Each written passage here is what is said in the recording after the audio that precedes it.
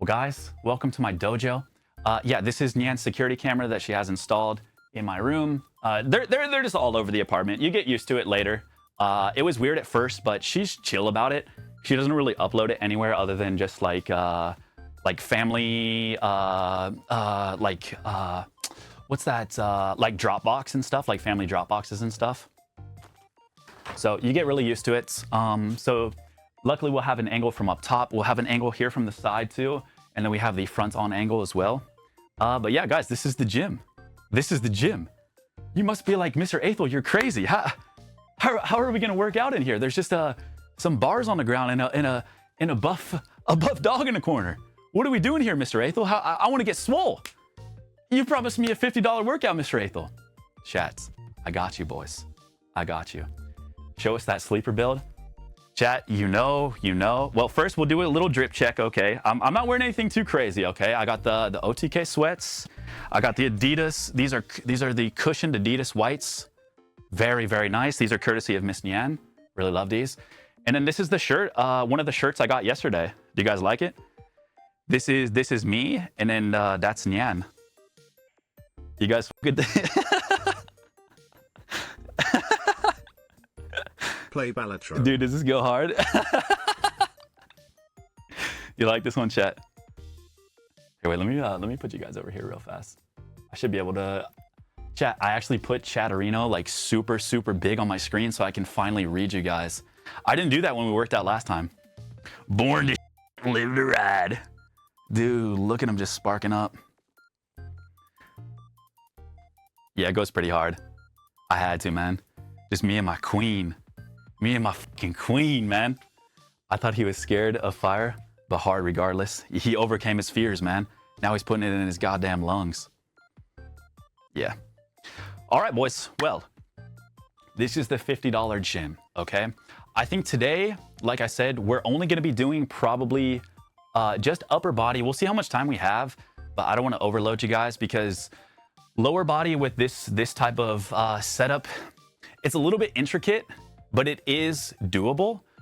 But I think it would benefit from me just focusing on that on one stream.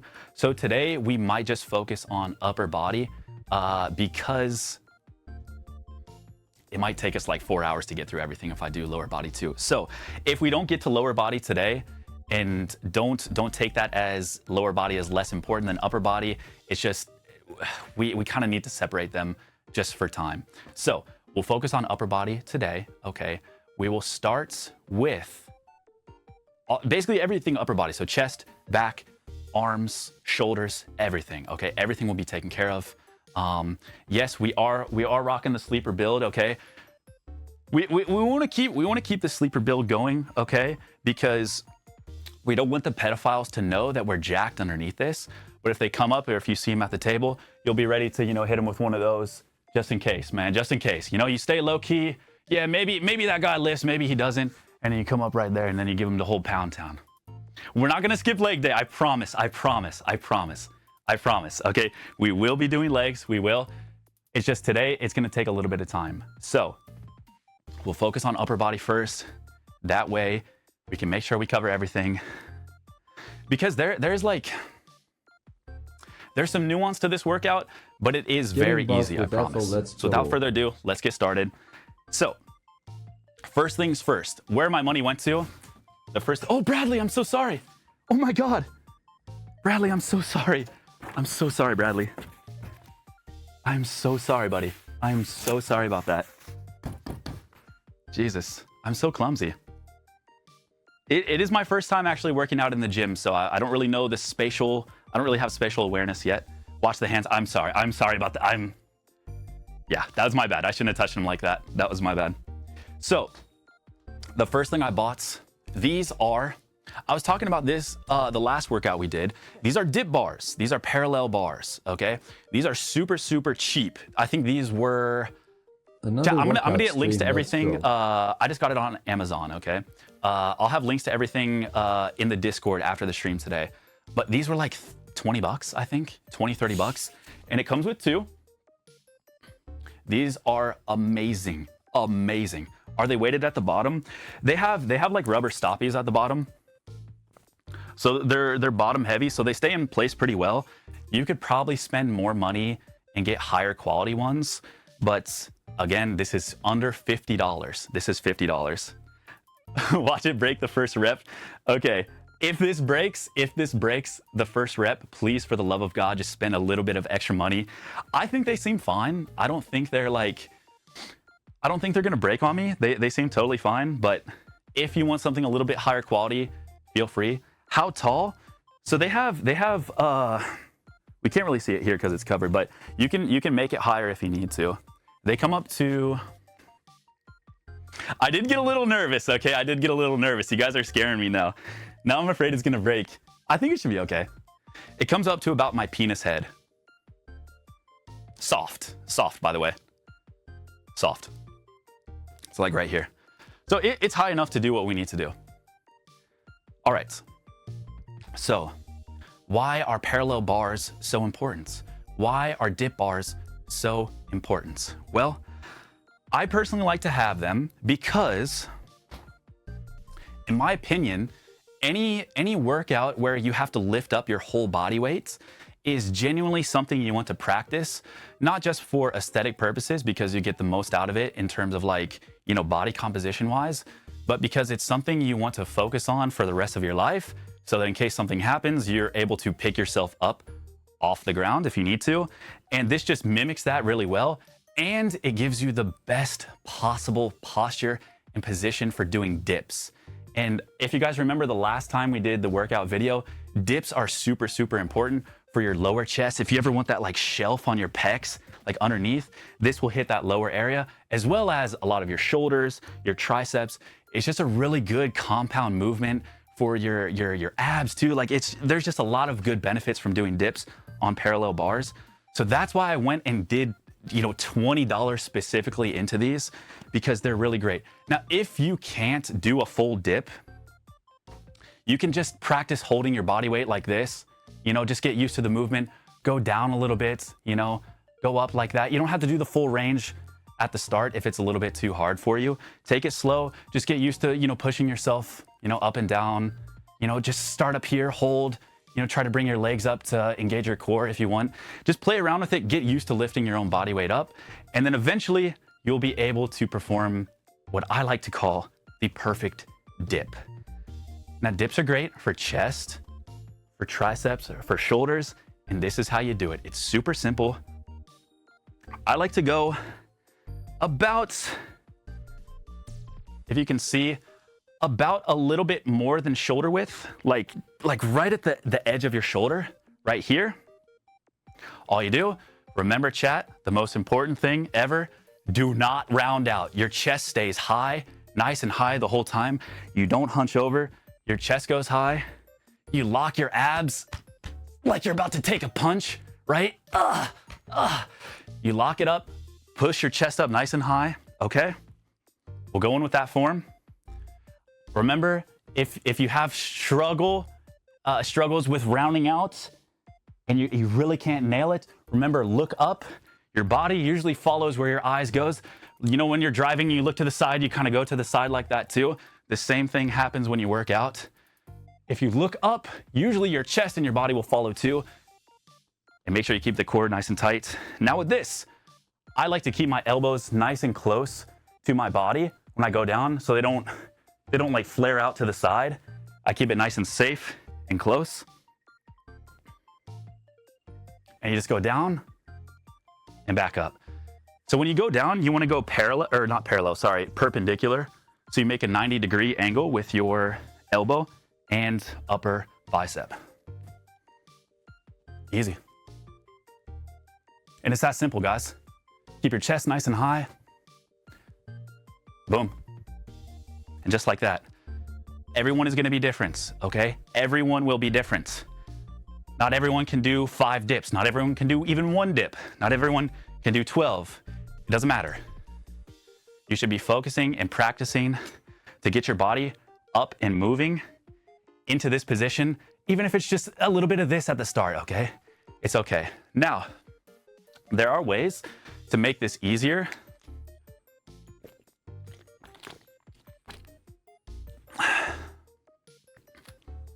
Wait, one sec, sorry. If you really want to make it easier, this might be a little bit jerry-rigged.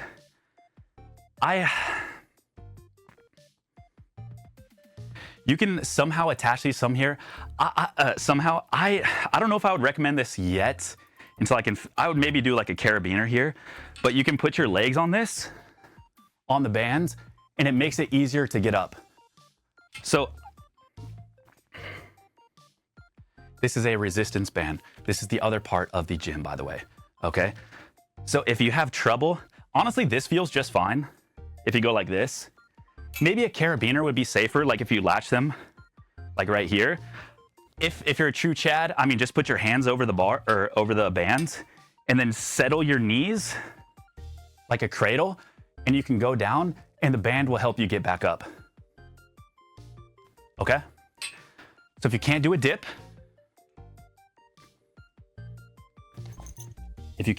fully, then this is the other part of the gym that you need, okay? This is it, guys. This is the gym, okay? This is the whole gym. This is everything. This is it. This is all you need, okay?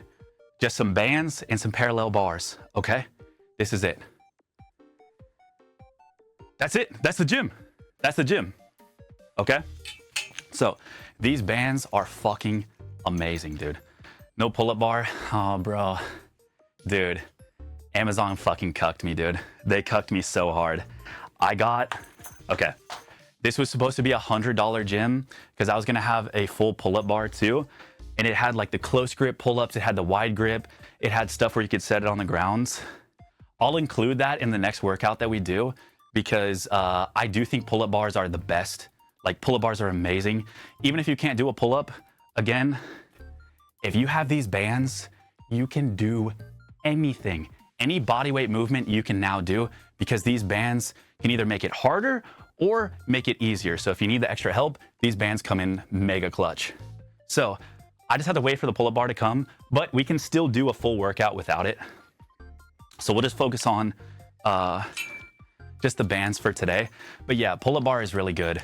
But it's about like $50, another $50. So this, about 20. These bands were about 30. We'll go more to the bands here in a second. I'll show you what the actual workout will look like with these bands. But the bands are amazing. They have 1, 2, 3, 4, 5. Cool, yeah, I think 5 different weights. So each one is a different weight, like each one is a different resistance, right? So some are really easy, some are really heavy, obviously. And then you can just attach these. They give you handles, they give you the carabiners to attach them to. And then what's really cool, wait, where is this? This is fucking sick, man. In this same brand that I got, they give you a door anchor. So we'll start with the bands now. This thing is fucking awesome. So I'm gonna open my door. We'll go at the top first, okay? We'll go at the very top first. Let me move the parallel bars out of the way. We'll come back to the parallel bars a little bit later, but I wanted to show the dip hack because I emphasized dips so much last time that we worked out. Dips are my all-time, like dips, pull-ups, and push-ups are like the bread and butter of my workouts. Especially now that I'm not like doing bodybuilding type stuff. It's mostly like functional, like look good, feel good type fitness, not so much like bulked up, like roided out, like type look I'm going for. So in my opinion, those bodyweight exercises, especially the dips, are amazing. All right, let's put this up. So this anchored part, now this will come with all of your bands too. I got these. Oh shit, I think I have Nyan's bag. We both got these bands, but they embroidered it, and I think I got Nyan's bag. Shits. Yeah, I got Nyan's, fuck. Damn, okay. I'll have to give it. Hey, baby, hey. Oh my God, come here. Come here, baby. Hey, what are you doing in here? Are you working out? What are you doing? What are you doing? When did you get in here? Baby, what are you doing? We have to get swole. There's pedophiles out there. Yeah, I know. We have to take them down. Baby, we have to get swole. We can't cuddle all day, baby. There's too many pedophiles in Hollywood. There's just too many. She doesn't even know.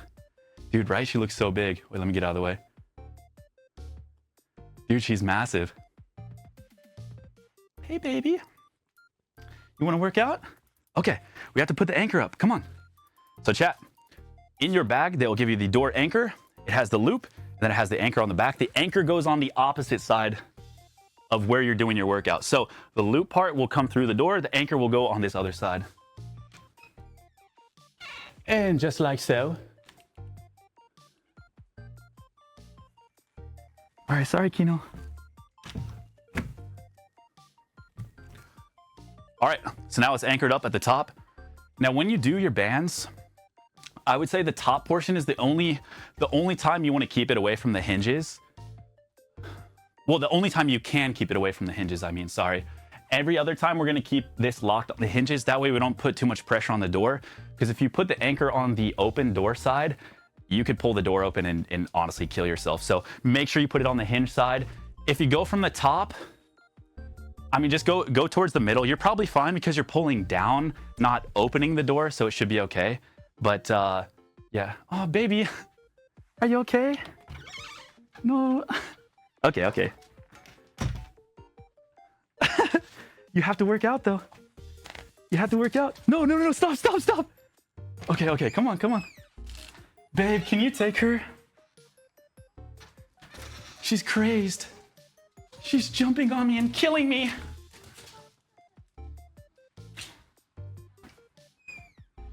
Okay. Bro, she's like actually big now. Right? Bro, she's fucking scary. All right, lads. So we have our anchor in place. Now, the first thing we're gonna do, guys, before we even work out, okay? I'm gonna take one of the lighter ones. This is one of the lighter bands, okay? Actually, you know what? I'm gonna go like a little bit medium resistance. And to see the weights, usually they're going to be labeled in the packaging too. But you can just test them out. You know, just see what weight feels good for you. Something feels too light, feel free to switch it up and go heavier. But we're going to do our stretches first, so that our shoulders are nice and mobile. Because as you guys can remember, shoulder mobility is the one thing that fucks over everybody in the long run. That and lower back pain. So if you don't take care of your shoulders before you work out, you are going to be fucking yourself in the long run, especially if you put constant tension on your shoulders, you work out a shit ton, and you never give them any like mobility training. You're just going to like, unless you're really lucky, you're just going to have shoulder pain when you get older. So we want to combat that. We don't want to be in any pain when we get older. So I'm going to take these handles off, and we're going to do our actual shoulder mobility stretches. These are the same stretches I do in the gym. These are the stretches I've been doing since probably 2013, probably like the past like 11 years. I learned them from a trainer that I worked with back in the day. These have saved my life. Genuinely, they are the best stretches you can do for your shoulders. And you should do them before you do any upper body training. So whether it's chest, whether it's arms, whether it's back, it doesn't matter. Your shoulders are the hinges of your upper body, and without them, you can't lift weights anymore. So we need to baby them, we need to coddle them, we need to make love to them. Oh, yes! Sorry about that, guys. I am actually in a kawaii competition right after the Evil Laugh competition. So I have to go from the Evil Laugh competition to the Oni-chan kawaii competition right after. So it's just like, how do I do it, man? How do I switch, like, you know, going from Giga Chad, mysterious villain to, you know, kawaii? It's gonna be a rough day, guys. It's gonna be a rough day. Okay, boys, well, hopefully you can see me from all angles. These are the patented Lord Aethel shoulder mobility stretches. Watch and enjoy. We are shoulder lovers. Respect. First up, right shoulder, guys, right shoulder. First things first. We grab on right to the ends. First things first, I'm not trying to moon you guys, just showing you good form, okay? You're gonna stick your ass out. You're gonna let your full arm go nice and limp, nice and soft. Don't pull, keep it nice and soft, okay? Let the band stretch you, don't stretch the band, if that makes sense, okay? So I'm doing my right shoulder. I'm gonna dip my head below my shoulder. I'm gonna feel a massive stretch all the way through my lats. Now, if you haven't done this before, you might come. Why? Oh, it feels so good, that's why. Sorry, I do have to practice any chance I get, guys. So you just drop your head. Now, I like to keep my legs nice and straight because you'll feel a nice stretch through your hamstrings too. And you'll just feel a massive stretch through your shoulders and your lats. Now, I like to hold this for like 15, 30 seconds. Honestly, sometimes even longer because it just feels so fucking good. And boom. Okay, that's the first part. Next, we're gonna open up our chest and our front delt. Front delt, meaning just our front shoulder. So this area right here. All we grab on the same way. Now we're gonna be in a perfect line with the band. As you can see, I'm in a perfect line with it, okay? Making a perfect line. All I'm gonna do, I'm gonna take my left foot, turn it away, and open up my full chest like that. Oh my God, I already feel it. It feels incredible. And remember, your body usually follows where your eyes goes, so make sure you tilt your head with it too, so you get a full stretch. That way your chest follows where your eyes are going, where your head's going, and it just stretches all through. Oh my God. I mean, it feels incredible. It feels incredible. It goes through your chest. Dude, it stretches your bicep too. It feels so good. It feels so good. It's incredible. So you'll go through that, you'll open up your chest, open up your front delt. Now you go the opposite way. We just opened it up. Now we're gonna go the other way, because guess what? The shoulder is so fucking complicated, man. Why are there so many parts of the shoulder? I don't get it.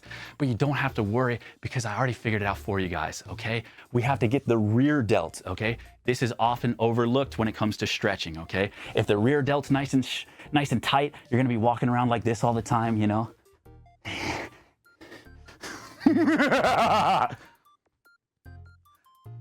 You know, it's just not good. It's just not good. Sorry about the laugh, guys. That is part of the training for the laugh competition. So we're gonna do our rear delt, okay? Nice and easy. How do we do that? We just do what we did, but do it opposite. You just go like this. Look at that. Now it's stretching all through my rear delts. Oh my God. I even feel it in my lats. Oh my God. So what you wanna do with your feet here, I like to just stick out my right leg, because when you push it out, it kind of forces you to stretch in a little bit more, if that makes sense. You might have to play around with it, see how it feels for you personally, but I kind of like to step and just lean into it and just get a full stretch. Bro, I even feel it going through my lower back too. It feels great. It feels great. You just go like that. Oh yes. Oh heavens, I needed this. We're all done with shoulder stretches. I'm just joking. There's one more. And this is the one that feels the best. Guys, this goes through the lats, the latissimus dorsi. If you guys know what the latissimus dorsi, it's like those cool muscles that go into your, like right here. Oh my God, that feels so good. That feels so good. Oh my God, right here. The big lats. And you know, it gets your shoulder up and open above your head, because guess what? When you train shoulders, you're gonna be doing presses like this. You're gonna be doing, you know, when you do chest too, you're gonna be going like this. Your shoulders are gonna be super open. Now, what happens if that's your first time opening your shoulders that day and you're above the age of 30? Well, that shit might break. So you wanna make sure that the first time that your shoulders are getting opened is with a nice, delicate band, and it's peaceful, and you're relaxed, and you're planted on your right foot, nice and safely, and you feel that beautiful stretch, and it's slowly just pulling you back. Now you wanna make sure that you keep your elbow nice and close to your head, because you can be injured. Remember, your shoulder likes to be close to your body. When your shoulder's out and open like that, that's when your shoulder's working. So when you're doing this stretch, if you go like this, it's gonna be a lot of pressure on your shoulder. So keep the elbow nice and close to the head, and I promise you, it feels amazing. Oh, even just this, man. Even if this is all you guys do from the workout, I will be happy, because genuinely it helps so much. I'm gonna do my left side real fast. I'm just gonna go through it. I'm not gonna say anything other than what I'm doing. So you guys can practice too if you want to, but I'm gonna do my left side now, the same stretches. So we go through it same way, stick my ass out, don't round out my shoulders, drop my head. Again, don't pull the band, don't do this. You let the band pull you. That's the most important part of this. Okay, you don't want too much going into those shoulders. You want them to be nice and relaxed. You want to get them all buttered up. All buttered up. You want to pretend like you're no, that's a bad example. You want to pretend like you're like an investment broker, right? And you're trying to land a new client, okay? You don't want to go, hey, do it, try your shoulders, try to lift this. No, you want to butter them up, take them out to dinner, get them all relaxed, open them up just like this. This is maybe you asking them, hey, so how's the wife and kids? How's everything going on at home, okay? That's what this stretch is right here. And then this is, hey, what's your favorite drink? I'll get us around. And then the client's like, hey, this guy's kind of chill. This guy's kind of cool. If I wasn't married, nah, just kidding. Okay, nice, big. Oh my God, those rear delts. I mean, this just, it feels incredible, guys. And then we'll go to the overhead, just like that. Oh, beautiful. Now I can feel it going straight through my lats. This is something, again, you want to do before back day, chest day, shoulder day, anything upper body. Genuinely, it wouldn't even hurt to do it before leg day too, because you got to think too. I mean, if you've ever done a barbell squat, how do you do a barbell squat? Well, there's a bar on your back, and what's the first thing you do? I mean, you got to put your shoulders up. I've seen people blow their shoulder out just from setting up for a squat, you know, like that, because they're not used to opening up their shoulders. So these mobility stretches, chat, please, just for me, man, just for me, just try them, please. It'll help so much. I promise. Squats are awful on my shoulders. Yeah. Guys, a big rule of thumb, if there are any exercises that hurt you while you do them, do not do them. There are alternatives. Obviously, this is with the grounds that you're doing perfect form and you know what you're doing and you have experience doing this. But if there is an exercise that hurts you to a way that feels like, hey, that's kind of weird, never do it, okay? Unless you're with a professional that knows what they're doing or something like that. Then no pain, no gain. No pain, no gain should only be applied to muscle fatigue, not muscle pain. If you have actual muscle pain, I guess I am technically a professional, so I can help you guys out, but there's a lot of people that have worked through injuries only to re-injure them. So if there's something that's really causing you trouble, try to break it down, seek a professional, a trainer, ensure that you are doing the proper form, and go to the doctor, see if you have any like dormant, latent injuries or something like that. Don't work through like actual muscle pain, because it can really fuck things up. So be careful. If squats blow out your fucking shoulder, you know what I mean? Like, try the stretches, try some new techniques going in, stretch out before, after, see if it still hurts. If it still hurts, try something else, man. Do you think there's something else I could substitute for a gym rope? A gym rope? Are you talking about like the rope attachment, like on the pulley system? Is this stream gonna include the prostate workouts? I think we're gonna do lower body next week.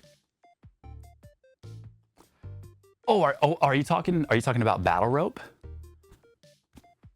Like where you go like this? Like that? Or do you mean like the rope where you do like tricep push downs and shit? Agility rope or like jump rope? I wonder what you mean. So Mr. Aethel, what do I do if I have a fucked shoulder? You gotta stretch that bitch as much as you can and not do any weight that is gonna fuck it up. The moment you feel your shoulder pain, if it becomes unbearable, you just have to stop. You have to find alternatives that work for you. This is assuming you're getting like actual care too, like actual like doctor care and like physical therapy and stuff too. Or you could go for the respawn, man. Just wait for the next respawn. That is always an option. You can just wait until the next game starts. Nah, just don't work through something that hurts too bad. Were you a physical trainer in a previous life or something, by the way? I was actually a personal trainer in this life. This was my, I got a real life business job when I left college, and I hated it. And I always liked working out. Well, I always loved sports. I grew up playing soccer, but I got injured really bad when I played soccer.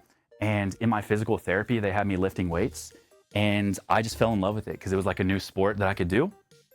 So I did swimming, tennis, and lifting weights when I was in high school, and I just never like stopped. I just loved it. I met so many great friends through lifting weights. It's been like just a culture within my life that has spawned nothing but just amazing things.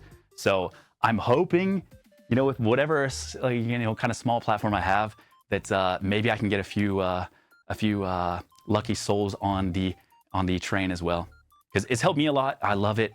It gives me something to look forward to. Clears my mind in between, like, you know, doing real life stuff, creative stuff. It helps a lot. It really does. So on the trend, we're gonna wait until our tea naturally goes down. Okay, I think I still have. I've taken care of myself for a while. Okay, I've stayed in shape for a while. I think I have another 9 years of solid tea left. Okay, before we got to get on the juice, guys. I'm only 1,000 years old. Like, it's not even that old. I think we got time. Boys, that is the shoulder mobility stretches. Okay, one last time. Boom. Boom. Boom. And then boom. Okay? I'm telling you. Oh, wait, you know what? I'm so sorry. There is another one that you guys should do too. I forgot to mention this, sorry.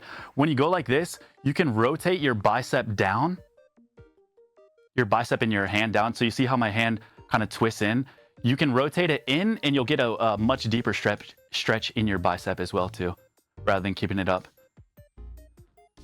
Like, you hold it like this, and then you turn it in like that, then it stretches through your forearm and your bicep too. I do ankle stretch against the chair all the time. Oh yeah, that is a great way to stretch your calves. Yeah, absolutely. That's a great one. How long should you stretch for? I like to go 1, 2, 3, 4, and I kind of lean in and kind of lean in, kind of lean in, just feel all the different stretches, you know, hold it statically for a little while too. 15, 20 seconds maybe for me. 15, 20 seconds is usually my go-to. Sometimes a little bit longer because it feels really good, or you know, sometimes I have to ease into the stretch a little bit more too if my body's really, really tight. So 15, 20, 30 seconds, anywhere in there. And yeah, just relax, you know, just enjoy it. Like, breathe, and just, you know, you're about to be lucky enough to go and like move your body. You know, not everybody gets to do that. So just live in the moment, man, and just feel good and feel your body stretching out. Like, it's a wonderful thing, man. It feels so fucking good. I tell you.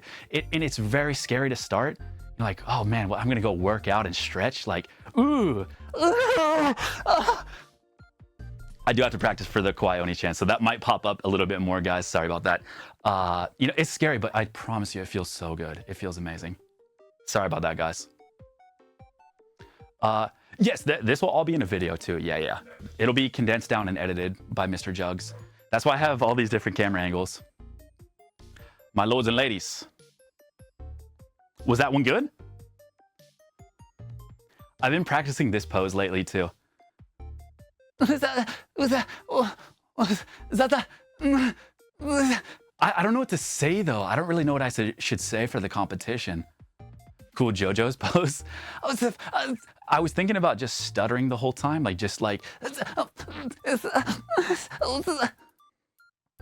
then piss myself at the end.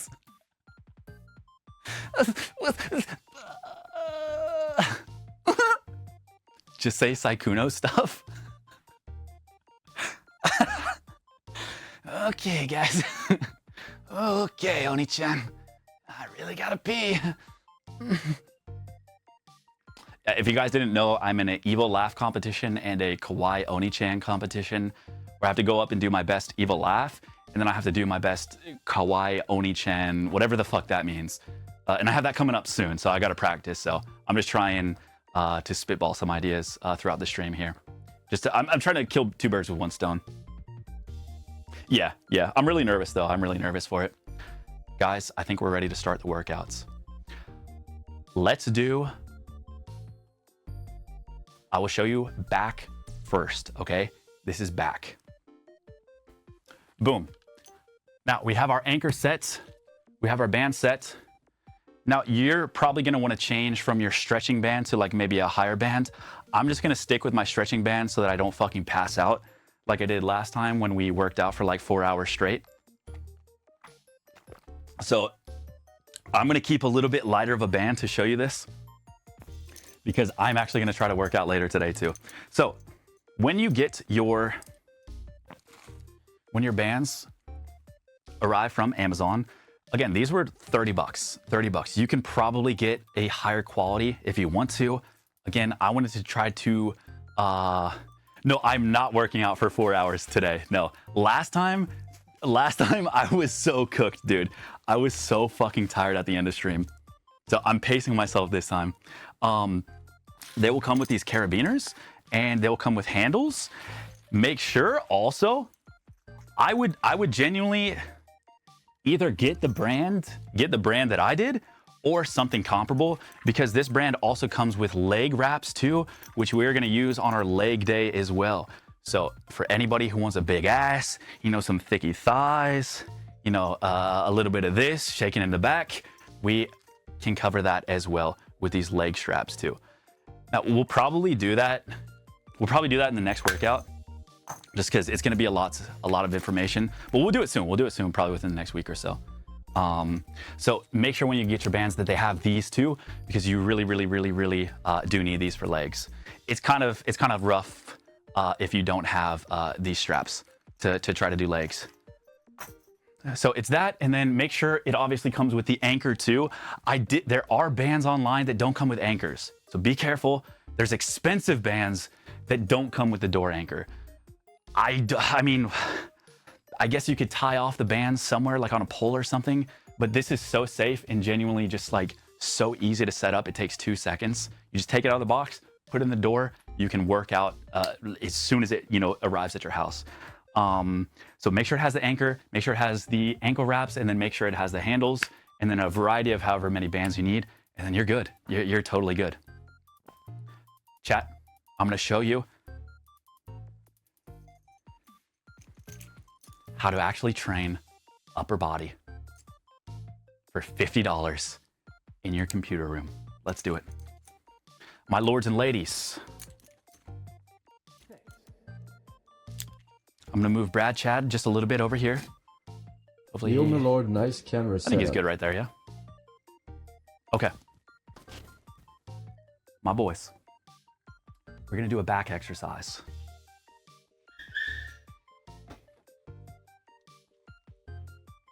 Now, I'm gonna be going with a little bit lighter weights, but you guys, you know, feel free to scale up as much as you need. This one is going to be a single arm pull down. Single arm pull down. Best part is you get to sit down while you do this, okay? Well, kneel down. So you'll kneel down.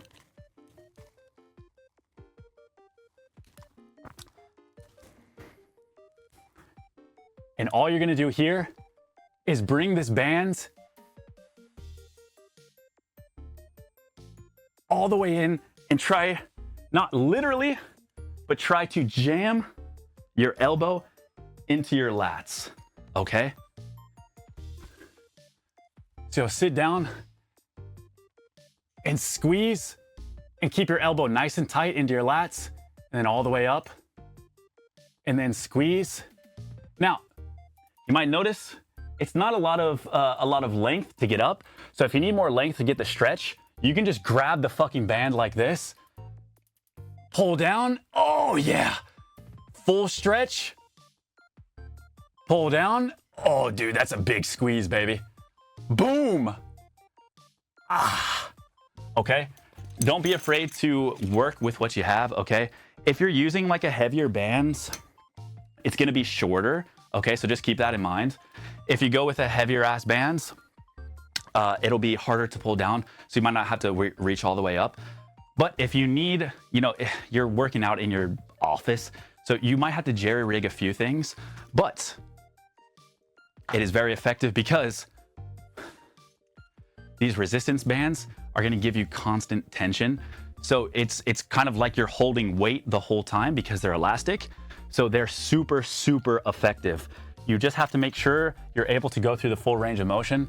So with this, I'd probably start, you know, nice and light. Just go through an easy set, maybe hit about, you know, maybe 10 to 15. Just work through the movements. Okay, nice and easy. And then you go to the left side and it's the same thing here. Okay, remember your chest is nice and high. Your eyes are nice and up too. And you just come down and you just jam it right into your lats. And remember, a big squeeze at the bottom. I mean, it feels incredible. It feels really great. Boom. I'd warm up 10 to 15 reps, something easy like that.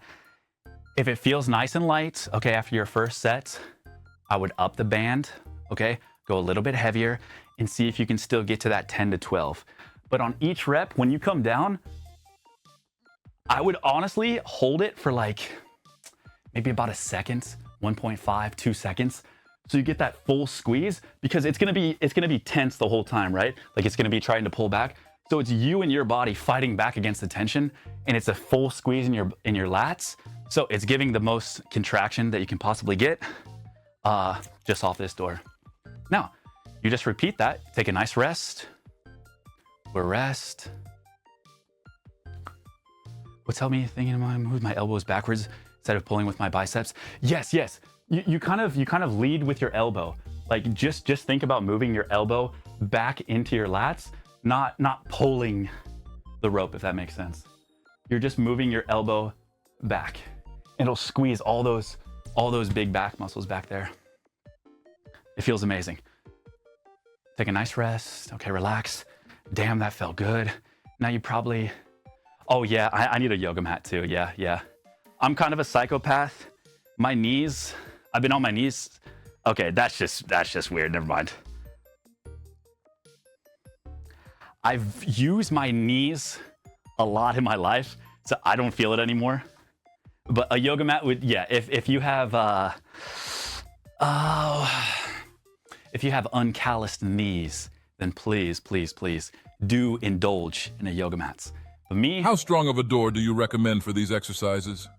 How strong of a door? I mean, like I said, if you do get this setup, you want to make sure that the anchor is on the hinge side when you go down. Don't put the anchor on the open side. So later we'll take the anchor a little bit down. Don't put it on this side, put it on the hinge side.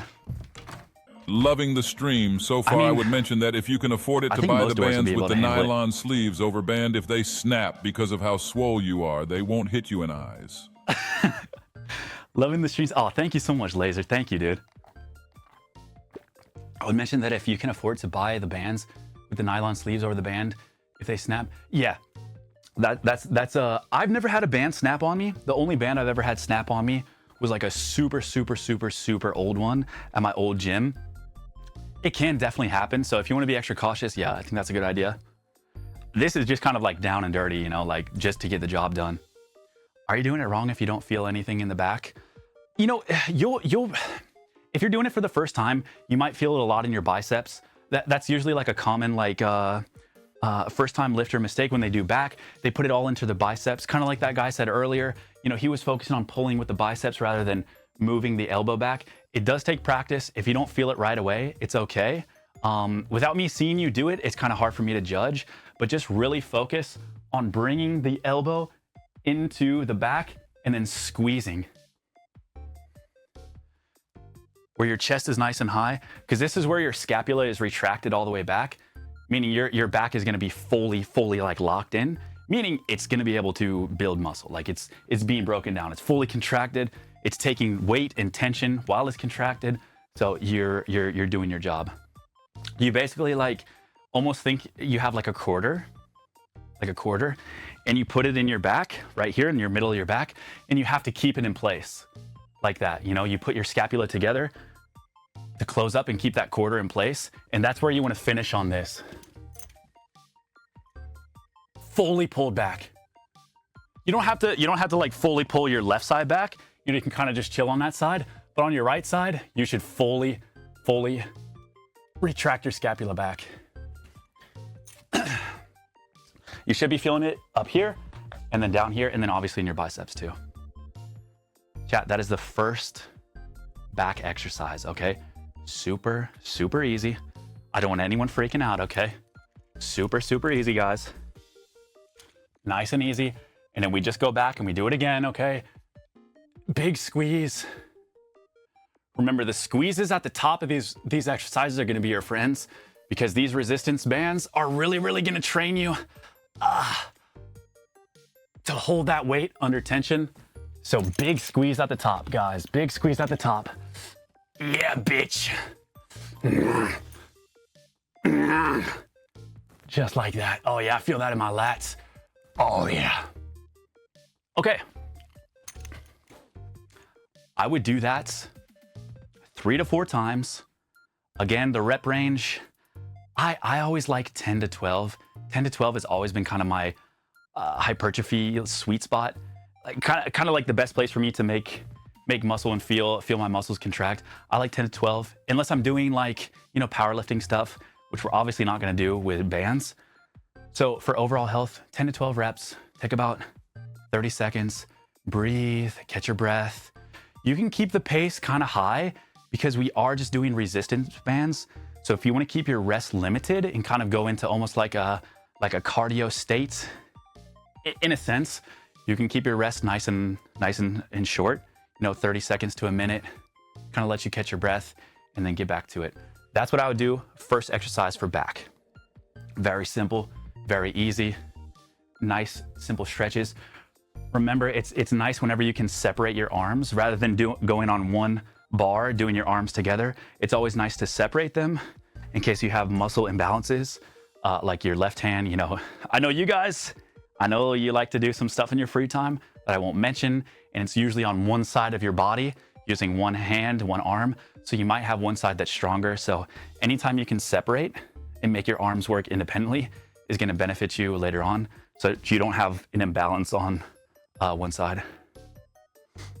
How many sets do you do? I really like 3 to 4. 3 to 4 is always my sweet spot. Sometimes, honestly, I would say 4. I like 4. The first one, you kind of get into the groove. Second one, you kind of test yourself.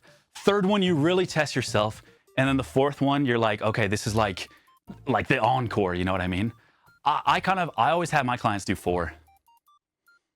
I don't know, it's just like one extra set per exercise. It's like, it feels like it's a lot of work, but it's just one little extra one, and you just try to go all out.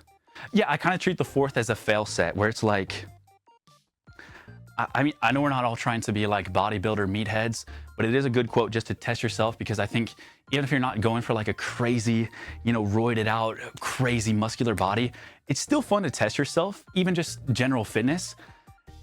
Arnold said that when you get to your last rep, you usually have about 2 left. You get to that last one and you're like, oh my God, that's so much. Usually the way your brain works, your brain is like 2 reps delayed, because your brain's like, okay, stop. Okay, stop. You know what I mean? But physically, you could probably go 2 more. So on your 4th set, just kind of think about that. I've always thought about that since I was in college. I was like, I heard that quote and I was like, you know what? I could probably do 2 more each set. Yeah, sure, fuck it. Try it. I guarantee you have it in you. Like, it feels like a lot at the time, but you're like, you know what, fuck, I just did it. And then you'll do it all the time. Oh my God, yo, wait, we got rated. Oh my God, thank you. Wait, who rated us? Yo, Lena, thank you so much. What the fuck? Thanks for this stream, my lord. I've been looking for a way to elevate my workouts. Thank you so much, Lena. What the hell? Thank you, dude. Yo, I've been seeing you playing Dragon's Dogma, man. I hope you like it. Thank you so much for the raid.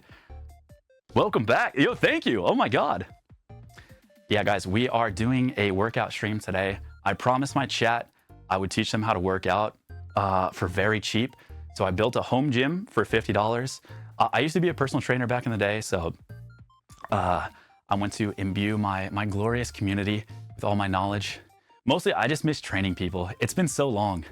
I did it for like like 2.5 years. And since I moved to Japan, and then when I started streaming and stuff too, I haven't trained anyone like one-on-one or like a group class in, oh my God, dude. Oh my God. Oh my God, it's almost gonna be like, I was 22. Oh my God, it's almost gonna be like 10 years ago, man. Oh my God. Bradley, we're getting old, man. Oh my God, that makes me so sad, bro. Oh my God. I know, I can't believe it. I can't fucking believe it. Is awakening something in me. Your Bradley life-size cutout is awakening something in me. You know, he's the motivation, guys. I forgot to mention this, but... Yes, it's time to train Kino to bench 350. Oh, thank you so much for the bits. Thank you, guys. Thank you. You got to have a source of motivation, right? So this is mine. You know, this is just my boy Bradley. He's staying fit. You know, he's healthy looking, athletic looking. You know, it's nothing out of the ordinary. It's nothing abnormal. He's just a healthy looking guy. You know, maybe takes care of the farm. You know, maybe he doesn't make it to the gym every day, but maybe you know, he's got more important things to take care of. You gotta have your motivation. What is it? When I first started, I think when I first started, I just wanted to get out of the house. I didn't want to be at my house. Then when I really got into fitness, my motivation was just seeing if I could look close to a JoJo's character naturally. And then after that, started the pedophile hating arc, I think is where we're at now. Where now our specific goal is to just be so jacked that there's no pedophile on the earth that is more jacked than us, in case we do have to take them down in hand-to-hand combats. In case I see like one at the restaurant or like a gas station, I am prepared to take them down at any moment. So now I'm kind of more in that like performance, stay healthy. You know, I don't want to break my shit. You know, I sit at my computer, you know, streaming, gaming from time to time. I don't want to tighten up, you know. That's my motivation now. Look like my boy Bradley and keep the Hollywood pedophiles in their place, guys. You gotta have something to fight for. You gotta have something to fight for. Will this become a video on YouTube? Yes, yes, it will. Today's like VOD. Any tips for staying fit when fasting? Always feel for fasting? like I lose so much progress during Ramadan. Oh my, I don't know about Ramadan fasting. I don't know how you do it, dude. I would fucking die. You're genuinely stronger than I am, man. There's no way I could do it. If you're talking about intermittent fasting, though, that is something I still do to this day. Intermittent fasting is really good for losing weight. Ramadan fasting, what's the rules for Ramadan? Can you just not eat until after sundown? Is that what it is? Stack protein when you can. Bro, I would just, like, as soon as you get to that window, forgive me, I don't know when it is, but if it's like nighttime or whatever, bro, just slam protein shakes, man. Because you have been like missing your window of just consuming the nutrients you need to maintain your muscle for, is it sun up? Okay, sun up to sundown. Okay, yeah, that's right. I mean, what, 12, 14 hours with no food, no protein, no nothing. I would just slam, like, you would probably have to drink protein, man. I don't even know if you could physically eat that much protein in the time that you have. I don't know what time you go to bed, but bro, I would just slam a shake, maybe wait an hour, eat whatever calorie dense food you can. I hate drinking protein. I hate recommending it because it's just so disgusting. And I just hate the stigma of like, oh, you gotta slam protein shakes to get fucking big. You gotta slam your shake within an hour of your workout or else you won't be anabolic. It's all bullshit, bro. That's all bullshit, man. You can eat one meal a day and be muscular. It doesn't matter. And protein shakes are just gross. But man, they're so convenient. They're so fucking convenient. So don't if you need them, I'd say send it. They're so goddamn convenient, okay? You don't really need them. You don't even need your protein within an hour of workout. That's just a myth. But they're so convenient. So I still drink protein just because I know my schedule and it's hard for me to, you know, sit down and cook a bunch of chicken that is gonna last me the whole day. So I genuinely just use it as a supplement. Just for time, not for taste, not for enjoyment, just to serve a means to an end. Per 100 grams if you have more time, yeah, jerky is really good because it's high in protein. If you have more time to get better protein, like protein that you can actually eat, do that. Your mind will thank you in the end. But for me, I'm so desensitized to drinking protein, like really gross, disgusting, chalky, chunky, gross ass protein, that I close my nose, I chug it down and just get it over with. So don't feel like you have to, but it does kind of help. All right, lads. Isn't milk a good source of protein? Yeah, milk can go hard.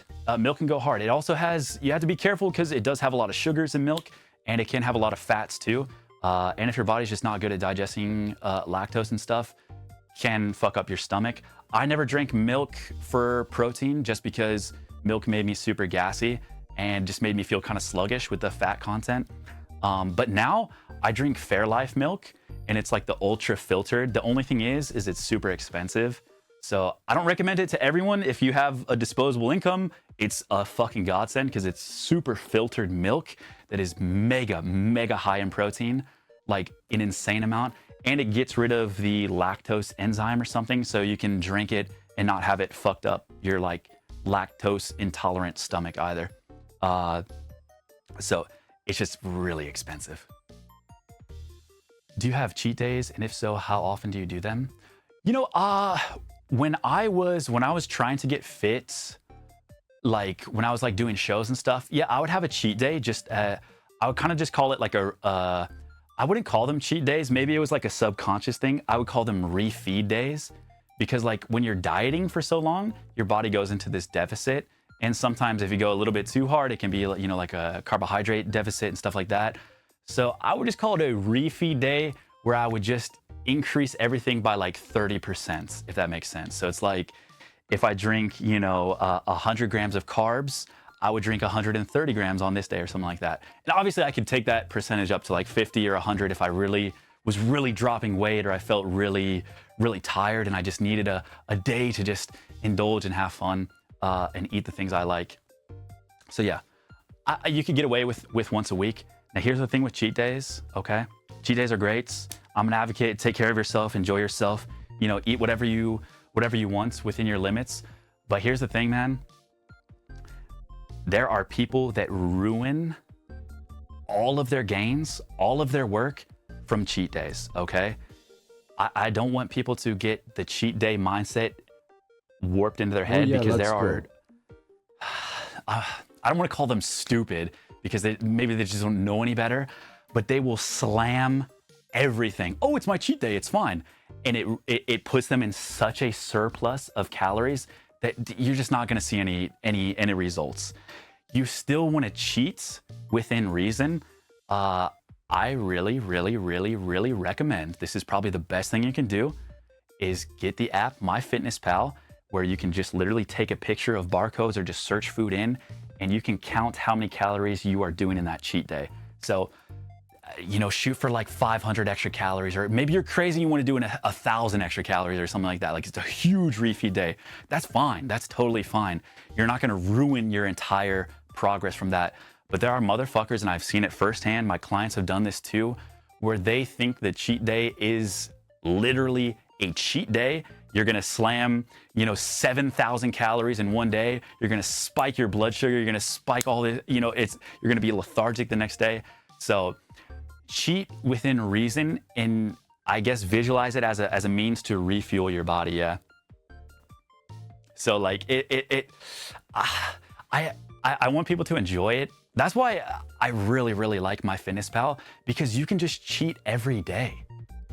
That's the beauty of it. If you know how many calories are coming in, you can still cheat every day, meaning you can have cookies in your diet. You can have a piece of pizza in your diet, you know what I mean? As long as you just see that caloric number and you don't go, you know, crazy high over it, you can still fit in delicious foods in your diet, you know what I mean? I was still eating candy every day before, you know, when I was training for my show. You know, when I have to go fucking naked in front of people with nothing, you know, nothing other than underwear on. I was still eating candy and, you know, all this stuff because it fit within my calories. So that's like the ultimate freedom, you know, is manipulating your caloric intake to fit the foods that you like, while also furthering a purpose for your own health too. It feels amazing, man. You feel like a god. Gummy worms are great. Oh, dude. This is still, I mean, this has been my pre-workout since I was in college. I'll eat a few Sour Punch straws before every workout. Or some type of candy. Or maybe an apple, you know, whatever I have. Yeah, you'll get super vascular, yeah.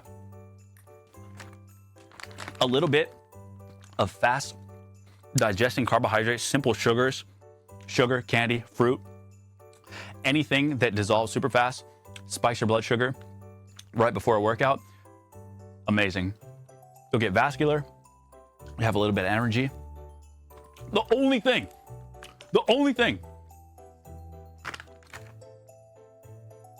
before a workout, okay, this is pre-workout, right? This is before you work out. The only thing you don't want to do, don't eat any fats before you work out. So don't have like a peanut butter sandwich or something. Now you can't, everybody's body is different, but the more fat you have, the more digestion your body has to go through. It creates a lot of water, a lot of gas. Fat is very hard to digest for your body. It creates a lot of excess water. It's the most dense in calories too. So 1 gram of fat is almost double what a carbohydrate is and almost double what a protein is. No, it is double, yeah, because it's 9 to 4. If you eat a lot of fat before you work out, you will just have a bad workout. You will just have a shitty workout because you'll be digesting, you'll feel fucking sluggy, greasy, shitty, bad, okay? Simple sugars. You don't have to do candy, okay? You can be probably more healthy than this. I just like candy, okay? Sue me. The calories are not bad. It's like 10 pieces for 120 calories. That's nothing. Have you know, brush your teeth later, whatever, who cares? Totally fine. It genuinely really helps. A little bit of sugar goes a long way before a workout. Yeah, that's the whole point of Gatorade, you know what I mean?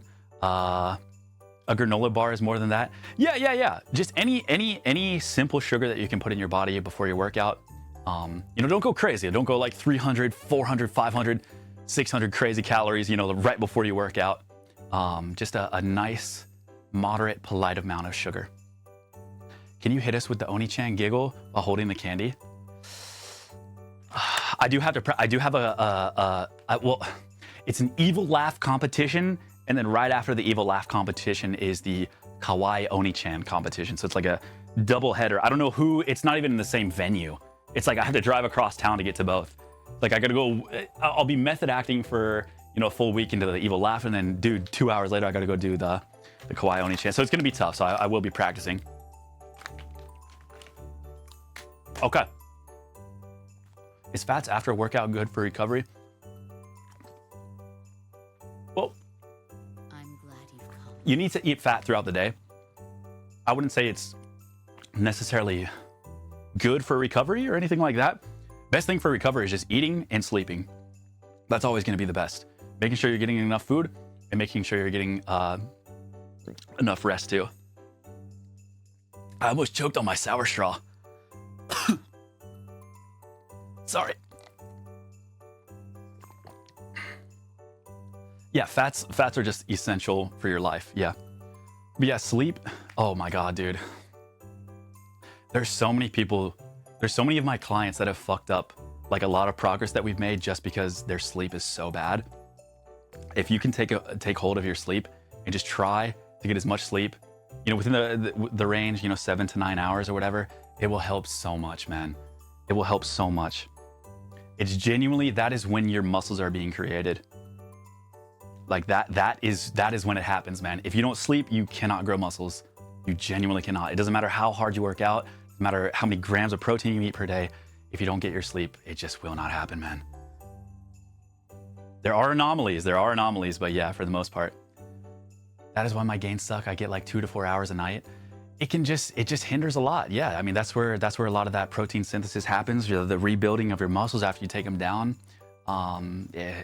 Your body just needs that. And then you got to think too, it's like a domino effect, because if your sleep is shitty the night before, you go to the gym the next day, bro, you're going to be tired. I mean, you're just going to fuck up your workout too.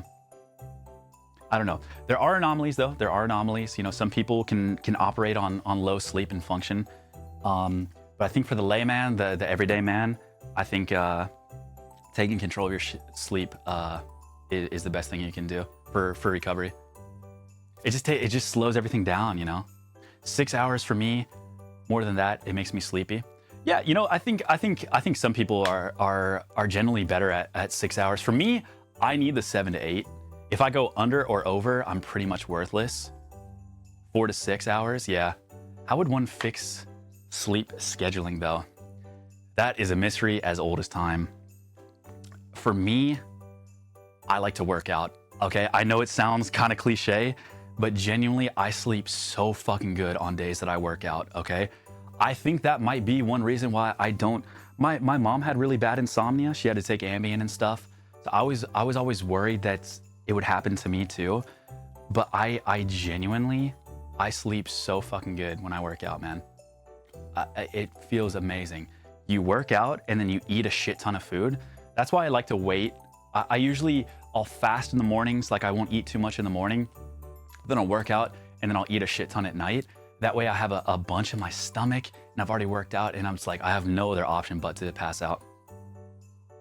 Yeah, sleep aids and stuff. I've personally never touched the stuff. I can't speak on it. I was saying earlier that I smoked weed before I go to sleep. I used to, but recently I stopped doing that because it fucks with your REM sleep actually. So apparently CBN is good. Someone in chat said earlier. Wait, I got that back thing weeks ago, but I didn't know how to use it. Oh, this thing? This thing? I bought this as kind of a gimmick. I don't know if this actually helps, but it's supposed to be a back stretcher. Nyan wanted to get it because we watched a video and it cracked someone's back. You know, it feels okay. I think there's better ways to stretch. So you put your arms like this, you have it in the back, and then you can go backwards, and then it'll keep your back straight, so you can stretch your hamstrings like this too. You know, just don't round out your back, and you can go down, and it'll ensure that you're not rounding out your shit. Oh my God. Wait, yo, don't be weird, man. Yo, I'm doing it from over here, man. I'm doing it where you guys can't fucking see me, man. I'm going off cam. Okay, just like that, guys. I mean, you can feel it. You can feel the stretch kind of going in. Oh, fuck. Why does that one feel so good? Okay. All right, guys. So, I don't know if I can recommend this. We just bought it as a joke. It's not part of the workout, guys. We ready to get back in this, guys? Can you go off cam a little more next time? Well, guys, I mean, I want to show you the workouts. I want to make sure you guys see all the workouts and stuff. You know, that's why we have all these camera angles. Yeah, so Nyan has these in every single room. It's like a security system that she has. She just runs it. So I'm getting the feed directly from her server because I'm like, yo, babe, can I use the security cams for my workout video? And she was like, oh, God, fine, fucking whatever. And so then I was able to put it in. I think it looks kind of cool. Yeah, she just has them throughout the house. 30 minutes between sets. No, don't write that down. Don't write that down. That's not part of the workout. We got distracted. Okay, there's not a 30-minute rest in between the first back workout. No, guys, chill. Not part, guys. Trust me, in the video, everything's gonna be condensed down, okay? Don't worry about today's VOD, okay? Just focus on the edited video later, okay? All right, so we did our first back exercise, right? Super easy. I mean, so easy, right? The single arm pull downs, right? Chat, I'm gonna teach you one of my favorite back workouts ever, okay? This is often overlooked. You might know what it is, but it might look a little bit goofy, but this is something I think gets overlooked a lot. This is a really great exercise to work not only your lats, but also this serratus. This serratus, if you've ever seen those really cool muscles that go in through your back into your abdominals, those weird, like, they almost look like claw marks like going in. This is a lat spread, okay? This is one of my all-time favorites. It feels so fucking good. I'm gonna have to go, I'm gonna have to face away from you though. You know what, chat? I'm actually gonna get a little heavier of a weight.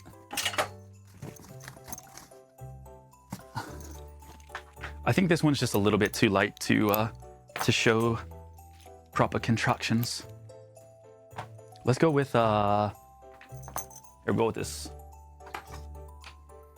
We'll go with this red one. Okay, Sorry about that, guys. That's just practice for, I got this evil laugh competition coming up. Really nervous for it, so I'm just trying to practice when I can. You know how it is, guys. Okay, so we'll go with this one. Oh, I took the carabiner off. Sorry about the laugh, guys. I didn't mean to scare you. Hopefully that didn't scare you guys too much. I know it is kind of sounding evil, more evil than it was. But I do have to practice. I do have to practice. The laughs are getting better. Oh, you really think so? Thanks, man. I do appreciate that a lot. Thank you, brother. I have been practicing. I have been practicing. Okay, guys. Well, this is a lat spread. So the purpose of a lat spread, this is probably one of the easiest workouts, one of the easiest exercises we're gonna do today.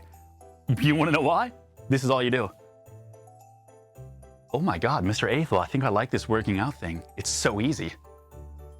You just go skiing, man. That's it. What? I didn't realize working out was so easy. Oh my God. I want to do it forever. Sorry, guys. I do have to practice the stances. Okay. So here's what we're going to do. Same form as always. The chest goes super high. Chest goes high. Do not, for the love of God, round out your shoulders, okay? Same form as always. It's the same thing we've always done, right? Your chest goes nice and high. Your shoulders are nice and back, nice and retracted. We're going to go into an athletic stance, meaning slight bend in the knees, okay? Now notice I'm not rounding out my back. I'm not like this. I stick my butt out, just like always, same form as always. The chest is nice and high. Remember, if you find yourself rounding over like this and your chest kind of sinking in, put your eyes up because your chest is gonna follow where your eyes go. Round it back, and you're ready to go. We'll take our arms. Slight bend in the arms, okay? Slight bend in the arms. Slight bend in the arms. Slight bend, okay? Slight bend, slight bend. We're gonna get into our stance. We're gonna grab both. Okay? You can probably see in this camera the best. We get into our stance. Now I'm gonna grab at the top here just because the handles are a little bit too far down. And I grab with hammer fists, okay? So I'm just holding like this. Like I'm gonna milk ya. Okay, just like that, guys. This shit feels amazing. Ass is out. My chest is nice and high. My arms are slightly bent. And I pull this. Oh, yeah. Oh, yeah, baby. And I pull this right to my side. Oh. I'm gonna try to squeeze a little bit more at the top. Oh. And a big squeeze at the top. Oh, this is heavy. This is actually pretty heavy. Ah. Ah. So you want to pull the bands a little bit past your hips, about like right here, okay? About like right here. That way you're fully going to contract your lats. You're going to get a huge stretch all through here, and it's going to contract really nicely here at the bottom. You also might feel a little bit in your triceps too. It might come in there too, okay? Try to keep your elbows nice and tight in. Don't flare them out like this, okay? Keep them nice and tight. Remember, when you come down, this will apply to a lot of things when we do like curls and like tricep stuff. Your elbows, remember, we want to take care of our shoulders. But why did I say elbows? Well, when your elbows are off of your body, that means your shoulders are working. That's what your shoulders are meant to do, right? Like to raise your elbows. If your elbows are not touching, then your shoulders are going to be taking tension, which in this could be bad. That could be very bad. Why? Because our shoulders need to be babied and coddled like a finance bros client, guys. We gotta close the deal, okay? We need to watch the shoulders as much as possible. So when you come down, you keep your elbows tucked in and graze against your side. That way your shoulders don't overtake what we're trying to hit, which is our back, if that makes sense. So it'll just look like this. Now, if it's it was a little bit too heavy up here for me, so I'm just gonna go down to the handles now. It felt a little bit too heavy, so this might be better. Oh yeah, that feels great. Maybe like right here's the sweet spot. I think you guys can you guys see in this camera okay? You just come down. Hold it. Oh yeah, baby. Huge. Get fucking huge, baby. Oh yeah. Yeah, you guys can see this okay? Just like this. My chest is nice and high. And you really, really want to keep your abs tight. You really, really, really want to keep your abs tight the whole time. It feels amazing, man. That shit feels so good. Go down, remember slight bend, and you finish right there. You can do this workout a lot. You can do this workout with a lot of different variations too. Like you might see people do that with a straight bar at the gym. You can do it with ropes. You can do it with handlebars. In this case, we're just gonna do them with bands. I do lat spreads every single day I do back. Probably for the past like 10 years. It really nicely separates your lats from your serratus. Like it feels really good. It's a nice stretch too. You just feel your lats kind of bulk up in the back. It feels fantastic. That is genuinely something that, I don't know, sometimes not everybody hits those. I thought those were called lat prayers. Oh, lat prayers? Oh yeah, have I heard it be called that before? Lat prayers? We always just called them lat spreads. Maybe lat prayers sounds familiar though. I feel like I've heard that. Okay, makes sense, guys? Any questions? It's pretty straightforward. It's a very simple motion, but it's very, very effective. And again, you want to keep a slight bend in your arms because if you don't, again, you're going to get a lot of tension on your elbow joints too. So just a slight bend so that your arms and forearms can kind of take a little bit of that blunt force. Blunt force, not brute force. How does it target the serratus muscle? In through here.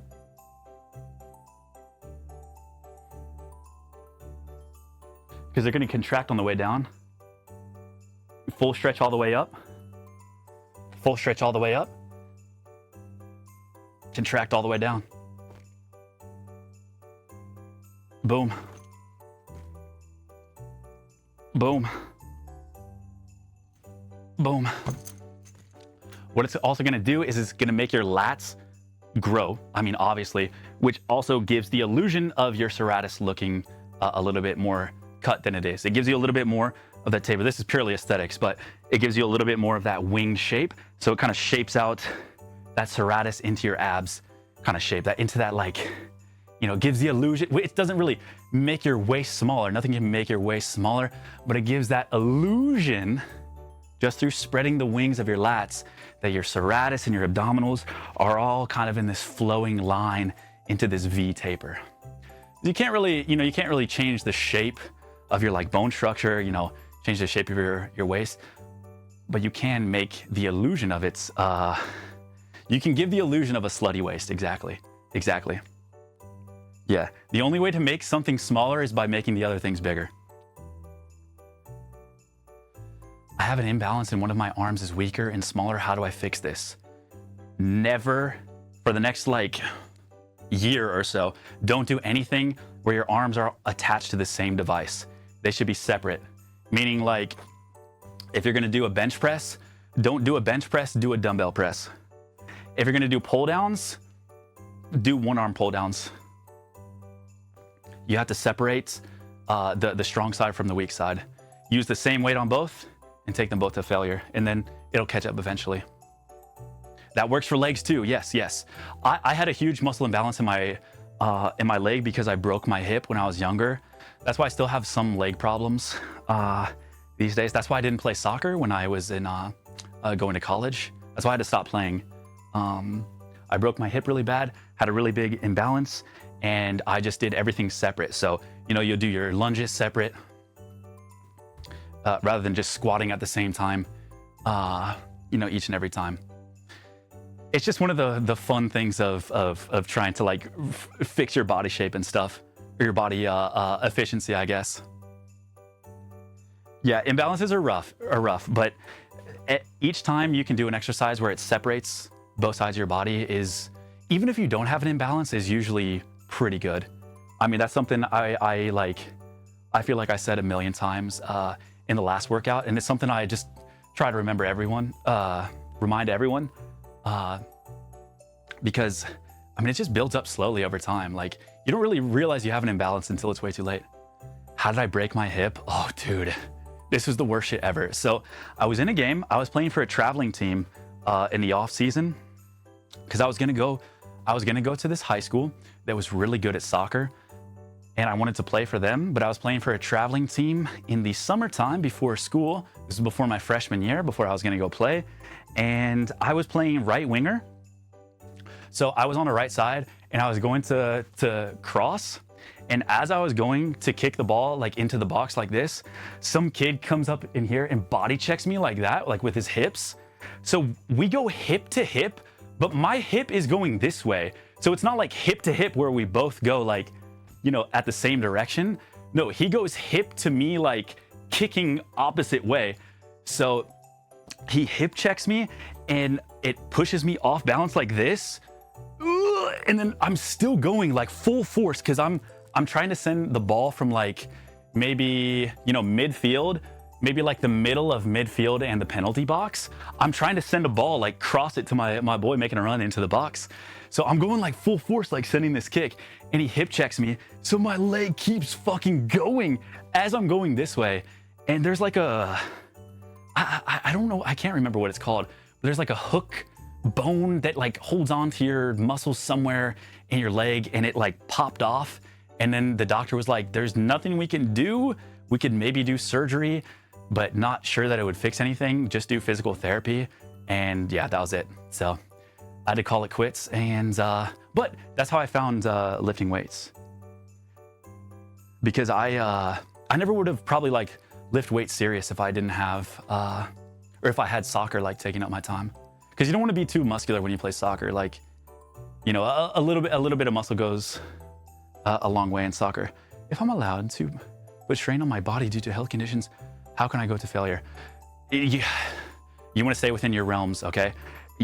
There's a hard reality to accept. If you do have health issues, not everything I say is going to apply to your specific case. That's why I always say, if you are lucky enough to be able-bodied, you can do all this stuff. But if you do have health conditions, that is a question that you gotta take to your doctor and make sure that you're not inflaming anything or putting yourself in any extra danger.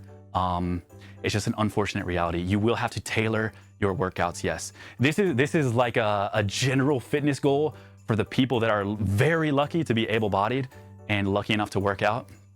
Very, very general workout. But yeah, you don't wanna strain yourself, man.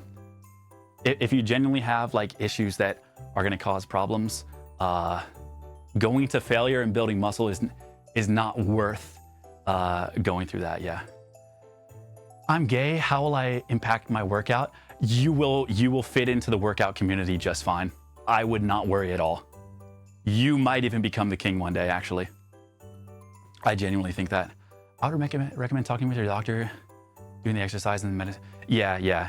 That's something you just have to, you know, without knowing what your health conditions are. You know, I'm not a doctor, so I can't even give you advice on that anyway, but you definitely want to make sure that your overall general health comes before lifting weights, always.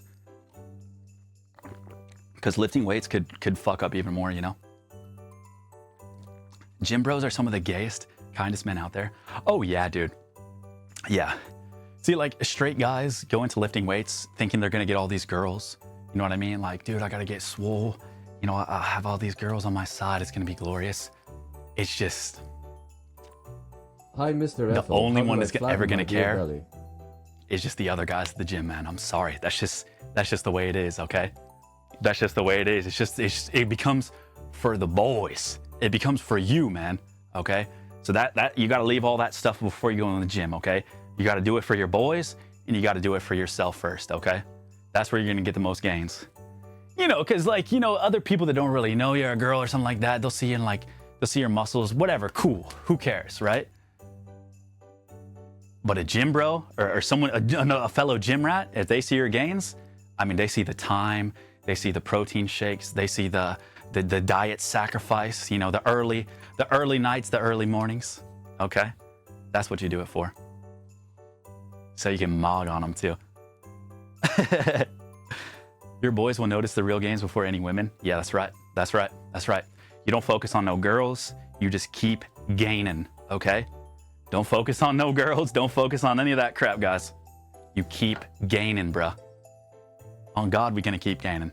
Okay, guys. Straight facts. As a gym bro, I feel the urge to go and compliment other gym brothers when I see them putting up big numbers on the squat rack and bench press. You gotta support your boys, man. Exactly. Exactly. That's what it's all about. In this new vid, will you also explain your eating habits as well? I feel like that might be a separate video. Well, you know what I should do? I should just do like a full day of eating. I'll just do a video where I break down how I approach like eating as just like, you know, these days especially too, like I'm not so much of a meathead where like I don't lift every day. I stopped lifting every day once I really fucked up my back. I just kind of had to. So I don't lift every day. I probably go on average maybe 4 to 5 times a week. I used to go every day. If not every day, then 6 days a week. And I did that for, God, probably 10 years straight. I don't think I took off more than like a week ever in those 10 years. But these days I'm very much like, you know, I just want to stay healthy and fit. So I think it's more approachable and more like more general people, like normal people that aren't like, you know, doing it as a sport can relate to what I'm doing now because it's very manageable. You know, it's a few days a week, just an hour or so. You know, it's very manageable, sane. You know, there's no like, you know, you don't gotta go like fucking cardio like 80 hours a week or something like that. You know, it's sane, it's manageable. It's all about just having a good time, relaxing, taking care of yourself, enjoying some music when you're hitting the weights, or, you know, maybe you're watching a YouTube documentary, just having that hour to yourself where you know you're getting nice and swole, and it's just the best. Did you ever do deload weeks? Yes, yeah. I did like powerlifting routines and stuff when I was doing like competitions. I was pretty religious with everything, yeah. I would do deload weeks. I would, you know, change my routines up. You know, I still do change my routines up a lot, but, you know, I would do a very strict like 6 weeks, you know, 5x5, 6 weeks hypertrophy. Like I would go pretty hard, but now I just try to manage, stay healthy, you know, keep my fat under control. Don't get too fat. You know, it's okay. You know, a little bit of pudge here and there. You know, just all about being healthy. You know, you don't got to go, you know, full roided out. What's it called? Skin tight, shredded level. You know, just want to be healthy. You know, look good. You know, have your little sleeper build. You know, just in case, you know, a pedophile stops by. You know, you just kind of relax. You know, that's it. I do my home workouts every other 2 days, depending on how my muscles feel. That's great, man. That's great. Yeah. No, that's awesome. I don't think you have to work out 6 days a week to make decent gains, especially naturally. Well, not especially naturally. You'd make way more crazy gains in less time with steroids. But even naturally, you don't need to go 6 days a week. I just did it because it was my job, and you know, I just really loved it. I really loved it. So you're saying this plus boxing? Oh, dude, oh my God. If you pair like this lifting with like another like cardio-based exercise, oh my God, bro, you will be setting yourself up for like peak health, happiness. Like, bro, it will feel amazing. If you pair this with like a, you know, like a social, you know, sports league, or just running or biking by yourself, or boxing, yeah. If you pair this with anything that puts, you know, a little bit of impact on your feet, right? You know, to get your bones, you know, nice and stabilized, especially as you get older. Like even just a walk or a hike, yeah. It's not always about, you know, being the most shredded and like aesthetic looking. Yeah, that's fun too. Like that's why I originally got into it. But these days it's just, you know, it's kind of more about a sense of accomplishment and just feeling good. And you look good too. That's just a bonus. You know what I mean? And you get to eat a bunch of shit. Like it's so many great things. So that's why I might sound crazy when I say, if you're lucky enough to work out, if you're lucky enough to be able-bodied to work out. But for me, it's done nothing but, I mean, save my life multiple times, man. Keep me sane.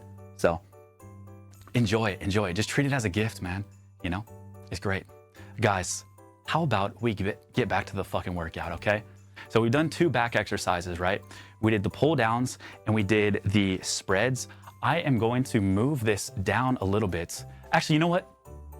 I'm gonna take a break from back while I have this up at the top, and I'll show you the tricep. Oh God, it's good. No, not 30 minutes rest, guys. Not 30 minutes rest.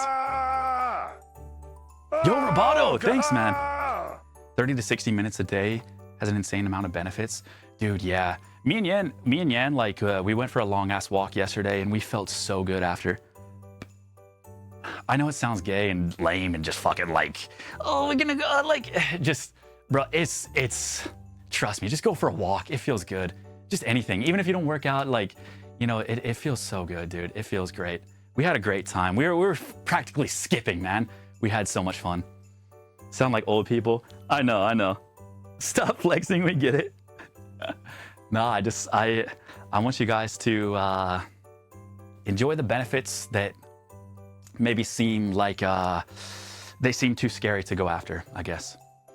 You talk walks with your girlfriend, stop bragging.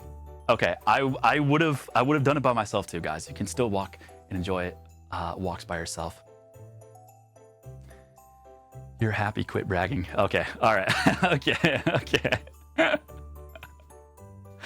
I know, what can I say, guys? What can I say here, huh? What would you suggest to someone who can't totally control the food they have, month-to-month food banks, but can go to the gym? Okay, yeah. I have had lower income clients that I've worked with before, where they couldn't necessarily have protein shakes, you know, all this like, you know, health food, you know, high density protein health food and stuff like that.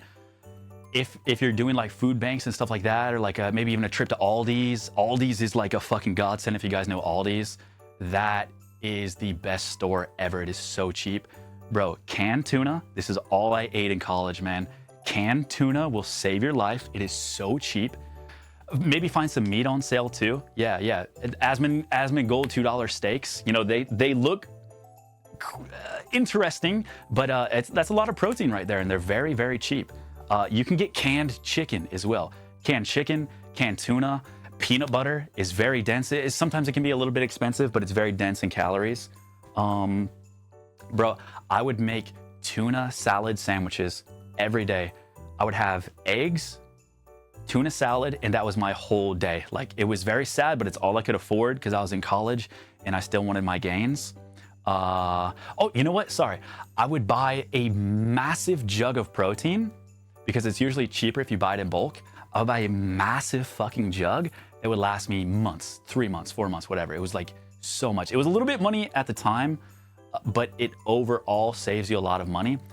It was protein shakes, eggs, and tuna salad sandwiches. And I think my net spend for each day was like maybe probably like $4 or $5, you know, each day. So as long as I'm getting in like $4 or $5 a day, I can eat and still get in like a shit ton of protein. Canned meat, beef jerky I'd say is a little bit too expensive. Beef jerky is probably one of my favorite snacks from back in the day. Just like quick, easy snacks. But canned meat goes really hard. Yogurt, if you can find cheap yogurt goes hard, especially Greek yogurt. I will always stand by Aldi though. Aldi is, in my opinion, it goes so almost too hard. It's almost too cheap if you've ever been to Aldi. Processed meats will cost you. Yeah, yeah. Like the beef jerky and all that shit, yeah. Cut up a potato. Oh, yeah, potato. I used to get, they would have sweet potatoes at Aldi's from time to time too. You just throw, you know, you stab the sweet potato with the fork and you throw it in the microwave. Oh yeah. Get a can of chicken breast meat on the side. Oh, bro. I do not miss those days. Whole Foods sells way too much tuna. Every place I go in America, only jarred or canned fish is tuna. Can't find pickled herring anywhere. I think you might be the only guy looking for it, man. I think that might be why. They're gonna have to open a store just for you. Is Aldi comparable to Trader Joe's? Nah. Trader Joe's is way more expensive than Aldi's, I think. Aldi's is like, how do you describe Aldi's? It's like a mini Costco almost or something. Where like, it's like big, like off-brands, like Aldi brand foods that comes in like huge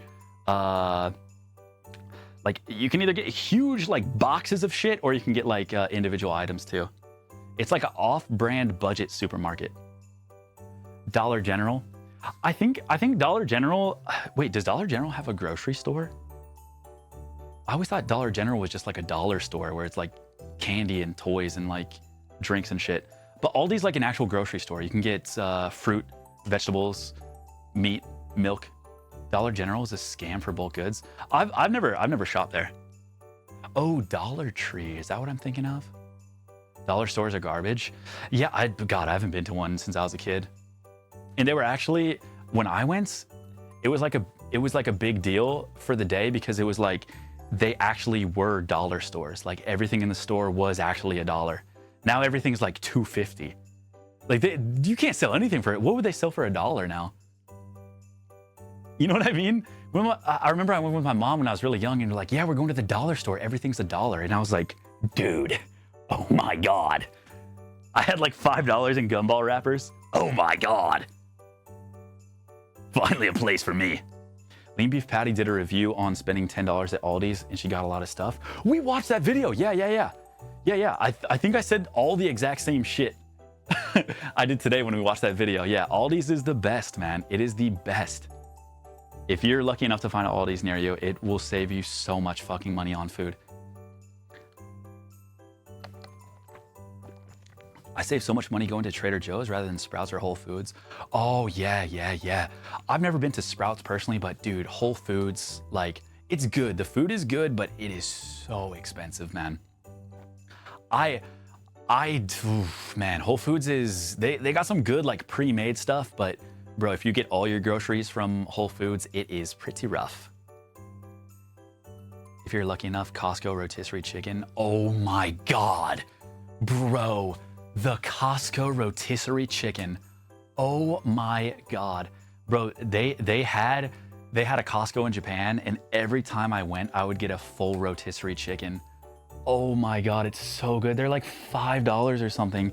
I can't remember how much they were in Japan, but it was like dirt cheap. A full roasted rotisserie chicken. Oh my God. And it's got the bones, the legs, everything. Oh my God. You get some bread on the side, some taters. Oh, brother. Oh, brother. They sell them below cost to bring customers to buy other things. I know, and it fucking works too, because you know you always leave with like a full trunk full of food when you go to Costco. Because it feels like you're losing money if you don't get it, you know what I mean? Well, the toilets, I mean, it's $200 for 500 packs. You're not gonna find a better deal than that. And then you already lost, man. If you start doing the math too, it's over. Guys, next workout. We gotta focus, guys, okay? Let's focus up. This is not gonna be a back exercise, but while we have the bands up at the top, I'm gonna show you how you can hit your triceps. I think I might just use these. I'm gonna show you how you guys can hit your triceps, okay? The muscles on the back of our arms, okay? This is the most simple shit ever, okay? This is so easy. If you want to work out the back of your arms, your triceps, now I'm gonna do another tricep exercise later, but this is the first one that is going to be very, very effective, especially with these resistance bands too. This is a tricep pull down, or push down, I guess you can call it push down. Here's what it's going to look like without the bands. So you're gonna start like this, your fists together. Now remember, you want to keep your elbows attached to your ribs, okay? Why? Remember, if your elbows go off, that means your shoulder is doing the work, and if your shoulder is doing the work, that means our tricep is not. So you glue your elbows to your body, okay? You glue them to your ribs, okay? That's it. You just stay like this, okay? You just practice this first. Do not move your elbows, okay? If you're going out like this, you will die. Sorry about that, guys. I do have to practice for the evil laugh competition. Sorry if that did scare you guys. This is a tricep pull down. Glue. You might be able to see in this one better. Glue. The glue has been applied. Glue applied. You start, now this is big, guys. You want to start up here, okay? A little bit past that perpendicular or parallel with the ground if that's easier. A little bit up here, okay? That's gonna be a full stretch for your triceps. Remember, when you do a exercise, you want to stretch first, then contract. And how triceps work? Triceps work to extend your arm like this. So the opposite would be stretching, right? So you want a full stretch, and that's fully contracted, right? So we're gonna start a little bit above the nippies. And we're gonna glue our elbows onto our ribs. Move this up so you guys can see. Glue this to my ribs, and we're gonna go with our same posture as always. The butt slightly sticking out, the chest nice and high, abs nice and engaged. You guys already know the drill here. And if you can see, this camera might be a little bit better. Down, and a slight separation at the ends. I'll roll up my shit so you guys can see it firing up. So hands a little bit above the nipples. Keep them together, and you come down, and once you get to your waist, you separate and you pull past your hips. Again, keeping your elbows nice and glued to your side, all the way back up and down and down. I mean, this one just feels so good. It feels so good. And all the way down. And again, at the top of that, you can contract. At the top of that contraction, you can just stay there and do a slight squeeze, just to keep it nice and squeezed at the bottom. Because remember, these bands are going to give you that constant tension. So if you're holding it there, you know, you're just getting every little ounce out of that exercise as you can. That shit feels so good. You will feel these all through your triceps. You've probably seen these before. Super basic, but they're basic and popular for a reason, because they work. Okay, I do these every tricep workout. Every tricep workout. They're so good. There's a lot of different variations that you can do at normal gyms and stuff too. But for the bands, just keep it basic, okay? Start nice and tight and finish through. And then that's what the separation looks like, okay? So you kind of rotate your palms so that your fists are facing forward like that. So they start like this, and a slight rotation. That way you get the full contraction on that inner head of your tricep, okay? And bing, and a nice rotation, just like that. So we could stop right here, but look how much more it flexes when you go all the way back, right? So that slight little supination at the end. Beautiful. Love to see it. I tremble like a mad bitch when doing them, so I don't like them. Go lighter, go lighter. You should not be trembling on these, okay? If you're healthy, you should not be trembling on these.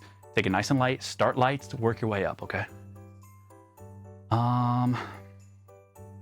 Oh, tricep kickbacks. You know, I don't do tricep kickbacks, to be honest. I don't. All my tricep workouts are either dumb. I used to do kickbacks. I used to. They fucked up my elbows though. I don't like them. So I don't do them. I don't do them. They hurt my elbows. If they hurt you, don't do them. You know what I mean? There's other stuff that you can do that doesn't hurt. I will show you another tricep exercise once I lower this thing down. So just remind me when we get there later. But this is the first one. You know, if you want to start on arms, okay, this is a good one to start with. It's just a tricep pull down. Very classic. Kickbacks hurt my shoulder. I'm not a fan of them. I'm not a fan of them. I say fuck kickbacks. Whatever. I don't care. Screw it. I don't care. I'm not doing it. 7 months in the castle. Let's go. Time to get them games chat.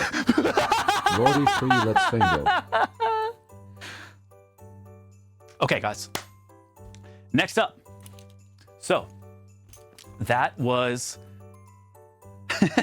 Sorry, guys. I do have the evil laugh competition coming up soon. I will be practicing a little bit more later on. that was a good one? Was that one good? Okay. All right. I'll keep it in the mix, guys. I'll keep it in the mix. Keep it in the mix. You really liked it? Laugh getting better? Okay. Say less, guys. Boys, I'm going to take this down.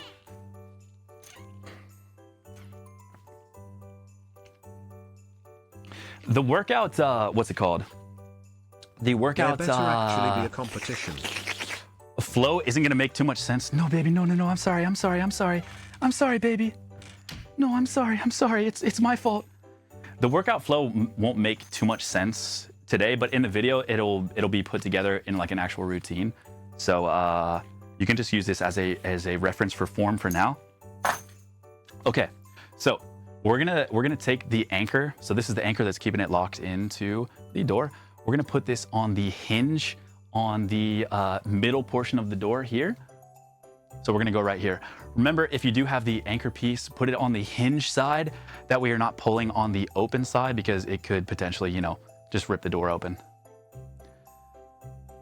How likely is it that we'll see an Aethel and Mike Israel collab? Wait, who's Mike Israel? That name sounds so familiar. Is he, I'll put it right here. No, baby, no, no, no, no, no. No, no, no, stop, stop, stop. Stop, stop. Stop, no, no, please. Please. You're gonna kill me. No, stop. All right, boys. We're locked. We are fucking locked. Chad, I can't let her in. She's gonna rip out my mic. She already almost cut off my mic. No, I don't hate Kino. No, I don't hate her. Of course not. She's been really bad with lunging lately. She got over her biting arc. Like she's totally like she barely nips at all anymore. It's over. But she's on her lunging arc now, and it's fucking annoying, man. She has completely scratched up Nyan's legs, man. Yeah, it's bad. Yeah, she's over biting, and now she's just into tackling. Slowly learning to kill. I don't like this. I don't like this. Okay, boys, let's go to mid-range here. We're gonna do a few more backs, but we're also gonna start chest now as well. So here is how.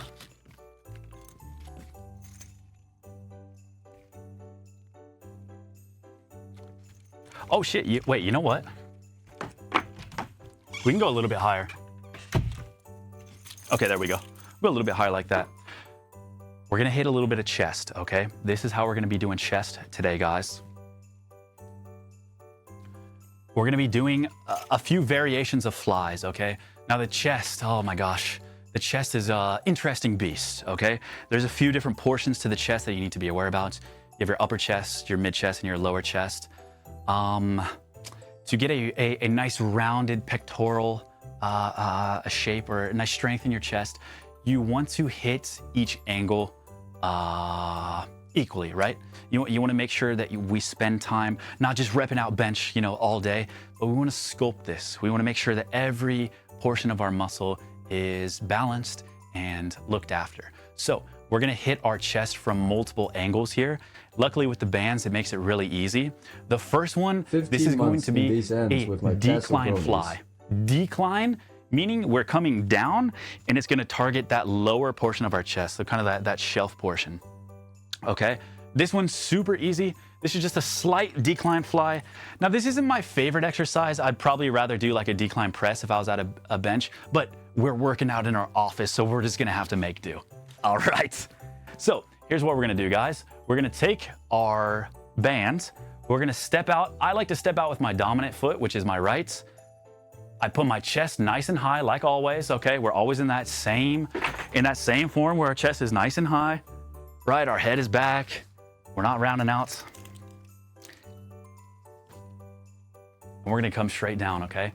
Now we want this to be a decline fly, so we're gonna aim for right below our nipples, right? So you kind of see how I'm coming down at an angle here. My chest is nice and high. I have that slight bend in my arms, a slight bend in my arms. Go all the way out. So you don't wanna round out. You wanna stay nice and tight and aim for right below your nipples. And when you get here, you want a big squeeze, big fucking squeeze. Like almost like you're wearing a shirt and you're trying to rip out of it, you know what I mean? You just squeeze your boobies together. And a big squeeze. You'll feel your chest just pounding.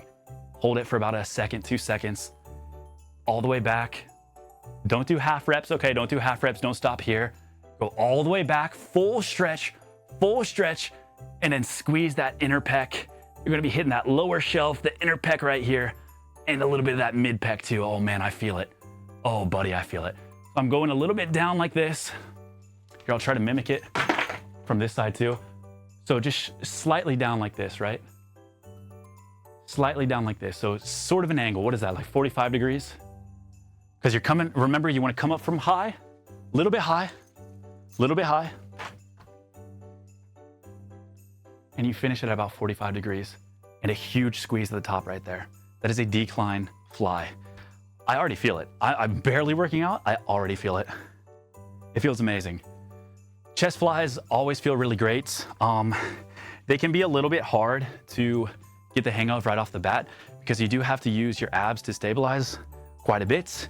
It's not just, you know, because you have quite a bit of weight pulling you back. So if you can clamp down with your dominant foot, hold your abs, keep your chest nice and high, you will be able to take control of the weight. I hate this exercise. I stick to dips. Yeah, I don't mind it. I still do decline fly, but we do have the dip bars too, okay? If you really, really, really hate this exercise, I think it's manageable. I think most people can figure this out and do it effectively. Another way, like I was saying before, to target your lower pecs, that shelf pec, you know, so the part of your pec that, you know, sticks up over your abdomens. I don't think abdomens can be plural. We got our dips, okay? I showed you guys these earlier today. Now, you can take these a little bit farther out. Don't go too far, okay? I've seen some people go way mega mondo far apart.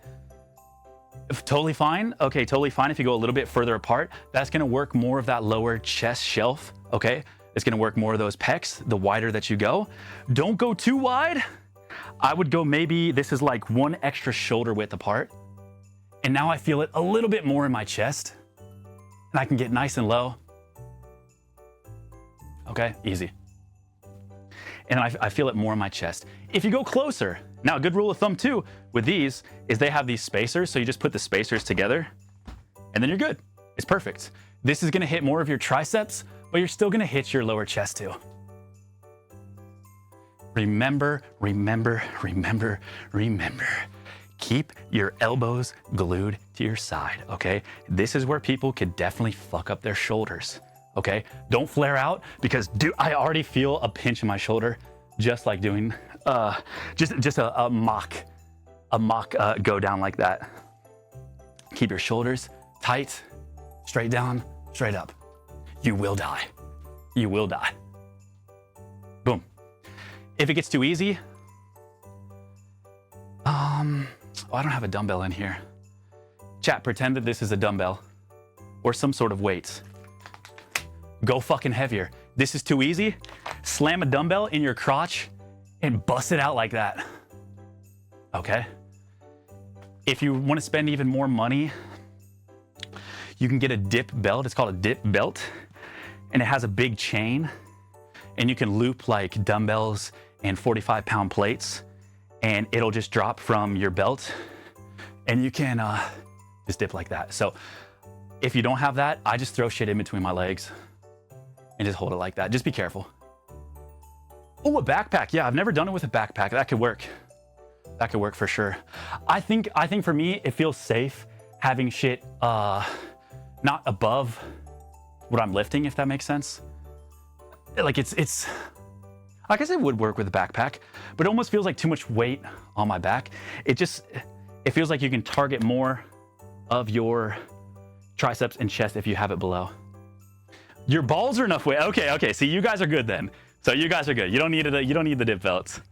You just don't wear underwear that day. Yeah, you'll be fine. You'll be fine. Yeah, weight vest could work. Yeah, weight vest could work. Yeah, because that would put the weight in your front. I've never personally used one, a weight vest, so I can't speak on it. But that would make more sense. Chat, that is how you hit your lower shelf. Okay. There's other ways. Okay, there's a multitude of other ways.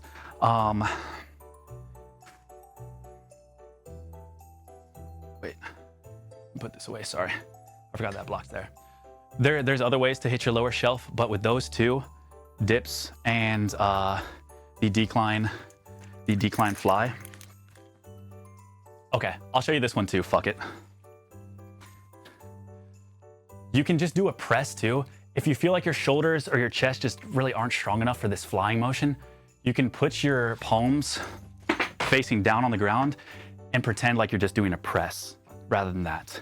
I like the stretch of flies, especially when I use resistance bands, because I feel like pressing is a little bit too easy on resistance bands, because it's just, you can just kind of cruise through it. But if you take your time and work through the motion and squeeze at the top, you can still get a really great contraction. So your palms go down, and then this is, remember, a decline. So we're gonna be finishing right down here, okay? Yeah, that feels pretty good. Finishing right there. So this is a pressing motion, meaning just look at my elbows. My elbows are pretty much doing everything. They're just straightening and bending, and then I'm squeezing at the top. Where the fly comes all the way out here, and you squeeze together, right? That, with dips, okay? You do this once a week. My God, you do this twice a week. Holy shit, man. You do this twice a week. I mean, your chest is gonna blow up. Like this is genuine weight and resistance on your chest, okay? This shit will grow. As long as you're eating, resting, then you can do your dips too, okay? Now, with these, I'd go the same rep range, okay? Feel it out. 3 to 4 sets. I like 4. 10 to 12 reps. See how you feel. If the resistance bands are too light, go a little bit heavier on your next set, okay? 3 to 4 reps, 10 to 15, just see how you feel. Maybe go really heavy, maybe only get 8s on the last one, that's okay too. What do you think about the technique that crosses your arms at the end of rep on a cable machine? I'm gonna show you a better version of that. There is merit to that, but I'm gonna show you a better way to do it. I'm gonna show you an infinitely better way to do it. Oh, fuck, chat, I think I need more water. Wait, chat, here, let me send you guys to... I'm all out of water. Actually, fuck it, I'll just explain it right now. This is actually a really good tip. Let me take this down a bit. This is a really good tip that I don't think a lot of people know about unless you are just a fucking fitness nerd. So his question was, when you come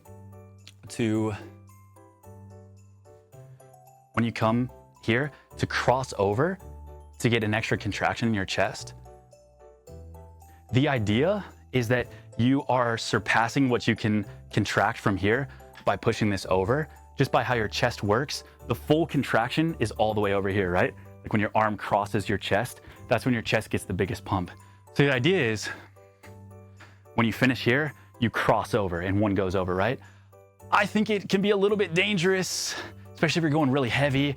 I think it's just like a lot of coordination. It can get a little bit weird, a little bit wonky. I don't think it's the worst exercise, but I think doing it one-armed is the best. This is a cross-body single-arm fly, okay?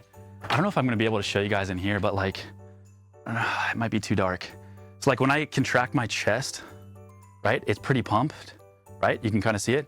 But when I go here, it's like insane, right? When your arm crosses across your chest, it's like a massive pump. So this is when you finish a bench press, okay?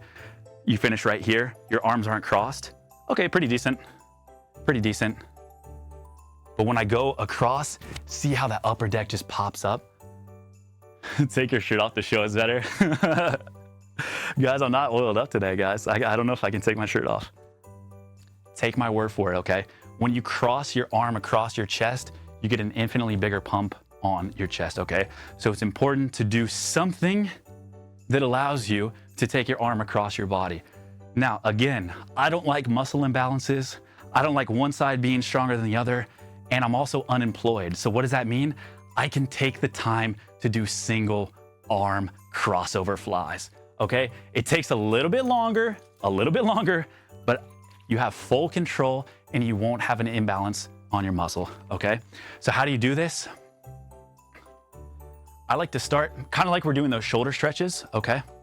I like to start, I'm in a nice line with the belt or with the bands. Oh fuck, that is gonna be way too heavy. Remember, when you go single arm, you're doing half the amount of weight you can normally do. So you got to go light, guys. You got to go light if you do single arm. Oh my God. I almost ripped my arm off.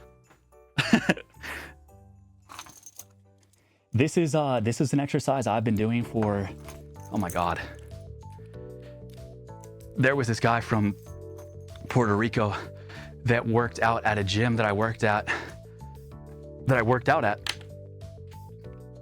He didn't speak English and I didn't speak Spanish, but he was so fucking jacked, so unbelievably jacked that we just became friends through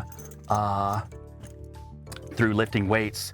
And I'll never forget, he's the one that showed me this exercise, and he's the one that showed me the difference between, he didn't even explain this in English. He just went like this, touch, touch, touch. And I touched, and I was like, okay. And then he goes like this, he's like, touch, touch, touch. And I'm like, oh shit, okay. And his chest was like, you know, it's so much harder. It's so much more plump. It's so much juicier when you go across body. And then he said, and then he goes across body like that. And I'm like, yeah, that makes sense. Of course, it makes sense.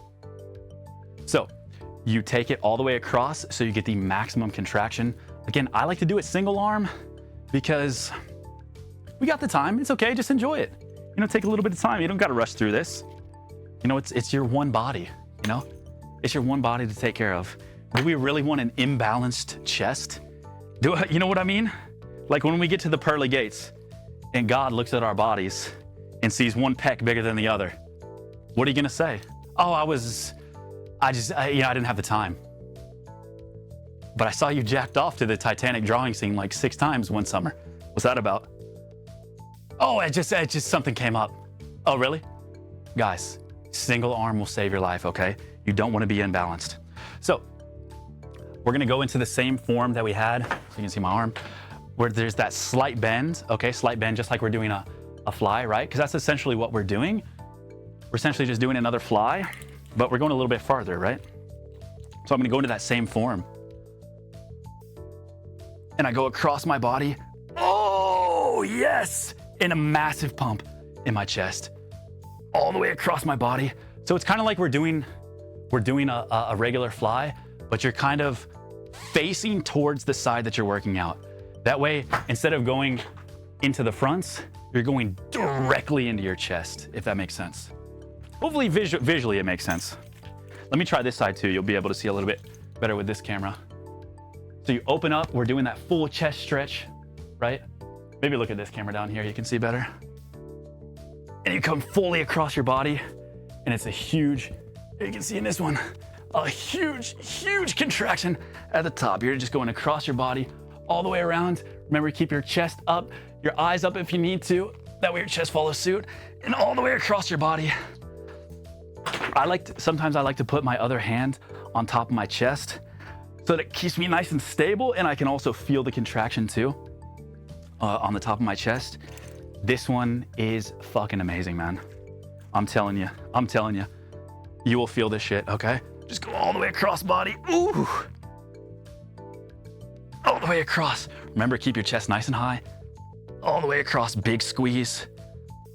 Yep. All right, let me get this side. I don't want to get imbalanced. Yep. Just like that, lads. Chad, is this one making sense? This one maybe looks a little weird. It's like, what the fuck? You're doing one arm at a time? But I promise, this is like a bread and butter. I do this at the normal gym, you know? Basically the same setup, I just do it on a pulley system. Pretty much the exact same thing. But this is something I would do in the normal gym. And I already feel pumped. I mean, come on, man. Oh my God. Oh my God. The problem with this is when you get chest too strong, the abs will set up back. Yeah.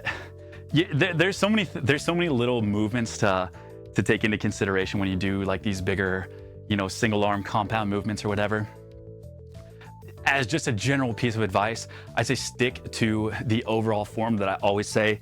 Abs nice and tight, chest nice and high. What would you do if your chest gets in the way for whatever reason? I just ordered the dip bars. I'm excited. Oh my God. Welcome to the dip club. Bro, I'm telling you, these things are amazing. And you know what? I'm gonna show you another use that you can use for these dip bars too, okay?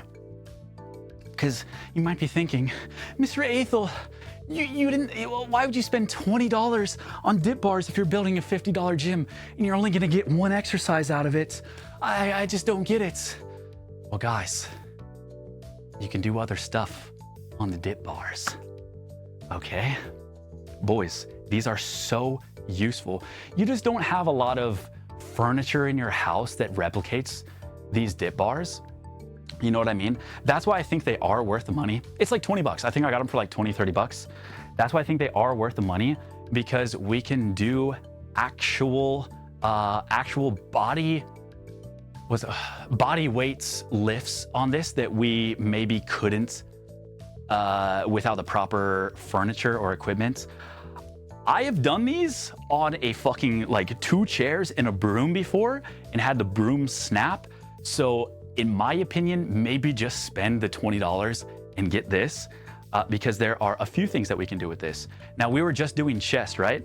This one is a little bit more advanced because it's a little bit harder. It's gonna be going for our upper pecs, okay?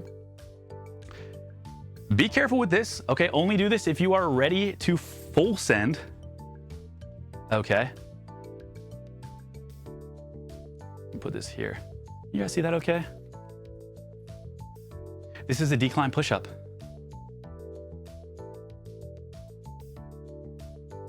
Check, check, yo, yo, yo. Check, check. Let me charge this one. It must not have charged all the way. Yo, chat, can you guys hear me now? Luckily, I have 2 mics. Charge this one though, just in case. Check, check, check. We Barack? All right, hell yeah. Fuck, where did I cut off, guys?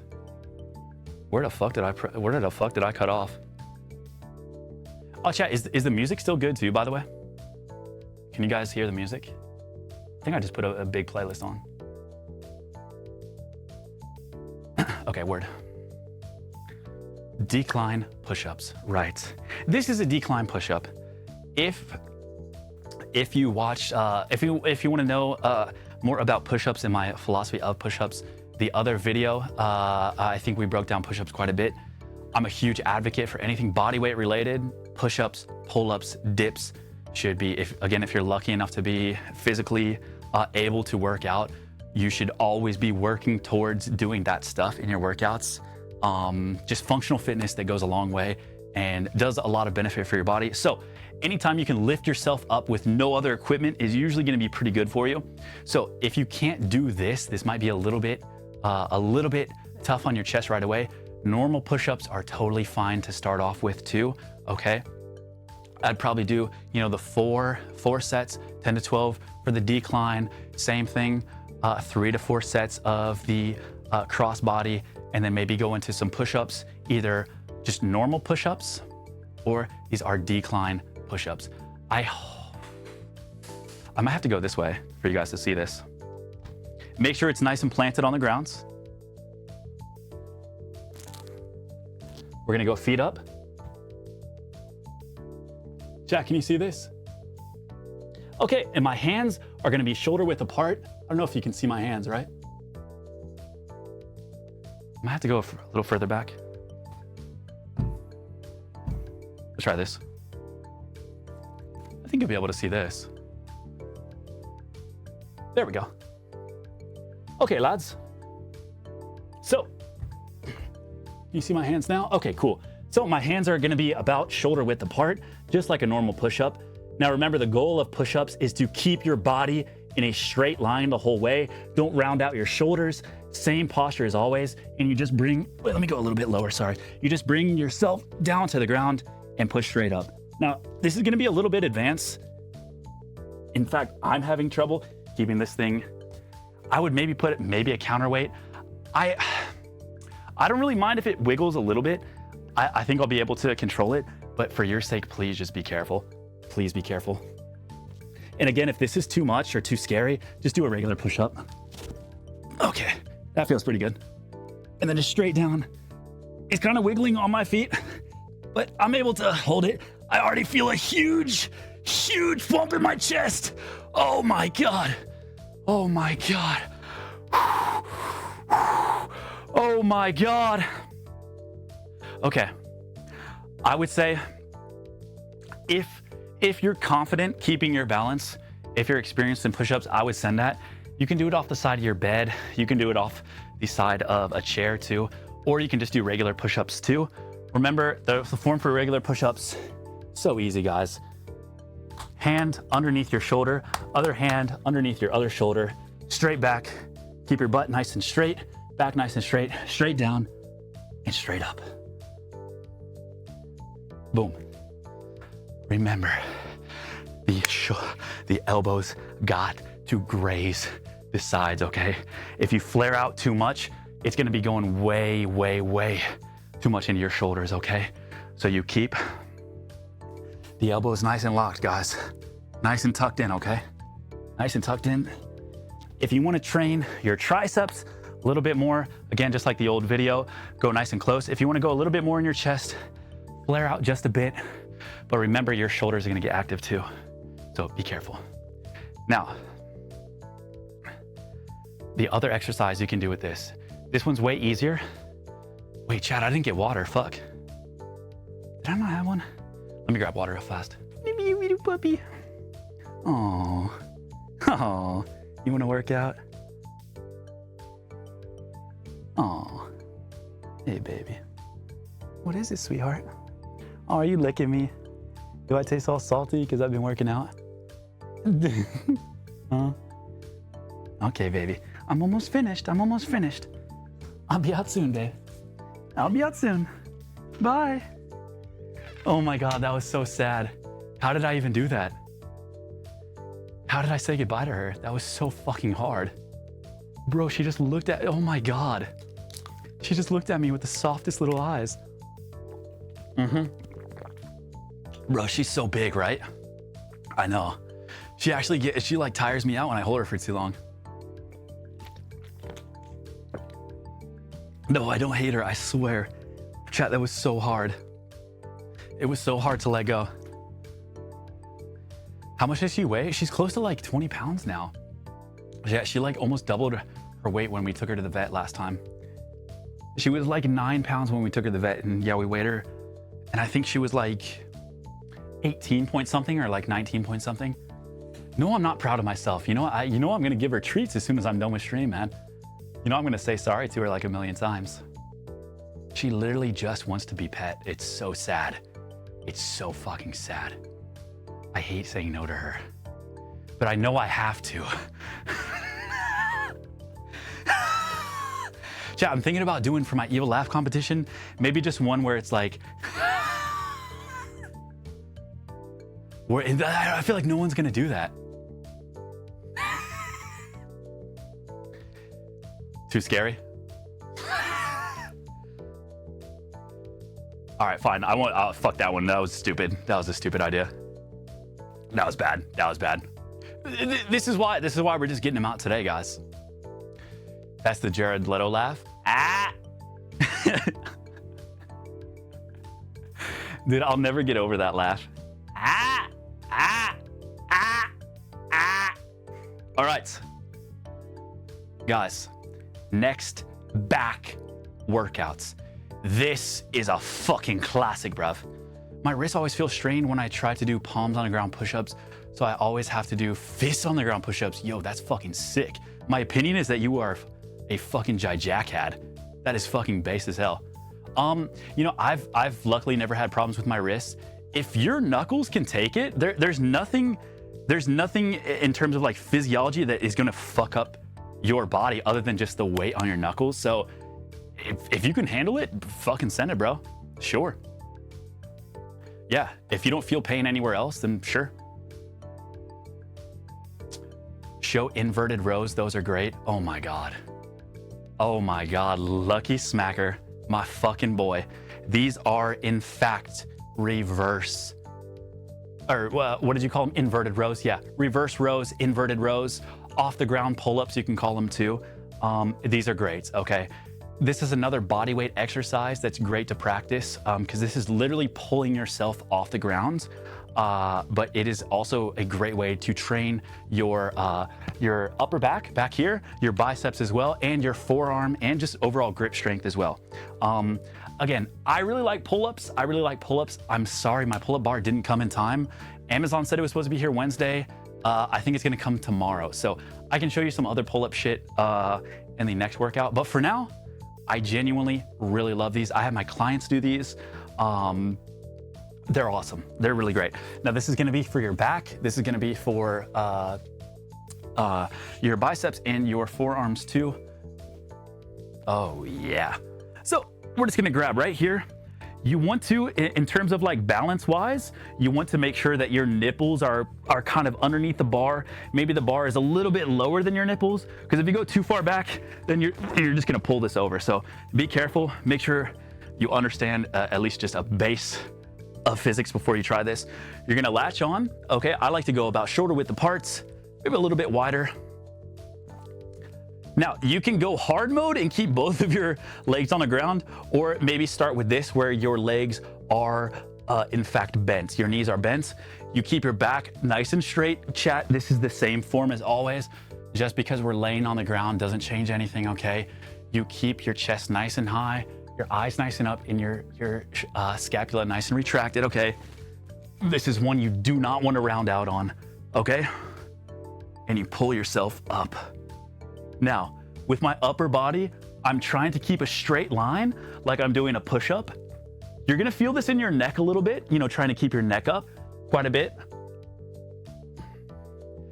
That's just gonna come with time. The more you practice this, the easier it's gonna get. Be careful about pushing your weight in like, you know, too hard on one side, because this is, you know, this is a what's the word? Unilateral. This is bilateral, sorry. This is a bilateral movement. So you are working on one bar, okay? So be careful if one side is overtaking the other, okay? Try to shift the weight so that both arms are getting equal amount of work. And you just pull up. Bring the bar to about right below your nipples, all the way up. And just like that. Now, this is body weight, meaning the rep ranges are gonna be pretty hard. Some people have less body weight, which makes this easier. Some have more, which makes it harder. Just take it to failure. I would do each set to failure, okay? Until you get up and you're like, oh my God, okay, I can't really get up anymore, then go back down.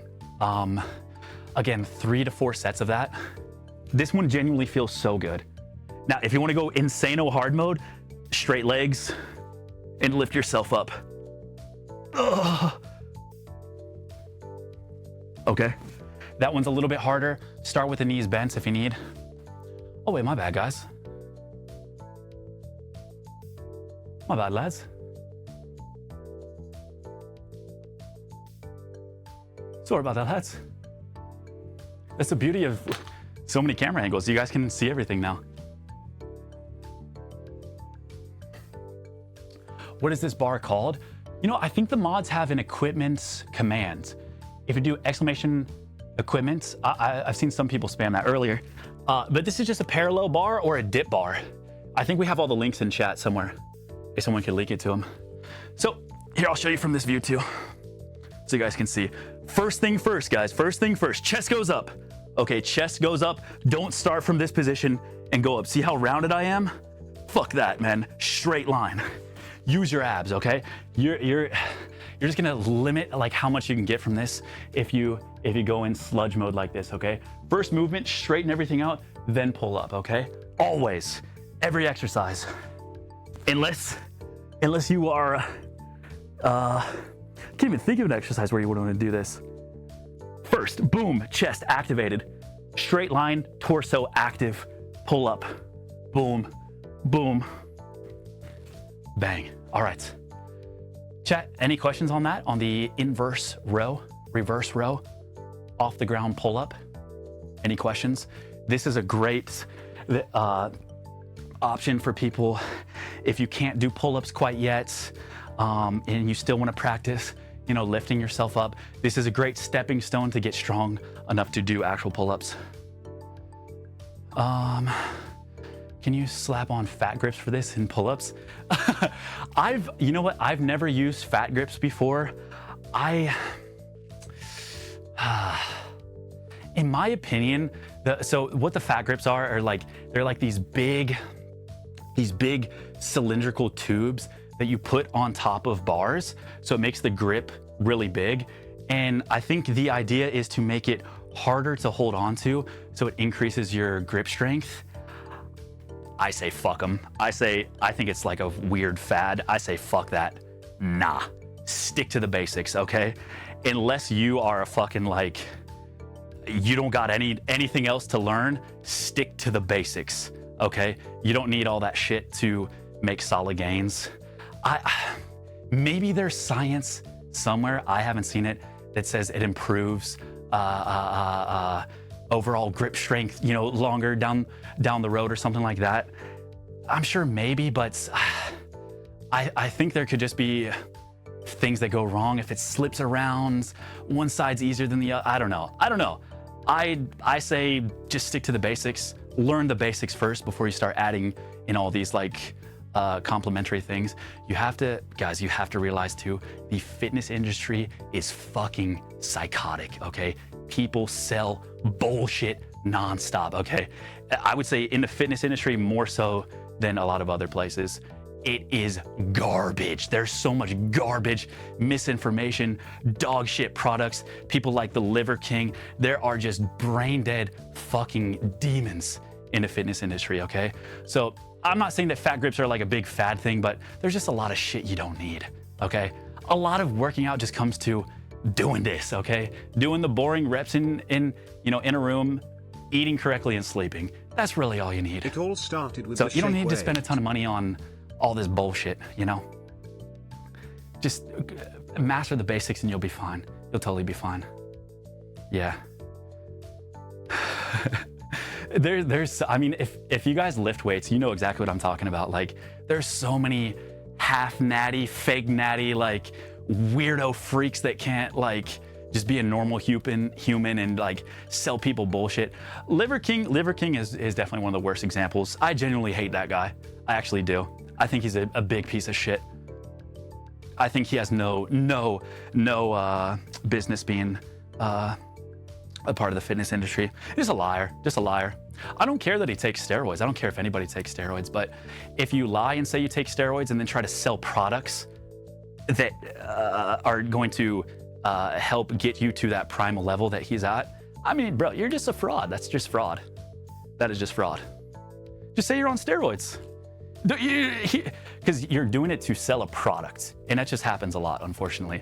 Whether it's supplements or like fitness products too, people just want to make money. That's it.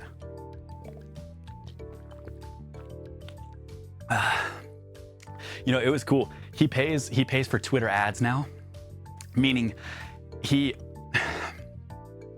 I know a lot of lore about the Liver King. He's a very sad man. It's very sad. He's very rich too, which is the worst part. He is like so rich. It makes me so sad, but he's a genuine piece of shit. So he claims he doesn't care about social media or whatever, but he'll pay Twitter to run ads on his Twitter feeds, which gets like fake engagement. It's just bots and shit like that.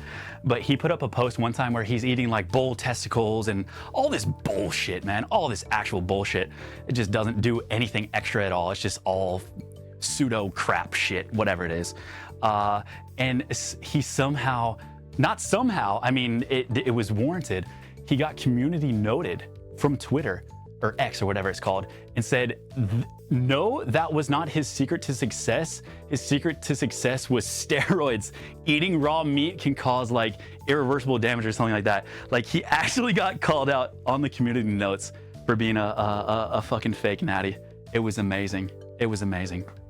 I just don't like people getting taken advantage of. Like, you know, there's so many people that like see that and it's like, oh yeah, that's right. Yeah, of course I don't look like that. I have to eat bull testicles. Oh yeah, that's right. My testosterone levels are low, so I have to eat seal semen. That's right, of course. And people just fall for it. It's so sad, man. They just do. But it's not their fault. It's not their fault because you have someone who is in shape. I think it looks bad. Personally, I don't like to body shame, but he just looks unhealthy. Because it's not real, right? It's steroids. It's really bad for you. But people see it and they're like, oh my God, yeah, of course. I can get shredded like that. That's right. Cool. Yeah, I gotta get that shredded. If I'm not that shredded, I'm not primal. I'm not an alpha. That's right. So I gotta do it. So I gotta give him money, right? I gotta get his products. Well, he doesn't take steroids, so I gotta use his products, right? I gotta do this. Boom, more money for Liver King, and it keeps going and going. And unfortunately, that cycle goes and goes and goes and goes and goes, and it just keeps happening. It's always been around in the fitness industry. So just be careful, guys. Please, just be careful. Don't spend a ton of money on this shit. You don't have to. You don't have to. At the end of the day, if you're not just eating some decent food, getting your protein, sleeping, and just going to the gym, you don't need to worry about anything else. There's no magical products outside of steroids that are gonna get you to where you wanna get. There's nothing, okay? Eating right, getting your protein, whether that's from supplements or whatever, it doesn't matter.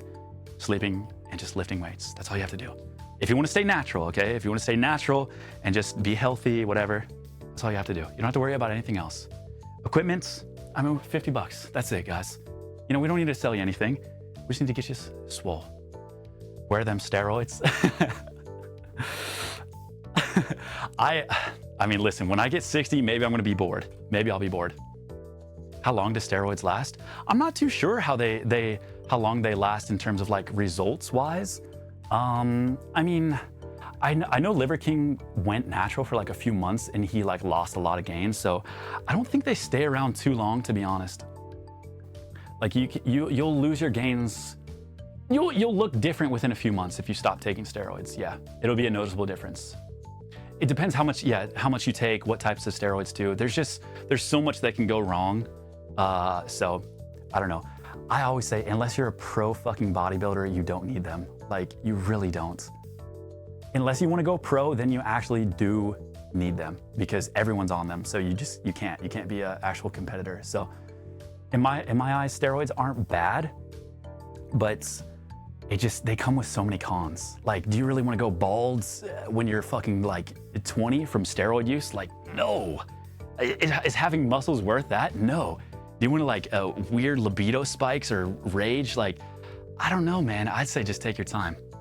Unless you're an elite level athlete or like, you know, going for glory on like social media or like, you know, actual IFBB like bodybuilding. Oh, you're already bald? Okay, then you can take steroids. You're good. You're good.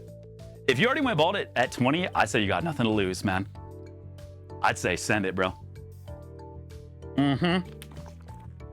I'd say the only motherfuckers that can do steroids, pro athletes and motherfuckers that are already bald and already have anger issues. What's the worst that could happen? Oh yeah, the potential heart attack, cardiac arrest that can happen at an early age. Oh yeah, I forgot about that. Oh, enlarged organs, that's right, yeah. Hair growing out of weird places. Gynoplast, oh yeah, growing bitch. Yeah, I forgot about all those, yeah. But outside of that, you're good, man. You're probably fine. Oh, horrific acne, ball shrinkage. No, it'll be fine. It'll be fine. Please don't encourage me more. Oh man. Not as bad as baldness. Already got the worst symptom out of the way. Yeah, so you're good. Steroids suppress the immune system? Oh, really? Wait, I didn't actually know about that. I genuinely had no idea about that. How does that work, I wonder, like on a science level? Loss of fertility and androgynous production of test. Yes. That's why a lot of people get the gyno, right? Like men will develop breasts because they start overproducing estrogen, and it like what's the word where something becomes like real? Not like manifest, but like it physically becomes real. Engorges. What's that damn word? Summon? Okay, let's go with materializes. That's the word. Yeah, it materializes in your breast, and the only way to get rid of it is surgery. Yeah, they have to go in and cut it out. Yeah, my a guy that I knew in college had to go through that. Yeah, he took steroids when he was in I think when he was an undergrad at a different college, and in high school he took steroids. He was massive. Like, take my forearm and multiply it by like fucking like at least 2 or 3, bro. It was in just pure vascularity like everywhere. Like when you saw him, you like physically like were like, okay, there's something going on here. Like you can tell when somebody's juiced up. And he was really chill about it. Like, he never hit it or anything. He was like, yeah, I took it. I feel good, but he showed me his gyno. And, bruh, I almost got, they looked big. I almost got a little boner, man. Like, he actually, like, he pulled it up and they, like, flopped out. Like, it was like a, like, r/ like, titty drop or something. They had materialized pretty big. Like, genuinely. Yeah, I touched it. It's weird. It's like kind of hard, kind of soft, like bags of sand. Yeah, it's scary. Chat, please don't get swindled. Don't fall for it, guys. There's many fakers, jokers, fuckers. Just stay true. You just eat well, sleep well, and we keep on lifting, guys. That's it. Okay? I promise I will never sell you guys sounds like a shit superpower. Bullshit supplement products.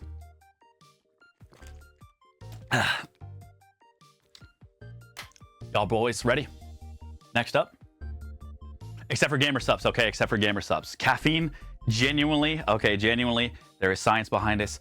Caffeine and athletic performance, there is a lot of studies that say there is an increase in athletic performance with drinking caffeine, okay? That's just science, guys. That's just science, okay? That's code Lord, by the way. Code Lord. Okay. Protein gamer subs when?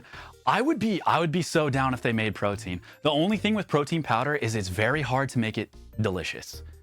It's pretty easy to make protein powder, but it all tastes like shit. So it's kind of like one of those things where it's like, oh God, you know, we want to sell a good product, like a good like nutritional profile, but it's gonna taste like shit. Whey powder is so fucking gross, but it's kind of a necessary evil sometimes, just for convenience sake. Awful for endurance though, right? Yeah, I don't know if I would spike too much caffeine like on like a big endurance run. Yeah, but before a lift, I am always caffeinated. Yeah, always caffeinated. I don't think I've ever lifted weights without caffeine beforehand, ever. I'll either have, well, nowadays it's gamer stuff, you know, obviously, because it's free. But I would Monster pre-workouts, any caffeine I could get, coffee. It helps a lot. I have a brainworm that makes whey taste fine. Dude, if you can suffer through it, hell yeah.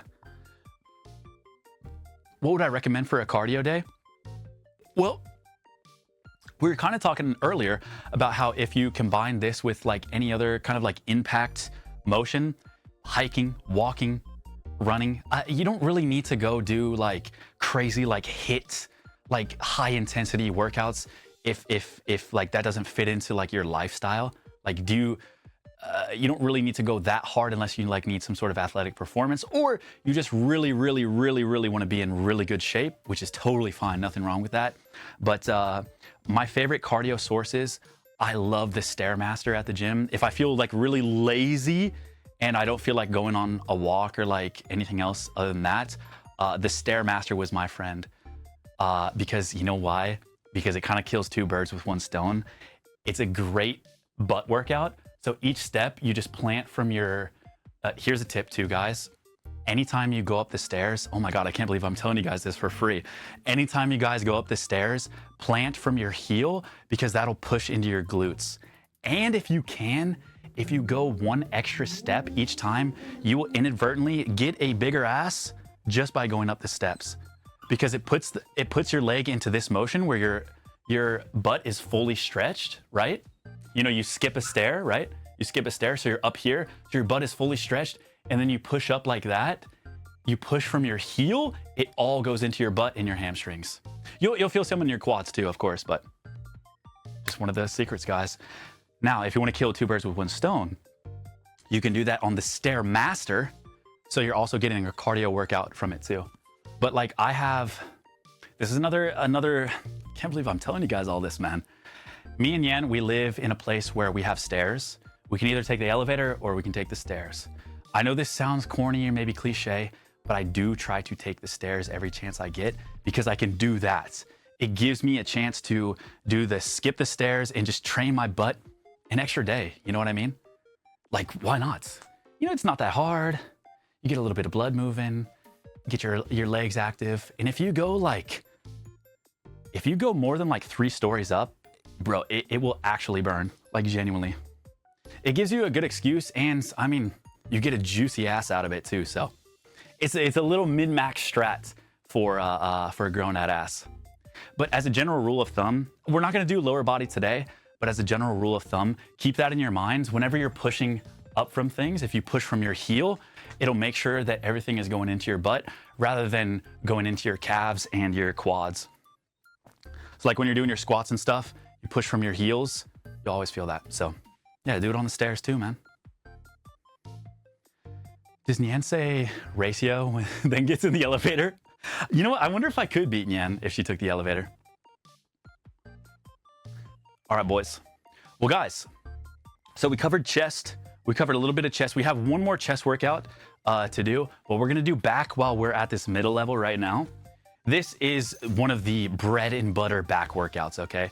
Actually, we're gonna do 2. We're gonna do 2 because this one's one of my other favorites as well. I think I can do it from here. Wait, let me go a little bit higher. Just a touch, just a touch. Oh, I'm sorry, baby. I'm sorry, baby. Oh no, I had to close the door on her again, man. It's breaking my heart. My lords and ladies, we're gonna do one of my favorite exercises of all time. I just thought I'd let you know. This is one of my all-time favorites, guys. I genuinely can't believe I'm showing this one to you guys. It's one of my favorites, okay? This is called a face pole. This is called a face pole. What is this gonna be working out, Mr. Aethel? Good question. This is gonna be, remember, our rear delts. Remember these? And our upper back. And a little bit of our traps too. These little guys right here. A little bit of that. These are classic, fucking classic. And now that we have bands, we can actually do these properly. Let me take this up a little bit.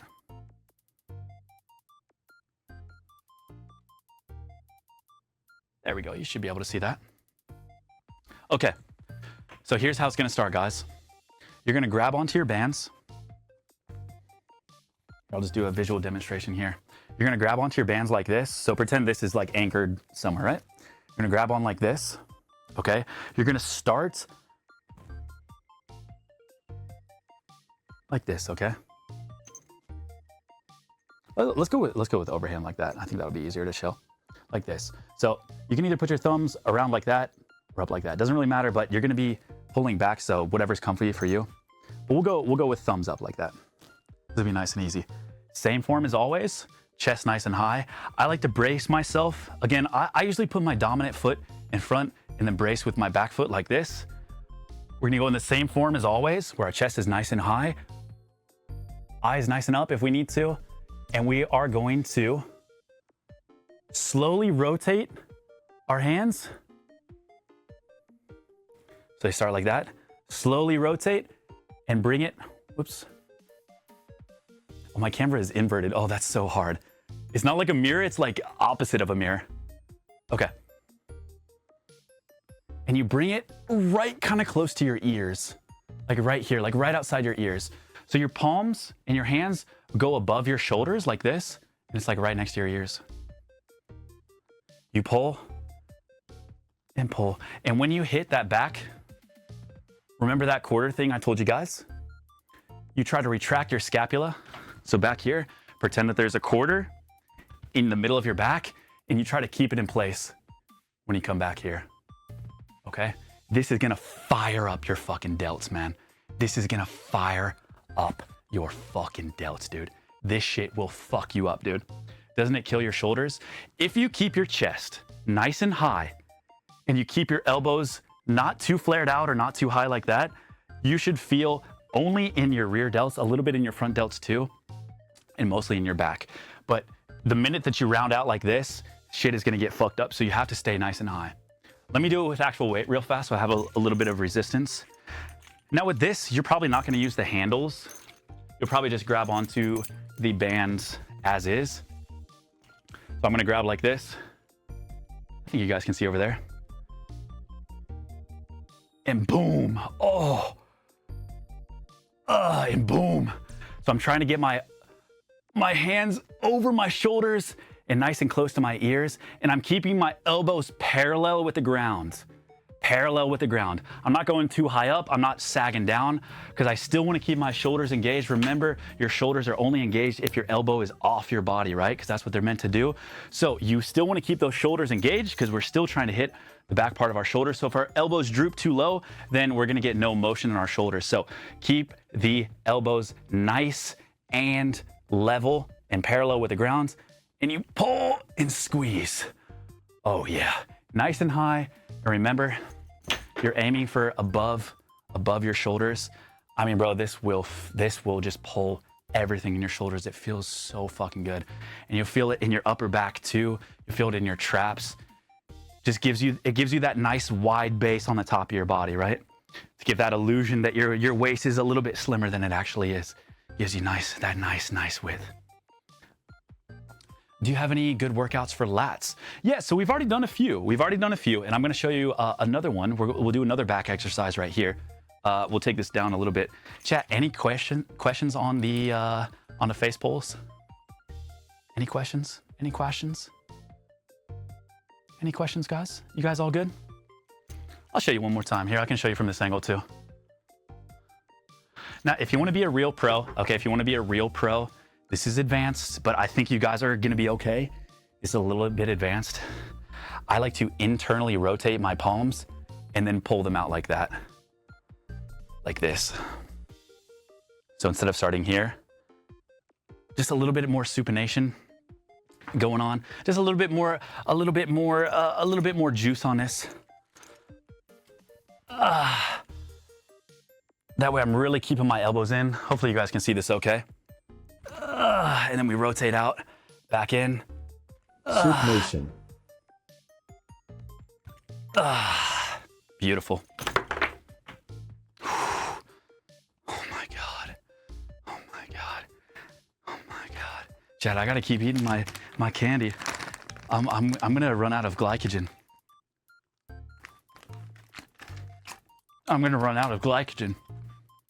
All the sugar in my body is leaving me, man. I'm starting to get tired.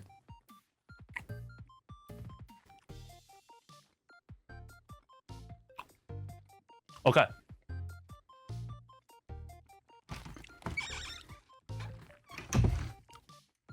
Chat, those are face pulls. You have no idea how hot it is in my room. Dude, it is so fucking hot. And we need a little sugar and a little water break, guys. Take a little bit of a rest.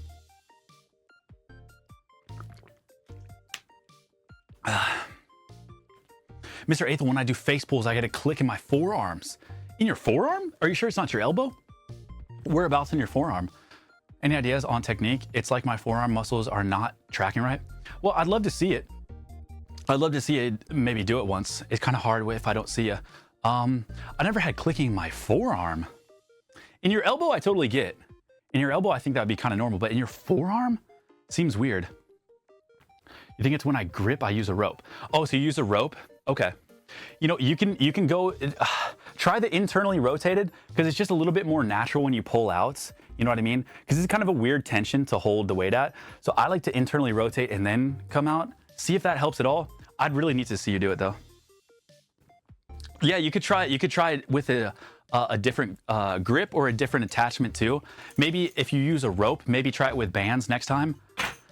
The rope and the pulley machines can be a little bit, these are more of like an elastic tension, so it feels a little bit softer, you know? Whereas some pulleys can be pretty harsh where they're like really just, I mean, it's all just gravity based, right? It's just like, you know, you don't have that like room to like stretch as much on the equipment. So it's very like locked in. You're either going or you're not. There's no like resistance or elasticity. So I usually do it with a rope, and I'm fine with that. But if you post a video of you doing it in the Discord, I can look at it.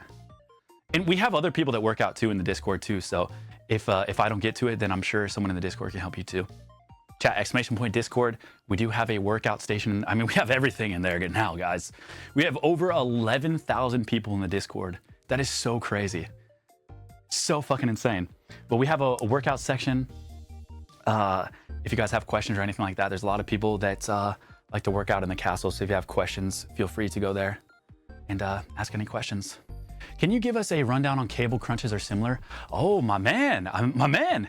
Chat, okay, here's the thing. I was gonna save all abs and legs for next workouts. Do I make an exception? Or do I just say, just tune in next time? Just tune in next time. Nah, that feels wrong, man. It feels wrong. I feel like I gotta show them, man. The beauty of these cables is, yes, you can really train abs now. Like, you can genuinely train your abs to the perfect degree with these cables, man. Because you can do weighted cable crunches, which is just the best. Anything where you flex your spine, meaning, you know, going like this, that's what you want to do for your abs, yeah. That, and then your inner abs too, which is more like kind of static, like plank stuff, isolated tension, stuff like that. But bro, when you hit those weighted crunches, maybe I'll show you at the end. Okay. Chat, this is gonna be another back exercise. I'm gonna show you 2 variations, okay? This is bread and butter. You should be doing this already. If you're not, this is just a row. This is a standing row. I mean, this is just so classic. Now I'm gonna show you two variants of this. You can go double at the same time like this, right? We're gonna go same form as always. My chest nice and high, nice athletic stance, meaning my knees are slightly bent, my ass is sticking out, okay? My chest is nice and high. Remember the golden rule. Whenever we're doing something and shoulders are not the main target, what do we do with our elbows? Well, we keep that bitch glued to our sides. So we're gonna be focusing on our back, which is not our shoulders. So we're gonna be doing a nice lat row. We're gonna pull, big squeeze. I'm putting the quarter in the middle of my back and I'm keeping it there in place with my scapula, and my elbows are nice and close to my side. Big full stretch, but I'm not rounding out. I'm not. This is what it would look like if I was rounding out, but I'm not. I'm doing this instead, and I'm pulling and squeezing. Now you'll see my forearms are flared up, my biceps are flared up, my back is flared up. This shit feels good. Fuck yes, dude. Just like that, lads. Now that is working your back, bitch. Love that one, man. That's rows. Oh my God, that's the best, dude. They're so good. You just feel like a beast, man. It feels so good. Now, you can get a little bit more out of these if you want to, okay? You can go single arm as well. Now, how I like to do single arm, we're gonna do a little bit of that rotation again. I'm gonna have my palm facing down, and I'm gonna rotate and bring back in like this, okay? Boom, and then boom. So it starts with this fist, face down, and then it's gonna rotate until it's like a hammer, right? And we'll do that single arm.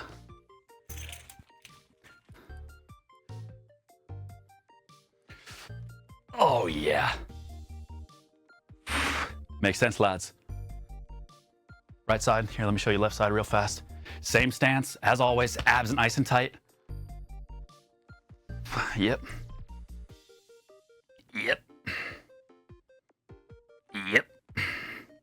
You guys can see that okay? Yep. Boom. Now that is nice. Now that is fucking nice. That's why we work out. That shit feels great. Those are both, honestly, I might even do both. Here's the thing with the rows too. If you want to hit your lower lats, if you want to get a little bit lower, we can take this all the way down. Wait, do I have any like other mid things I need to show you guys? I think that's it. That's not core. I think that's it for today. On the mid. So let me go low real fast.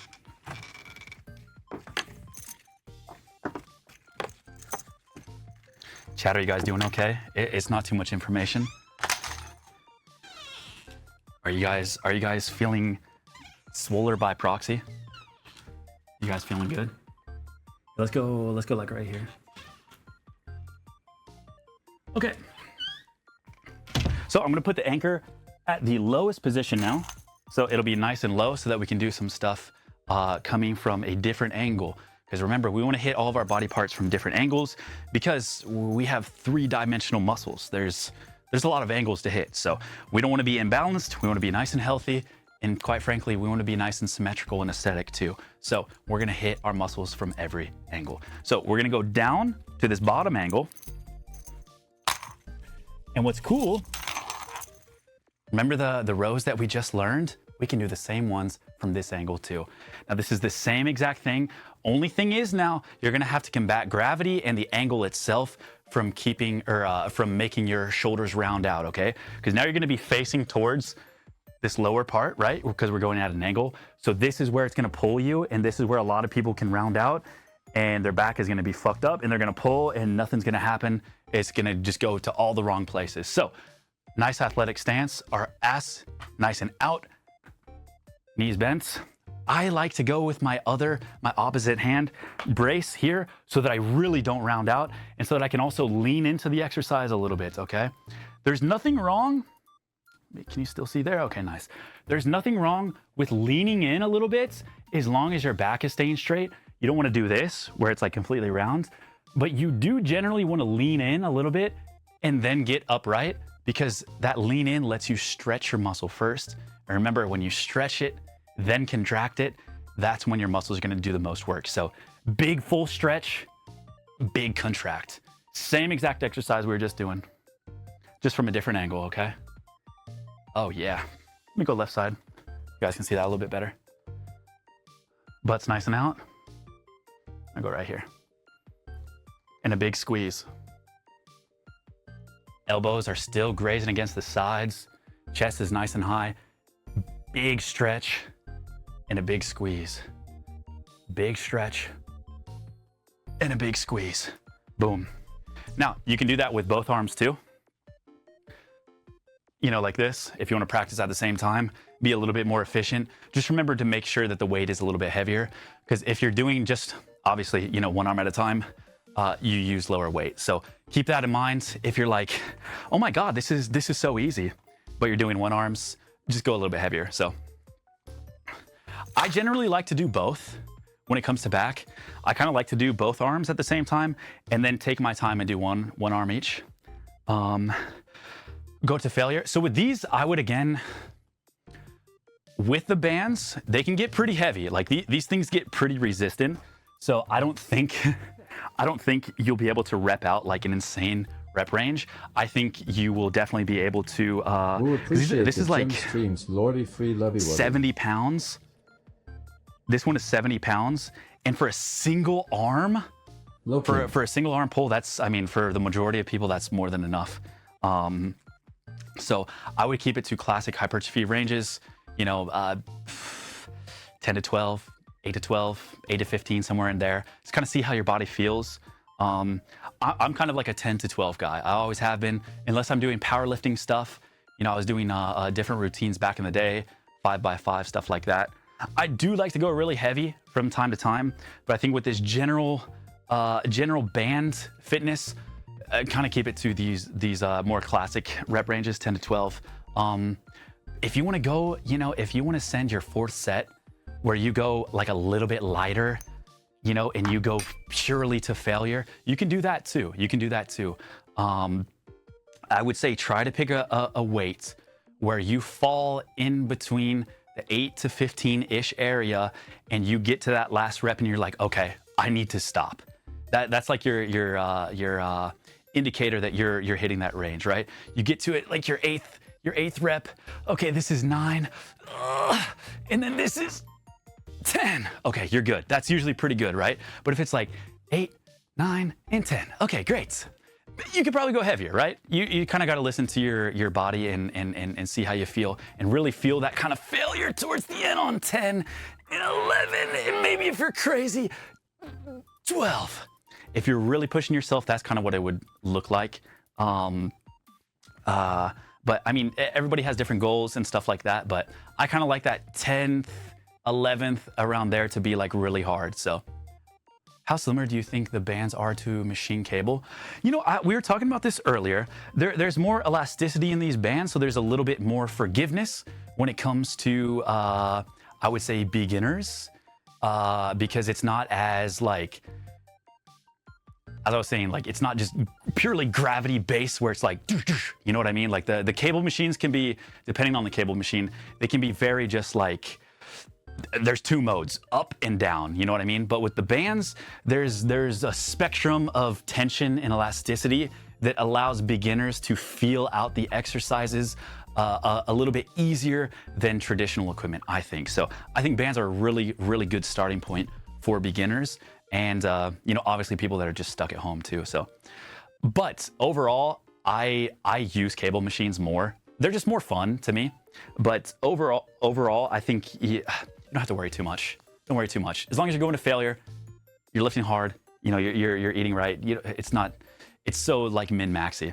I just think cables are more fun. It's more fun to slam big weight than use bands. But if we're just stuck in our houses, then yeah, fuck it. We'll just use bands. You know, we can make do with what we got. So not a huge deal. Guys, those are the back movements. Okay, I would do. Again, same rep ranges just to be super, super easy with everything. 3 to 4 sets around that 8 to 15 kind of rep range with each back movement I showed you guys.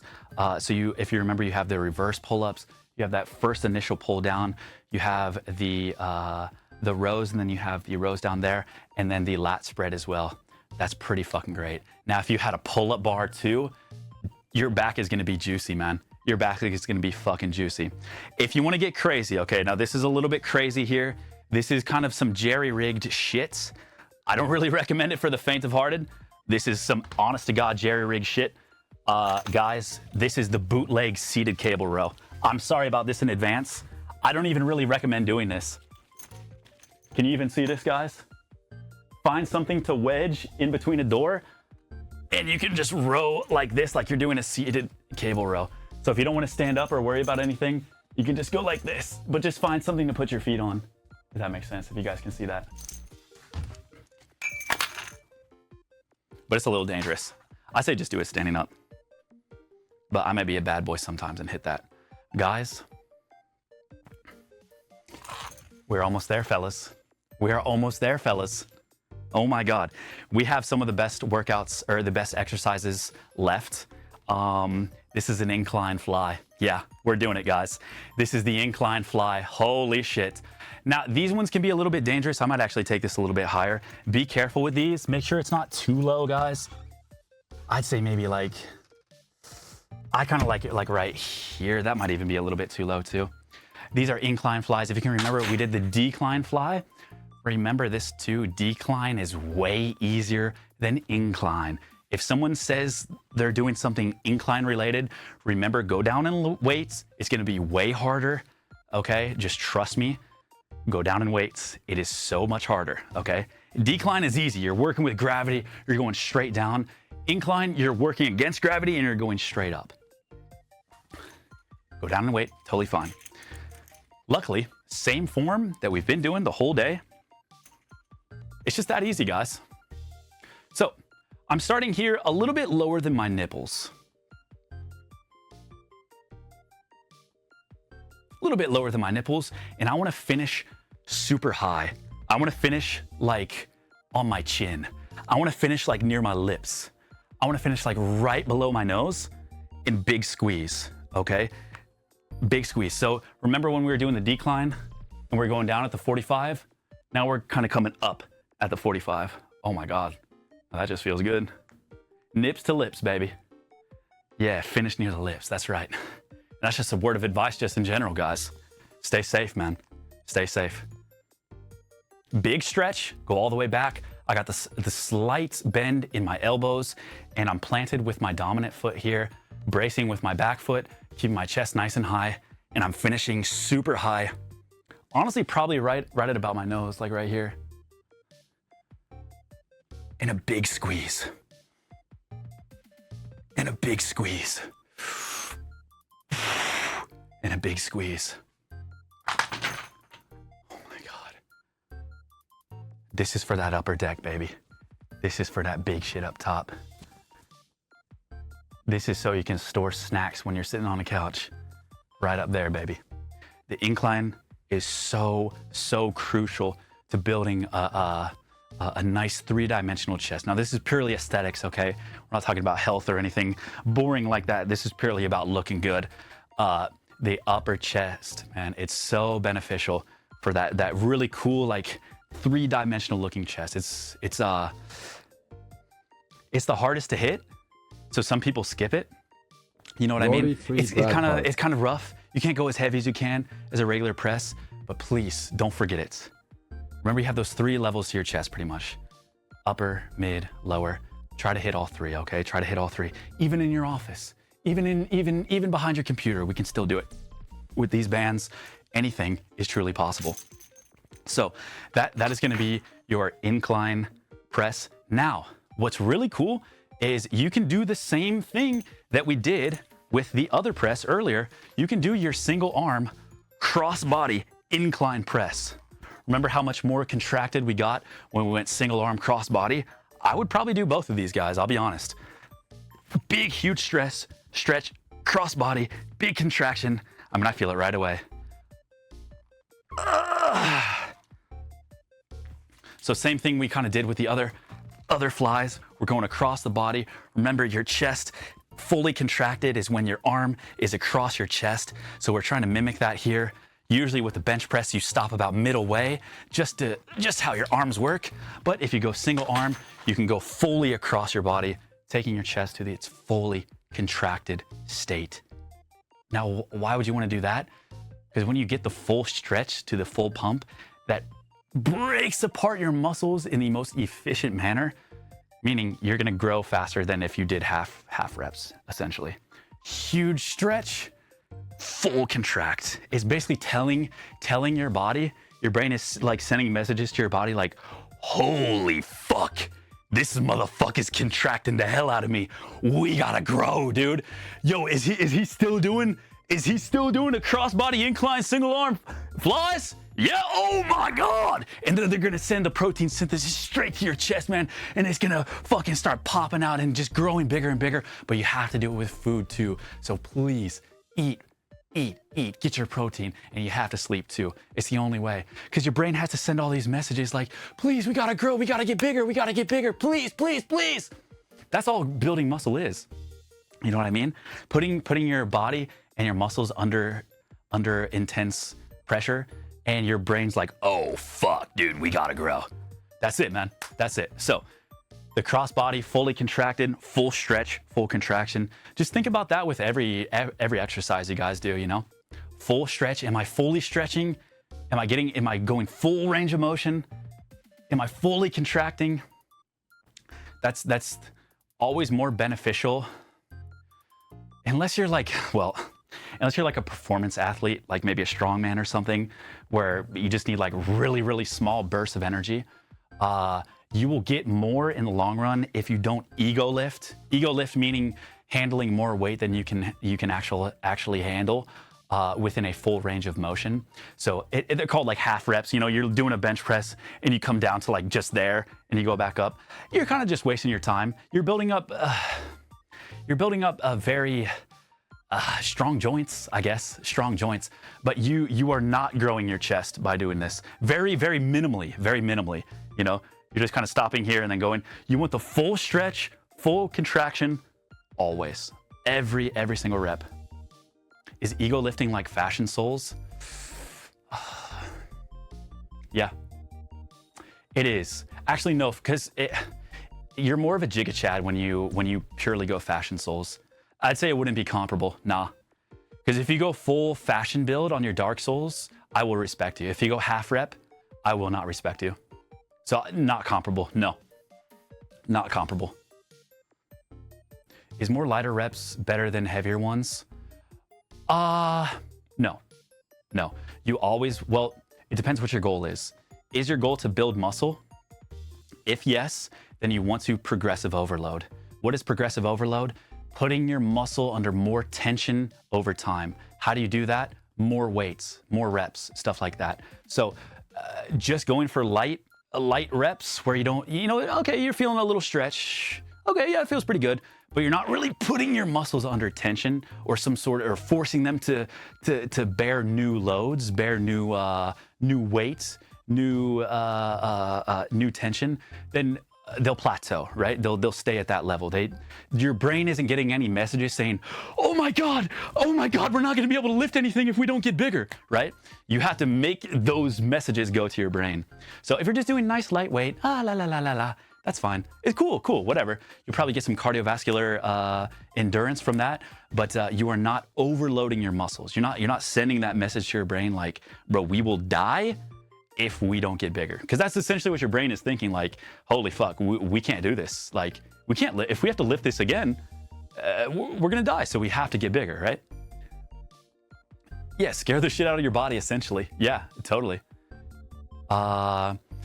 With light reps, I mean, start light, obviously, you know, stay within your strength range. You know, first few sets, start a little bit lighter,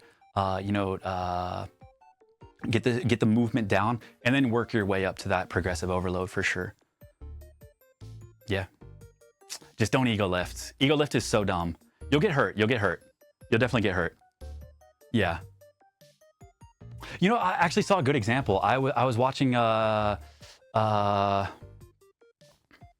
not saying that he was ego lifting, but I watched a video of Will Neff bench pressing, and I don't think his form was not the best because he wasn't going all the way down. I think it was just a little bit too heavy.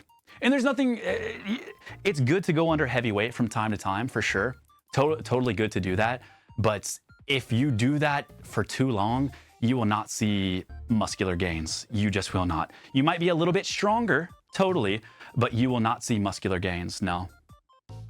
Yeah, because you're gonna go heavy and you're gonna be out of form, and as you saw, like it can just lead to bad injuries like that. That was ego trying to, you know what? Yeah, Ronnie Coleman was there, so yeah, that was an ego lift. Yeah, you're right. I forgot. I totally forgot Ronnie Coleman was there. You know what? Okay, it was ego lifting, but it's warranted. Okay, I probably would have done the same thing. Okay, if Ronnie Coleman's there, I'm doing some half reps, okay? I don't care. Load up 3 plates, I'm doing some half reps. Who gives a shit? But no, that's one thing you want to keep in mind too. Am I stretching fully? Am I contracting fully with every exercise? If the answer is no, then you're just gonna waste your time, honestly. If your goal is to grow muscles and, you know, get some sort of muscular and strength growth over time. You don't want to waste your time. Yeah, you don't want to waste your time. Well, here's the other thing too. I don't want to scare you. I don't want to scare you. But if you're constantly doing half reps, especially on bench, this is where shit gets really scary, guys. If you're constantly doing half reps on bench, now let's say you bench, you know, you're 315, you're really repping it out, but you're just going down to here, right? You're just going down to here. Let's say one day, you full send it all the way down. Oh, buddy. Well, guess what? Your chest was not built at that range of motion. That's how you can tear a pec. You're building strength in places that aren't going to necessarily always help you to get the weight back up. And it can create some really bad imbalances too. I mean, just think about it. You know, you're stopping here, and then one day, for whatever reason, you go all the way down. Well, fuck, you've never been this far down, and you have all this weight. You could tear something, man. It's that easy. So not only aesthetically, but also just performance-wise, full range of motion trumps weight every fucking time, man. Unless you're a power lifter or some, you know, weird anomaly guy. Do you have to bounce the bar off your chest? No, don't do that. Nah, I just do a polite kiss. If you, generally, if you can't control and lightly kiss your chest, you're probably going a little bit too heavy. Now, I don't want to ruin all your fun because ego lifting can be beneficial in some place. Like, I think it's totally okay to go slam some heavy fucking weight every once in a while. Have some fun with the boys. Make sure you're staying within the full range of motion, but where you maybe, you know, hit your chest and use it to get up a little bit. It's okay every once in a while, you know, have a little bit of fun. Not a huge deal. That's why I think with Will, I think he was just having fun and, you know, trying to lift heavy in front of the king, Ronnie Coleman. So I'm not too worried about him learning the good word, but yeah, always full range of motion, always. Move the weight, don't let the weight move you. Yeah. It's a slow process, guys. You're not gonna be able to get in there and rep 225 or 315 on bench like your first day. Just didn't enjoy the little gains you get. Can you use dip bars as chairs? Yeah, who would have thought, man? Who would have thought? Moving at a constant speed when lifting is huge too. Oh yeah, I mean, it's... Oh, consistent speed, sorry, consistent speed. Yeah, definitely. Yeah, I was gonna say, you don't always have to be moving when you're lifting because you can stop at the top of your movements to get that big contraction. I like that. I'm a big advocate for that. You know, staying at your highest contraction, just get force a little bit more time under tension with your muscles and then go. But yeah, consistent speed is really nice. I always forget how well built you are. Yeah, I hide it these days, man. I like the sleeper build. I don't really like showing off I used to wear like cutoffs and stuff all the time, but I kind of like the sleeper build look now. I'm more of like a monk style, you know. I want to keep lifting, but I want to share my knowledge with others. It's not about how jacked I gets. It's about how jacked you gets. That's my new goal. I'll be you know, okay with whatever. But I need to see my pupils shine. It's my main goal now. Man, that shirt looks warm. You should take it off. Okay, how hard does this go? Be honest. Chat, I have some more bangers too. I bought a lot of t-shirts actually. How hard does this go, guys? Be honest. It says live to ride. How many did I get? I think I got Nyan some too. Nyans are really cool. Nyans are sick. I got this one too. I think I got 4 shirts. I got 4 and then I got 2 for Nyan. Nyans are really cool. You ride? No, I don't have a motorcycle. No, I'm a total poser with this shit, dude. I think it says West Coast Choppers. I don't know. I think motorcycles look cool as fuck, but no, I don't ride. I'm more of a Frankenstein fan. Yeah, I got it for the Frankenstein. It's just, that's me, and then that's Nyan. We're both just monsters of the night. Question, would you recommend gymnastic rings? Oh, dude, yeah, I think gymnastic rings are cool. It's you can do some really hard, like crazy calisthenics with gymnastic rings. I think they're pretty advanced. Like, I would stick to maybe these handles and shit first, like if you're doing like just regular stuff. But I mean, if you're talking about the ones that hang down, I mean, you could use those for pull-ups and stuff. Those are really easy on your wrists because they allow you to supinate. They allow you to move, you know, because they're on the tether, so they can go in and out. So it's a little bit easier on your wrists. Sometimes pull-ups can be a little bit tough because you're locked into a position. Yo, Aethel, I got you. You held my workouts and I'll show you how to ride a motorcycle? Dude, okay. You know, I don't think I'd want to get like a crotch rocket.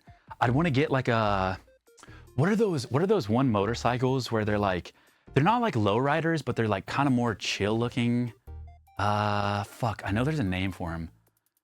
Not a cruiser, enduro. Maybe it is a cruiser. They're like really, who rides one? I'm trying to think of a movie where someone rides one. Cafe Racer, I think that's it. Cafe Racer. Yeah.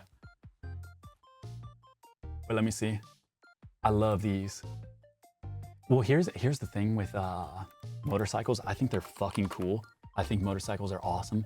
I would love to have one. But here's the thing, guys. Oh yeah, Cafe Racers. Yeah, these are so sick. I love these. Here, I'll show you guys.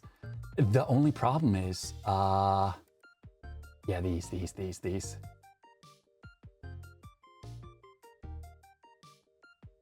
Oh yeah. Do not look at my tabs, by the way, guys. Do not look at my tabs.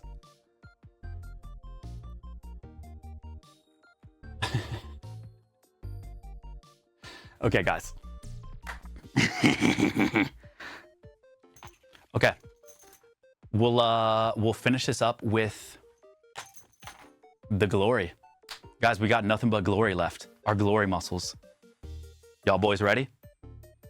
I'm talking arms. I'm talking shoulders. That's it. The glory days.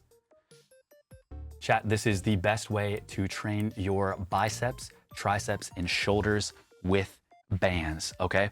I mentioned earlier that we're going to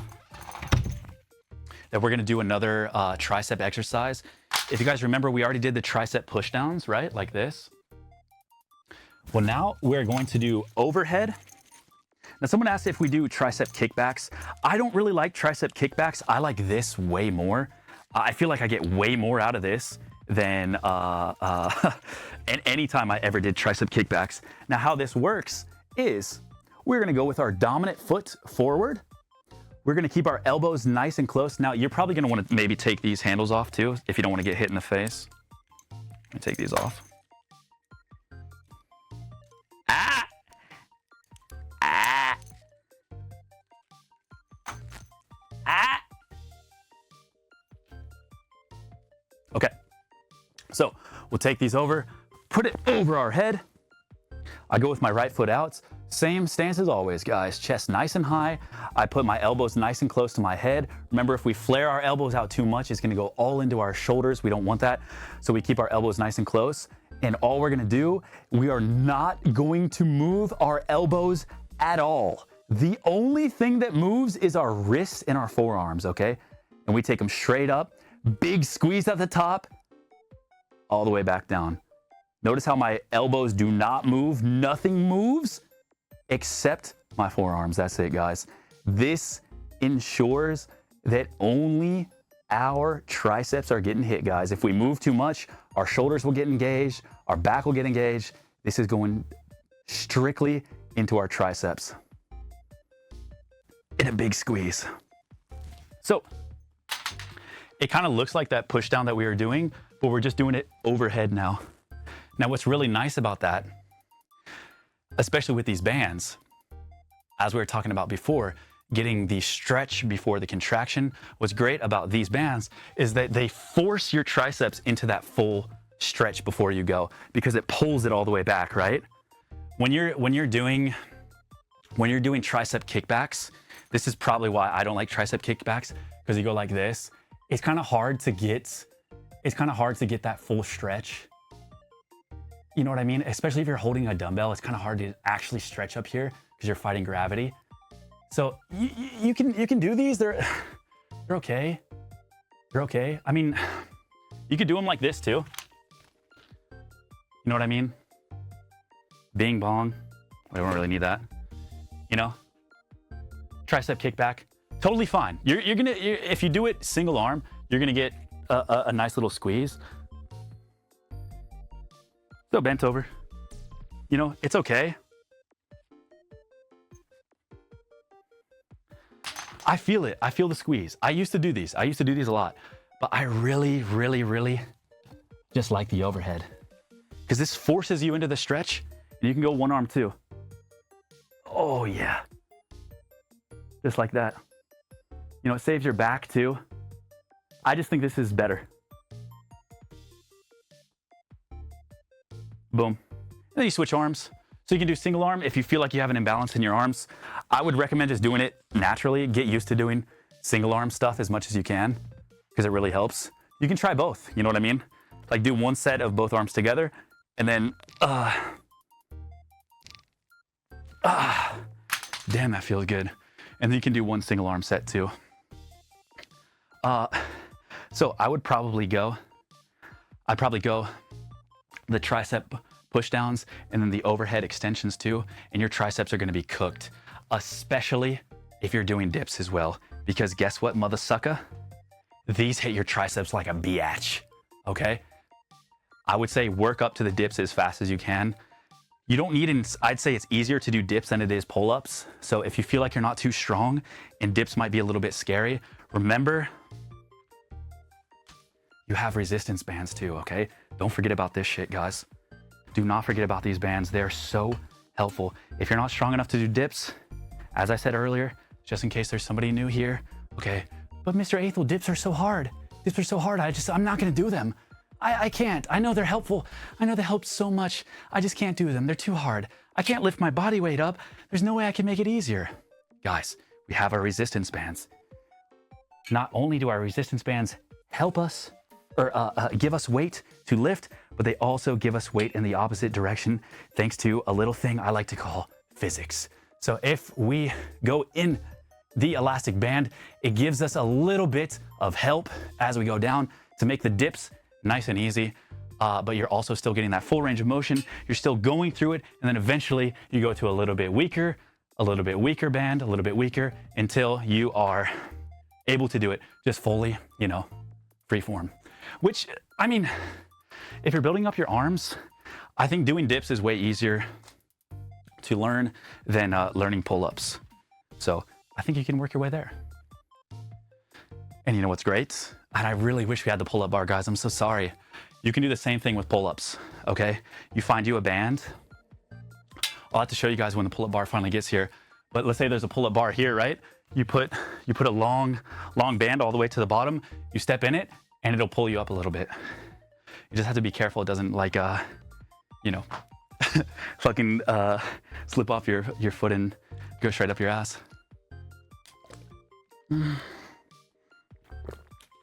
Yeah, get a cup if you do that. You don't want to go in with just boxers, man. So that's triceps. So that's 3. I mean, bro, your triceps will be cooked, especially if you're doing push-ups too. Your triceps will be totally cooked from that. And again, if you still need more, you can do single arm of all the stuff that I showed you. So the pull downs that we were doing, you can do them single arm too. So feel free to do that if you have a little bit of an imbalance. Just kind of be thinking like, okay, is this something maybe I could try one-armed and try to stack that on top if you can. Just see what feels good for you. I kind of get like, what's the word? I kind of like miss out where it's like, I'll do a set of tricep push downs and I'm like, okay, that felt really good. That felt really good. But what if we did it one-armed? And I'm like, that what if sticks in my head and then I just end up doing it. It's kind of hard.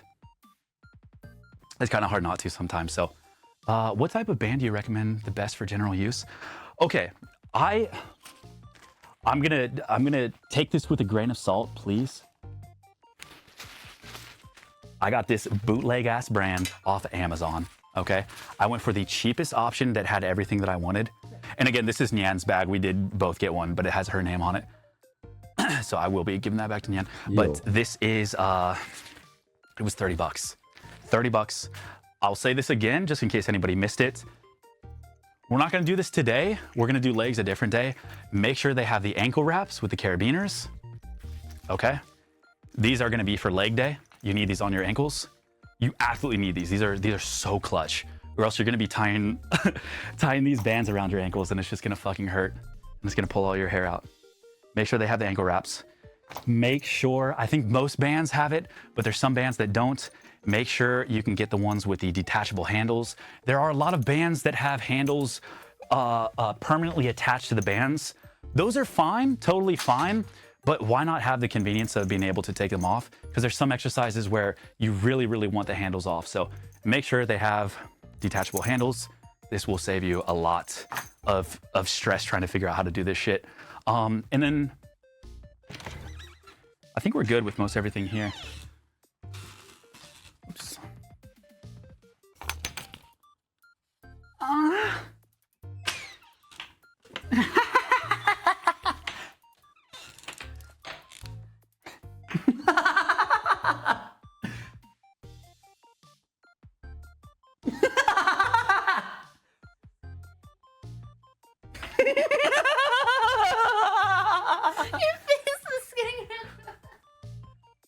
Do you think I'm gonna do good at the competition? Yeah. I like the that one. Okay. I'll keep working on it. Thanks, babe. Yeah, Chad, I have an evil laugh competition coming up soon that I gotta practice for. I've been practicing with Nyan. I think she's just being nice. I think she hates my laughs. I think I really got a lot of work to do. I'm actually kind of stressing. Guys, the other thing, make sure it has the anchor. This is awesome. I did notice on Amazon, be careful. There are some that don't have the anchor, okay? There are some that don't have the anchor. This is huge. This just goes in your door. I don't even know what the fuck I would use if I didn't have this. You're just gonna have to tie shit. I don't know. It'd be a fucking nightmare. Make sure it has this, okay? Make sure it has the anchor. I think if you have like a pull-up bar, you could wrap it around that so it'd be easy, but you need the anchor. It's just so easy. It's 30 bucks, man. What's with the camera setup? Oh yeah, I wanted to make sure you guys got all the angles.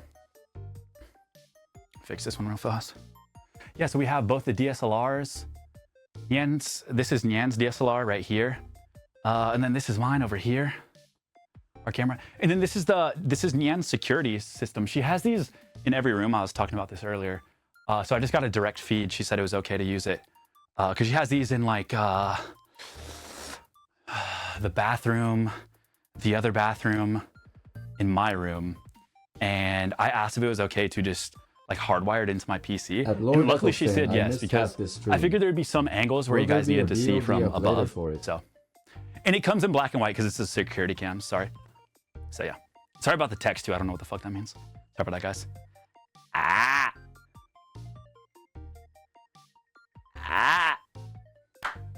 All right, boys. Nice. Okay, I didn't fuck up my sound paneling too. Guys, we're gonna do a little bit of arms, okay? Do you have any recommendations on working out one arm? The use of my other was lost in a motorbike accident. Don't let that dash your cafe racer dreams. Do you have any recommendations for working out one arm? Oh, dude, yeah. Bro, I mean, everything we did today, you can do the variant with just one arm at the same time. Yeah, you're good, bro. Yeah. I'm pretty sure I showed a one-arm variant of pretty much everything that we did today, right? Other than dips, yeah. Okay, boys. You can still make gains with one arm, man. It's not an excuse, okay? I need to see your ass in the gym. Now, okay? No excuse. I don't care if you have one arm or 6 legs, okay? There's no excuse. I'll see you there. All right? I will see you there. Although you are going to be that one dickhead that just uses one dumbbell on everything, man. I hate people like you, dude. No offense to you, because I know you got something else going on, but dude, just take both, man. God damn, it's so fucking annoying, dude. God damn, man. But nah, you're cool, though. You're cool. Don't worry about it. I'll let it slide. Okay, guys, we're going to do biceps. We're going to do biceps, guys. Listen, guys, I mean, I've walked you guys through biceps too. Luckily with bands, this just makes everything so fucking easy. We're gonna do classic biceps here, meaning they are gonna do, guys, as you know, I've explained this before. Your bicep, as the name implies, has 2 heads, right? You have your inner head, right? Boom. And then you have your outer head, okay?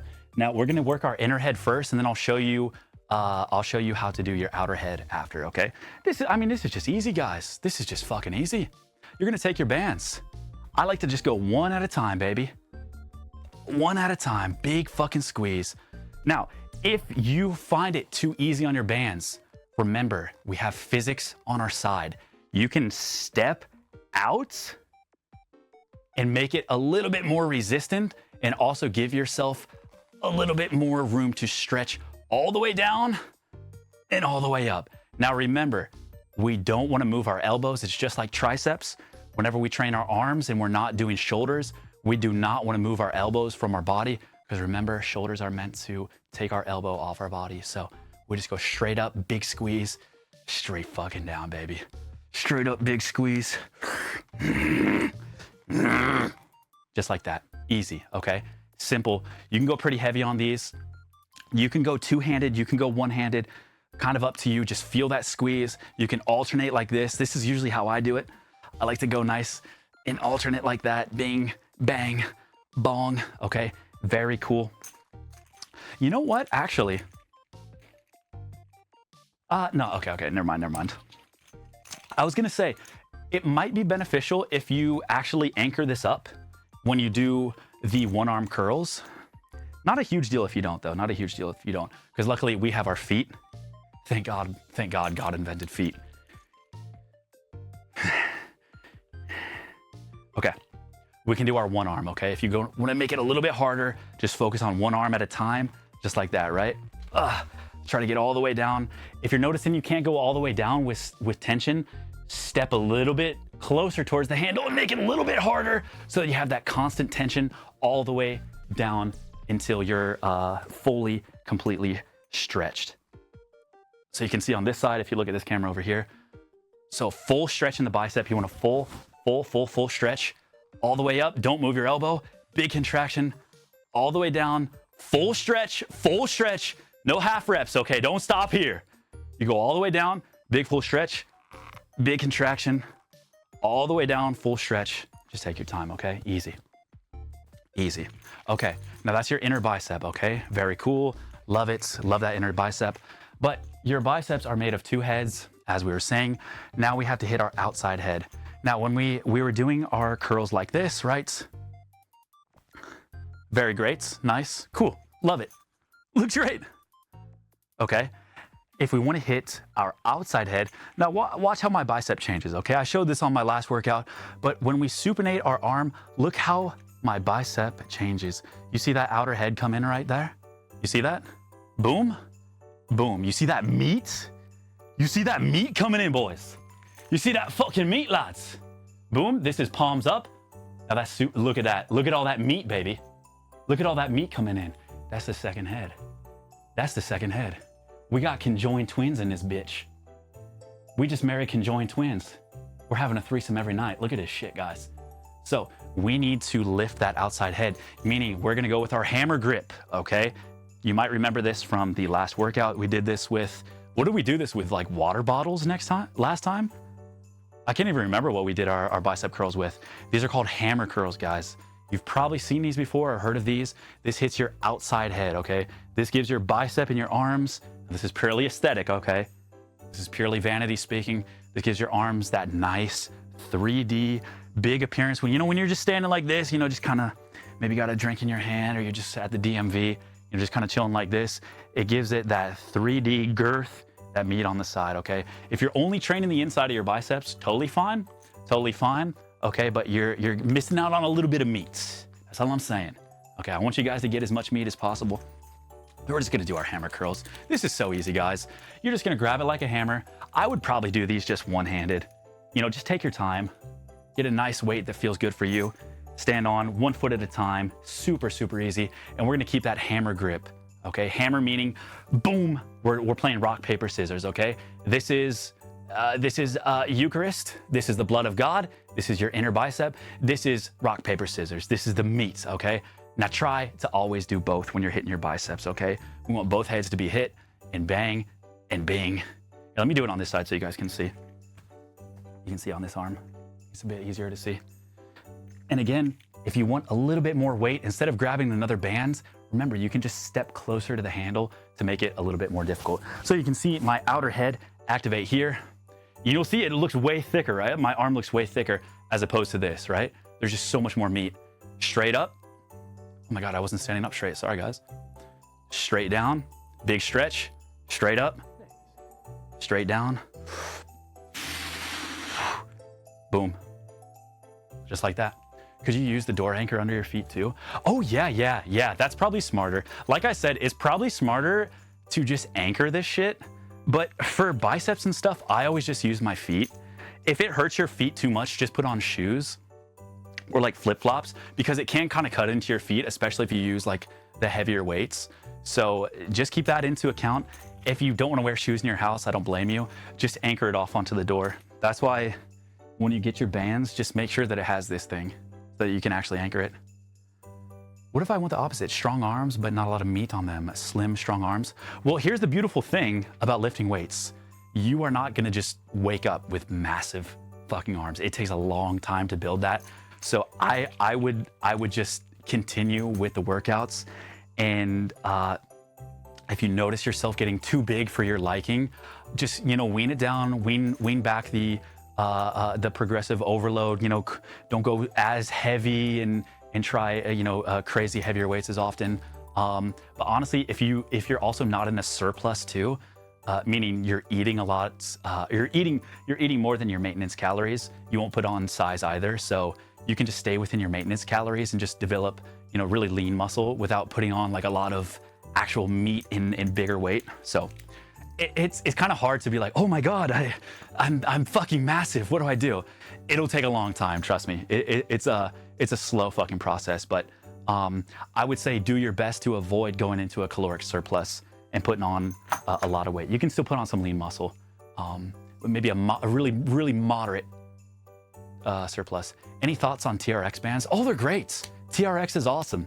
TRX is really cool. It's kind of like a more static version of these bands. I don't have a setup for TRX, but they're really great. It's really nice, like low impact lifting. A lot of like core strength and yeah, just low impact, just really nice. I had a lot of clients that liked it. I didn't use it too much. I'm more focused on like traditional lifting and compound movements and stuff like that. But TRX is a good option for a few exercises, or for some people that have, you know, other health effects that can't really let them use their joints all that crazy. But the TRX can be hard too.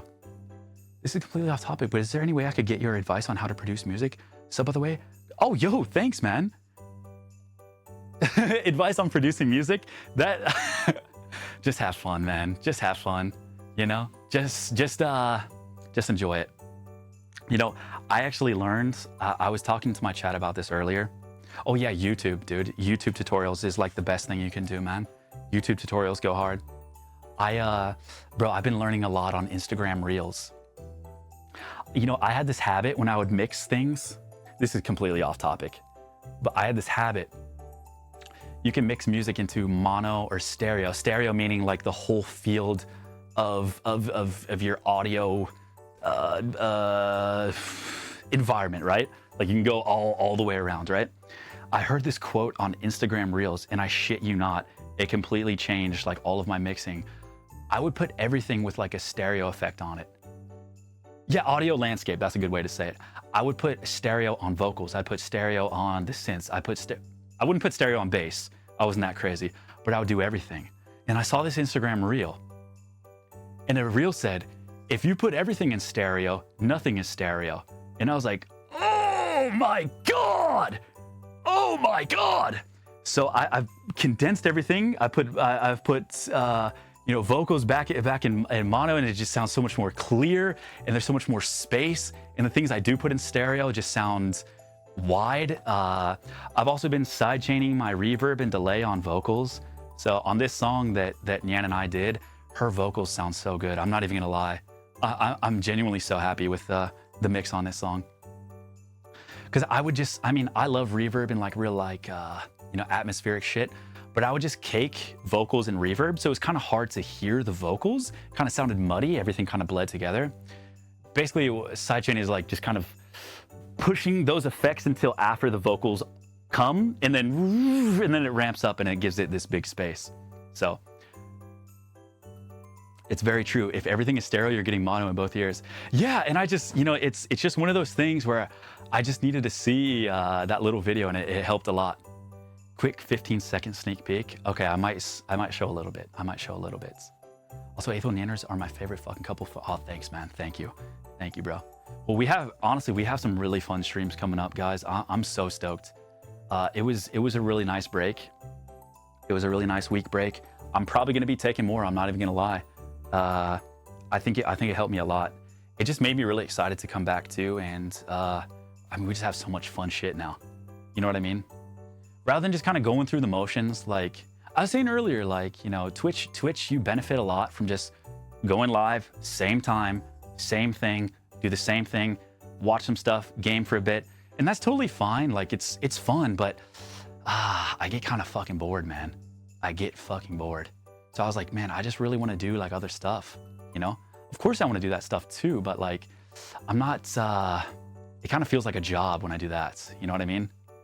Like, I got into streaming because I want to do creative stuff and yeah, just do stuff that I really enjoy. And I need time to plan that and come up with that and like breathe in like new thoughts and like have a little bit of distance from just being live and in front of people every day. You just take a little step back and you breathe in, and like I had all these new ideas come to me. I will be live tomorrow, actually. I will be live tomorrow. Yeah, me and Yen have a fun one planned tomorrow. No, I'm not bored. I'm not bored with you guys. No, I'm not. Maybe I'm not explaining it right. I didn't take a break just because of that. Mostly because Nyan was still recovering too, and it just felt weird. It felt weird to come stream while like I was saying earlier, while like the dog is attacking her on a couch, and she's got like tectonic plates shifting underneath her bone structure. You know, while I'm just giggling watching like Mohan memes on Instagram Reels, I was just like, you know what? I'm just gonna take a week. We'll make sure she's good. We'll plan some stuff because I had some other IRL stuff come up too. That's just not really important for you guys, but that's taken care of. And we had to plan these trips too. We have a lot of cool trips coming up. One personal trip, and then we want to go to Texas. I really want to go to Texas. And then we have another trip that I don't think I can say too much about. But the other trip will be, Aethel's a top dog, VTuber, Chad, meme god, Rizlord. Okay, that makes sense to me. Finally, you guys are making some sense. How is Nyan doing? Hope she's better. Dude, she's doing great now. Her top ones have healed up. Her bottom ones are still taking some time. Her bottom ones are the ones that had the bone on it, where like, they didn't want to cut off the bone because it could paralyze her face forever. So they just left it in hope that it would fall off on its own. So I think that's the reason why her shit like isn't fully healed. Yeah. Is she still deaf in one ear? I think she is still deaf in one ear. As this morning, she was still deaf. And yes, I'm still messing with her. I still sometimes just, if I'm on the left side of her, I will just mouth things without saying it. Bro, I couldn't imagine having braces for years just to get wisdom teeth later too. Oh yeah. I mean, I had both. I had braces and wisdom teeth.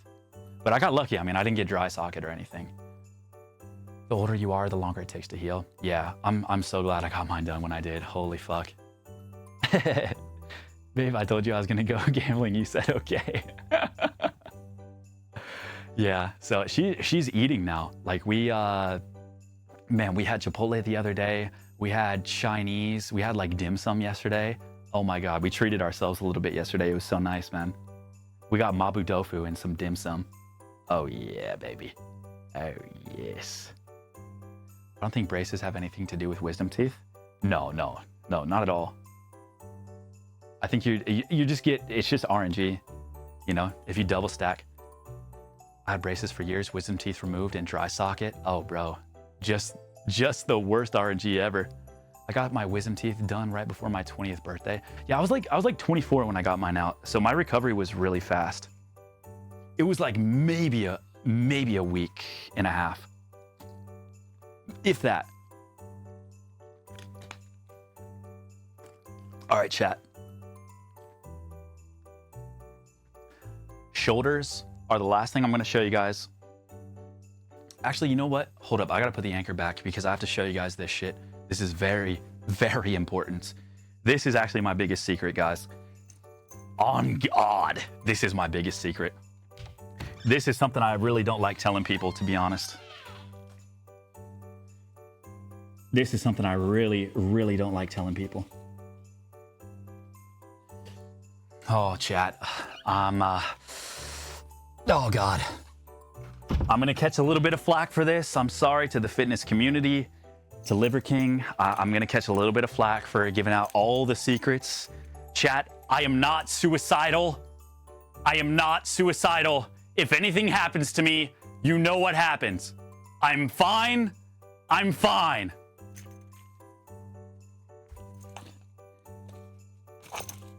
I'm living in a very happy life. I love my dog. I love Nyan. I love everything. I love my community, okay? I'm not suicidal. If I fucking somehow end up missing, like those Boeing motherfuckers, okay? It was the Liver King. Or someone from the fitness industry. Some fitness Illuminati member selling fucking creatine to babies. Oh, your baby's not on creatine yet? Come on, he's subprimal, man. Your baby ain't on creatine yet. Okay, guys, these are upright rows, okay? These are they're hard, okay? They're very hard, but this shit is a fucking bonger for your delts and for your traps. Oh, you're not putting your baby on creatine and TRT? Okay, let's take this as low as it can go. You ain't putting your baby. You ain't putting your baby on muscle milk yet. He's not even born yet. You ain't drinking muscle milk yet. Okay, guys, these are upright rows. Man, these are kind of, fuck, this is gonna be hard to show. Okay, this is scuffed. Okay, I guess you can kind of do it from this. Chat. Okay, yeah, that's fine, that's fine. I would not suggest doing it like this. I'll show you the front angle from this, but I would not suggest doing it. This is actually crushing my balls. So I'm gonna face the other way when I actually do it, but these are upright rows. These are gonna work your traps and your shoulders.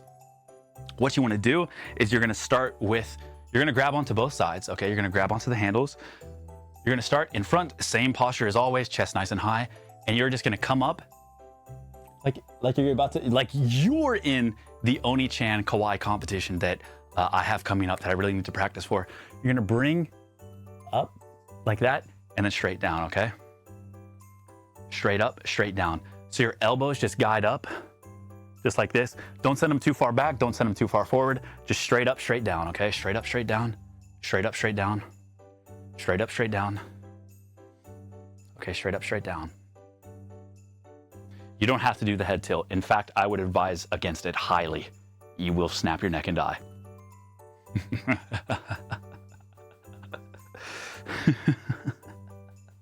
Sorry, I do have to practice, guys. I'm in an evil laugh competition too. So I will be practicing that a little bit as we go. So you're gonna take your bands, guys. I do apologize. This is a little bit hard for you guys to see, but I think you'll get the idea. I'll just do it from here. I do this every shoulder workout I possibly can. In fact, I do have a dedicated shoulder workout. If you guys really want to see that eventually, I do a full workout just for shoulders. I used to be really into shoulders just because like they help with everything. They strengthen a lot of muscle groups. If you want like a big delt focused shoulder workout, I can probably show you guys that at a different time too. Just running out of time today. We've had a little bit too much fun. I'm very sorry about that. Hopefully you did learn something. What's up, Lord? But this is generally a shoulder workout today. I do every single time I do shoulders. But almost 2 straight up, sprouts. straight down, okay? Straight up, straight down. These are really hard. Do not be afraid to go nice and light on these at the start, okay? Make sure your wrists are nice and safe. You can go with the handles if you want to, but you're gonna have to pick a little bit heavier of a weight to get it up there. Make sure you're getting that nice tension. So I'm just gonna grab on here because these are a little bit light, so I need a little bit extra tension. So you can just grab here, straight up. It actually feels kind of good without the handles too. Just like that. Now chat, you're gonna take that about 10 to 12 reps. I swear to you, your shit will be fired the hell up, guys. It burns so much. It's really gonna hit those delts and your traps as well. Traps are an often overlooked muscle group. I really like to throw in those upright rows as much as I can in my shoulder workouts because it just lifts everything up. It just puts your body into a nice motion to get a lot of efficiency from one singular movement. And they just, it's kind of a staple. It's a staple, I'd say. It's one of my go-tos for shoulders, one of my biggest recommends. Now, make sure when you bring your arms up, like your fists up, don't take your arms too far off your body, because remember, the further your hands and the further your elbows are away from your main like torso and everything, the more work your shoulders are gonna be under. So if you bring it up and you're out here, then it's gonna be a little bit,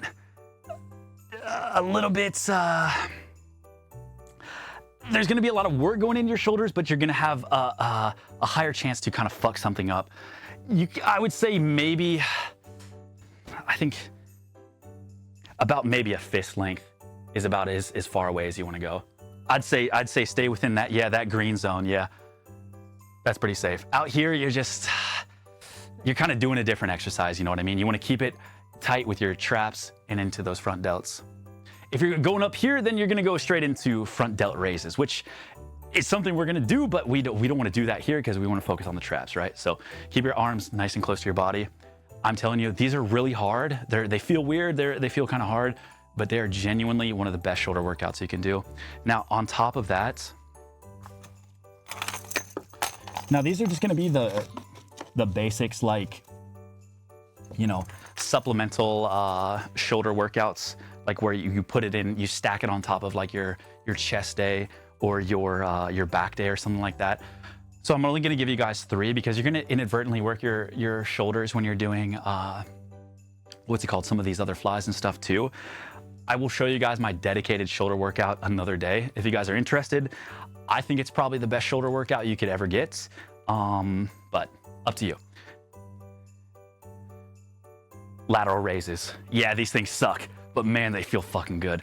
I showed you guys these before. I think we did them with water bottles last time. Slight bend in your arm, okay? Slight bend in your arm, and you're just going straight up to the side, okay? I like to think that my elbows are the ones guiding this, so I like to lift up with my elbows, if that makes sense. Like I'm not even like using my shoulders, right? Even though we're working out our shoulders, I'm letting my elbows kind of guide up. So you stand on your bands. Selling my program. This is all free, guys. This is all free, okay? I only charge for one-on-ones, okay? I only charge for one-on-ones. This is my gift, okay? I've accrued all this knowledge over many, many years, okay? This is the least I could do, guys. The least I could do, okay? I'm just glad to be somewhat training again. It feels kind of nice. We're gonna stand nice and wide. Remember, if you need more tension, you can go further out to make it a little bit harder, okay? All the way down, big stretch, all the way up. Oh, yes, baby. I'm telling you, man, this shit is gonna fuck you up.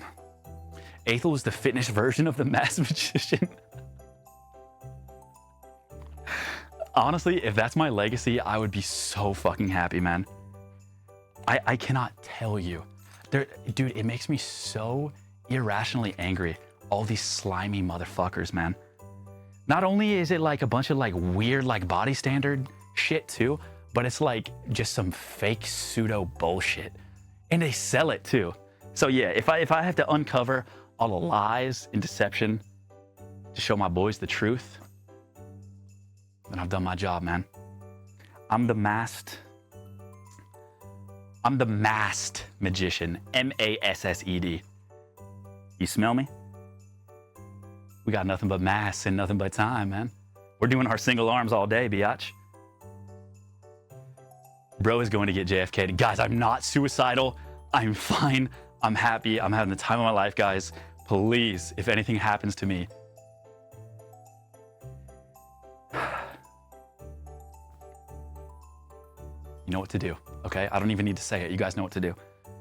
Aethel about to go on CoffeeZilla on the fitness industry.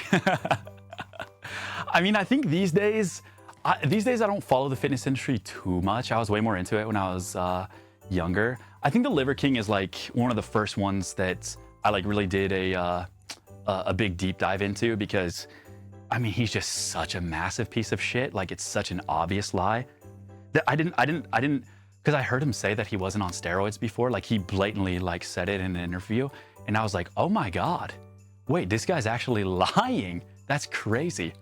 That's so fucking insane. Dude, you know what's the funniest part? Is I think Joe Rogan was one of the first people to say that he thought he was on steroids, that he was a liar. Now that is awesome, man. That is awesome. Yeah, all the community notes on his shit. Yeah, we were talking about that earlier. Bro, it was too good, man. Too good. Think he's a cuck too, my brother says.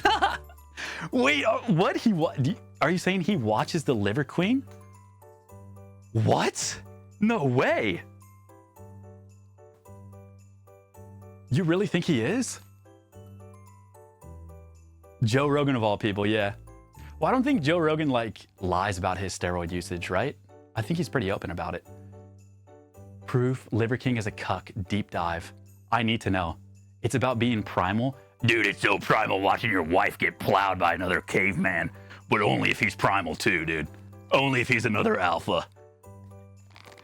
I need to see the proof on the cuck shit because I've not heard of that. I bet he can't perform anyway, so it's, I mean, he's so, well, chat, you know, he was doing $11,000 worth of steroids, okay? That's another reason steroids are they're just not worth it. It's so fucking expensive, man. So fucking expensive. You wanna know how he got outed too? Like, He sent an email to someone saying like, oh, the fat on my back, it's so hard to get rid of. So this is my stack of steroids to get rid of it because I just have a little back fat. He was like whining to some guy about like back fat that everybody has. Like, who fucking cares, dude? And he has like this concoction of like $11,000 worth of steroids that he's trying to get advice with. It's like, bro, have some self-respect, man. Like, Jesus Christ, that is so desperate. That's so sad. Like, just be happy with yourself, man. Like, I'm sure he looked fine back then. Like, it's just sad. It's just really sad. I need to cut, man. I got a little bit of back fat. It was like the email is so desperate, dude. I'm not trying to be too mean, but I think with him it's warranted, and he just is just a piece of shit. So he deserves it in my opinion. But he was so desperate, dude. Like, oh my God, this back fat, dude. I need to spend $11,000 on steroids, or else this back fat is gonna ruin me, dude. I can't get rid of it, man. Bro, how is that primal, man? A little bit of back fat got you spending $11K a month. Bro, I don't think that can be primal, man. There's no way. We can be a bit mean in this situation. I think it's warranted. Yeah. I think lying to people is, yeah, you can get made fun of a little bit. Yeah. Damn, Aethel don't play when he don't like someone. Yeah, you know, I really like, there's not too many people I hate.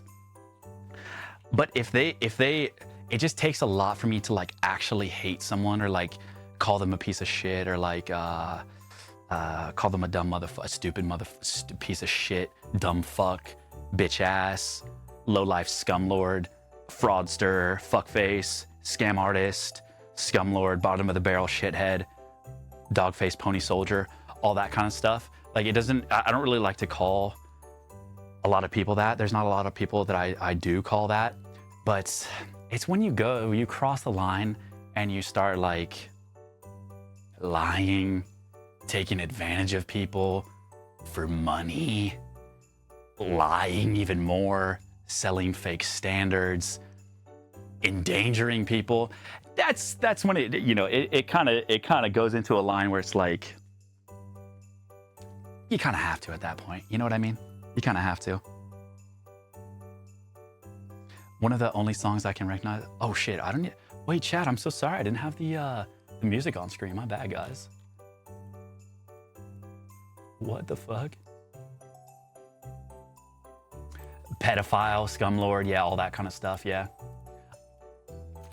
I don't like to bully people, but if they're a bully themselves, then I will bully them. It's as simple as that, you know what I mean? I think it's a pretty good life motto.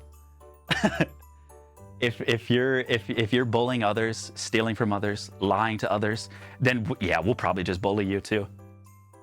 Because if that shit goes unchecked and no one calls it out, then it's like kind of enforces them and allows them to continue to be a piece of shit.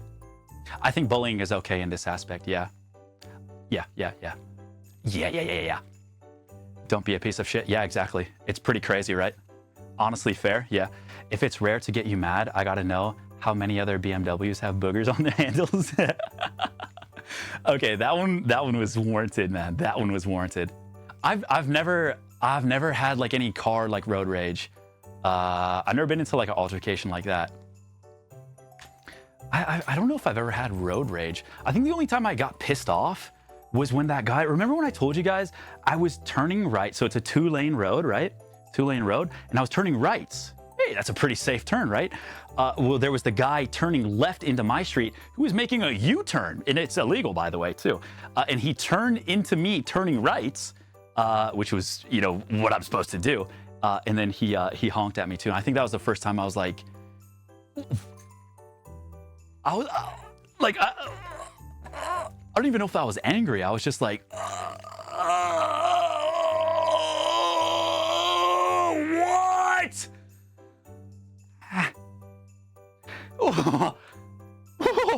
I was bewildered, man. I was fucking bewildered. But yeah, the booger, okay, the booger on the BMW, there's maybe some people that don't know what is the story with this. The booger on the BMW is me and Yan. I think I had finished a stream. and I was gonna go to the gym, and Nyan was gonna drive me just to get out of the house, you know, go for a drive, whatever.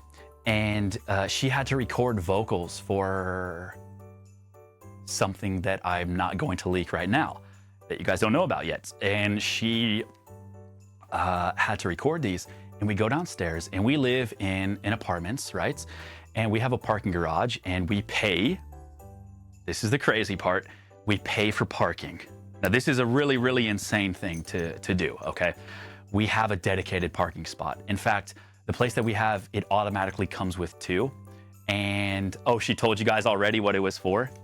I don't think that's true, first of all. Don't get me in trouble. Okay, right. Wait, did she actually tell you? Zen told us the other day. Wait, why did Zen tell you guys?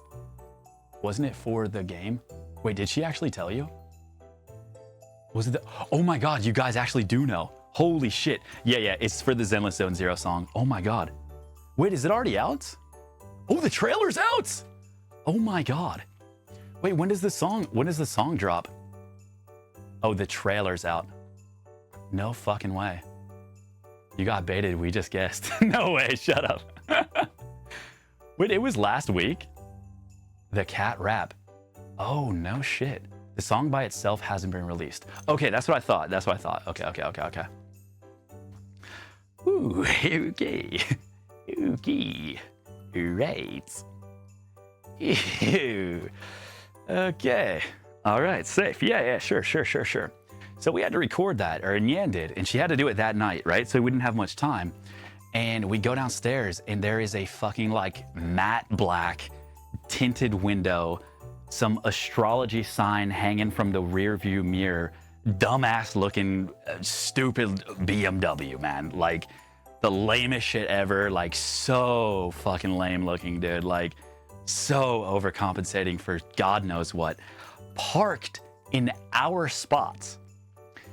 And our car was in the front spot. And then next to us are 2 other cars. So we're completely blocked in. We can't even drive forward because it's just a brick wall. Can't drive to the right because there's a car there. Can't drive to the left because we're up against a brick wall there too. Our only way to get out is to go back. And they actually just parked in our spot for the whole night. So what I did was, I was very upset, but it was late. It was Sunday night.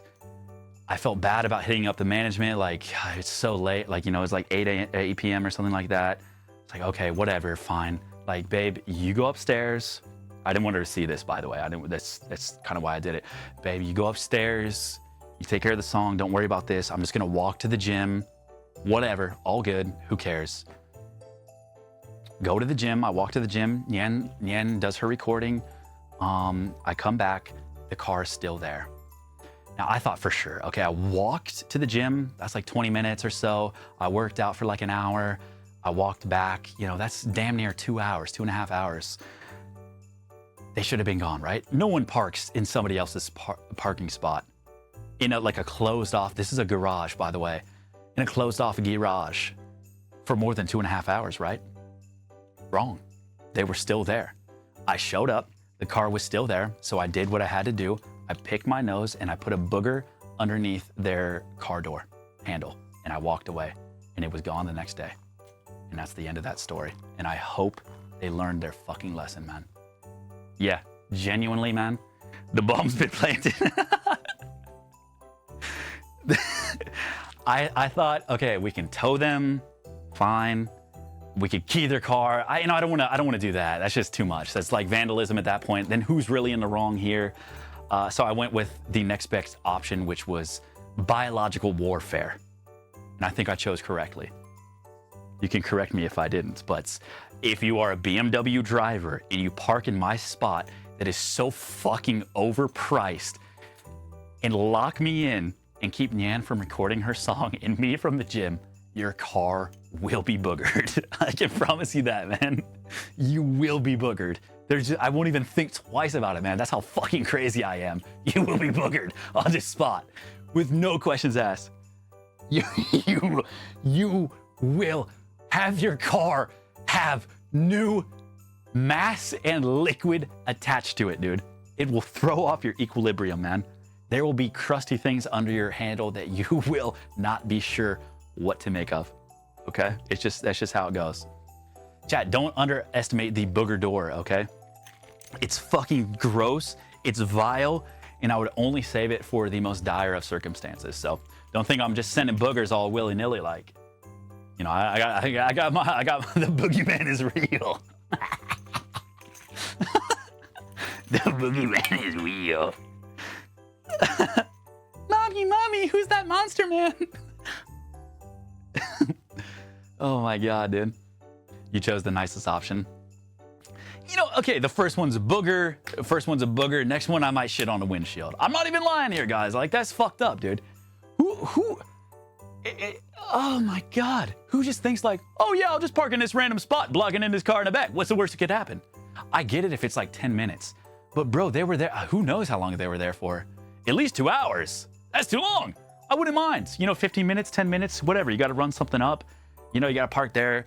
No, they chilled there, man. Who does that? I know. Someone with a booger in their car handle. That's who does it. Simple as that. Guys, I think the only other workout I was going to show you was just the front raises for shoulders as well. Okay. Now you can do this too. Okay. I'll show you this too. Maybe I'll save some of these for my shoulder workouts, like my actual shoulder workout. Guys, you can do shoulder press from here too. I kind of like this. It can be a little bit finicky, kind of hard to balance yourself, but if you still want to train your shoulders and get that pressing motion down, again, it's going to be the same stance as what we've done before. Your dominant foot is going to go front, chest nice and high, but this time your shoulders are going to be nice and open. You're going to start with them like this, making a big square, completely perpendicular, right? That nice 90-degree angle in your elbows. And this one is super simple, chest nice and high. You just overhead press over top, squeeze at the top, put your hands together, and then come back down. Your chest stays nice and high, up over the top like that. Boom. Yeah, like you're calling a touchdown, exactly like that. Yep. Or you're trying to show someone how the size of your penis, okay? Just like that. And you go straight up. And the penis one would be up here, by the way, guys. Do not get that confused. It's up here, okay?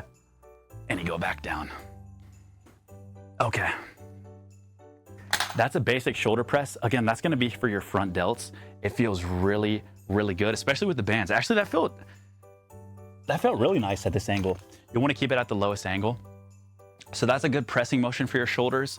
Then I would say if you're just sticking to the basic shoulder routine, you're not doing a full shoulder workout, these 3 exercises, the raises, the face pulls, oh my God, wait, no, I've given you like 5 shoulder workouts.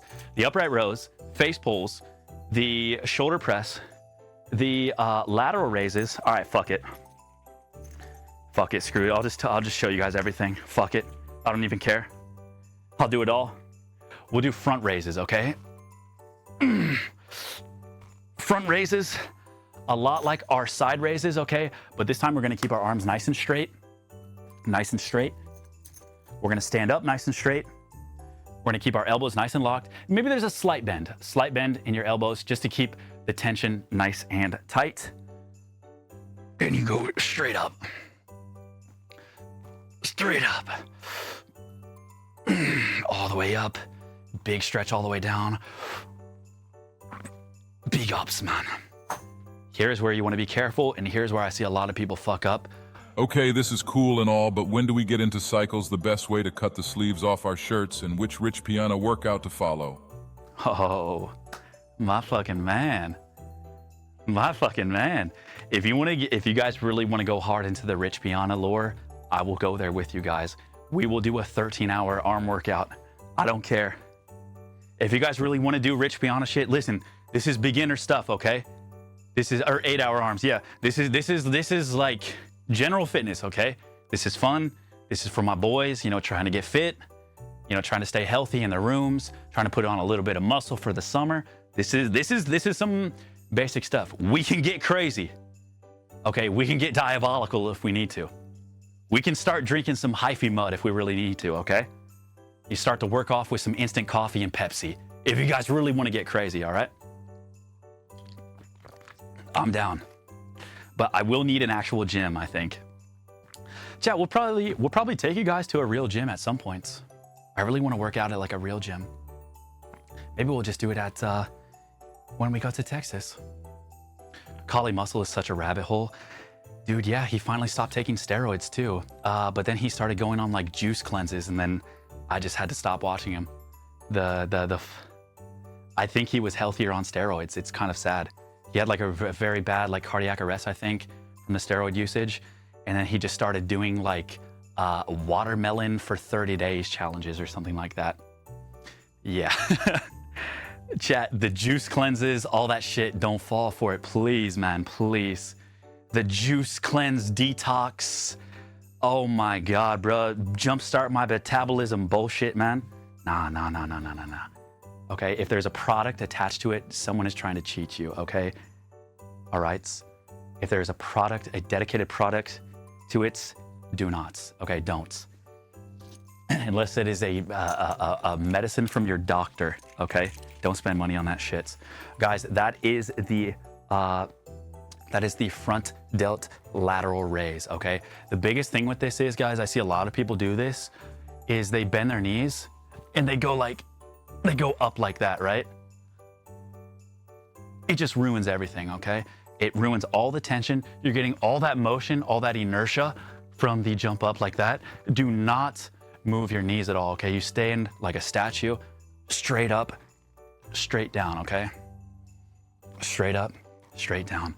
When you give that little jump, it's like you don't even really feel it in your shoulders at all. But people do it a lot. You'll see it at the gym quite a bit. People will rock back and forth when they do their raises. Don't ego lift. If you have to go lighter to get that proper form without, jumping up like that, then go lighter, okay? It's not a big deal. That momentum will it'll just ruin the whole workout. It'll get rid of that tension. When do I snort fentanyl? Before or after leg day? Oh, after. Trust me, you're gonna want it after, buddy. You are fucked, man. You are gonna want to start doing all that shit after, buddy. Oh my God, especially if you live in a place that has multiple stories. Let me tell you what, man. You're gonna be fucked, man. Oh yeah. You're gonna be fucked.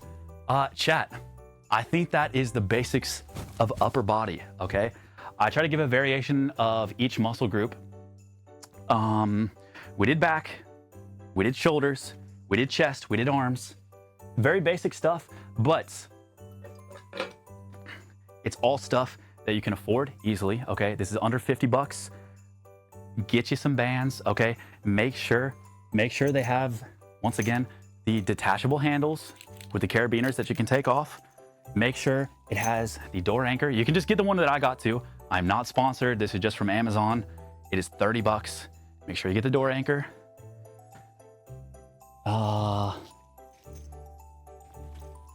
Yeah, I think this was the brand. 30 bucks. Straight from Hong Kong.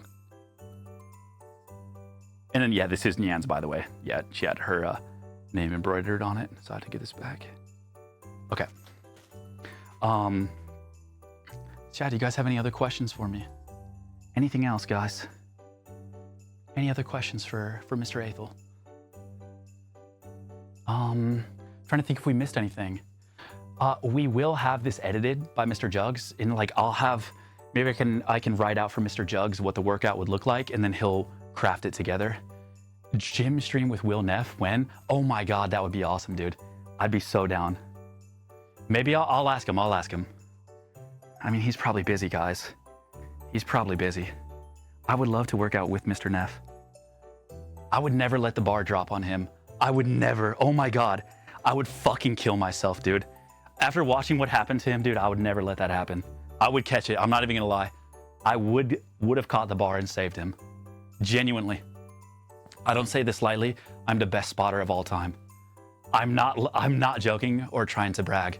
I'm genuinely the best spotter of all time. Can we still get a song sneak peek? Oh yeah, I got you. Okay, I got you.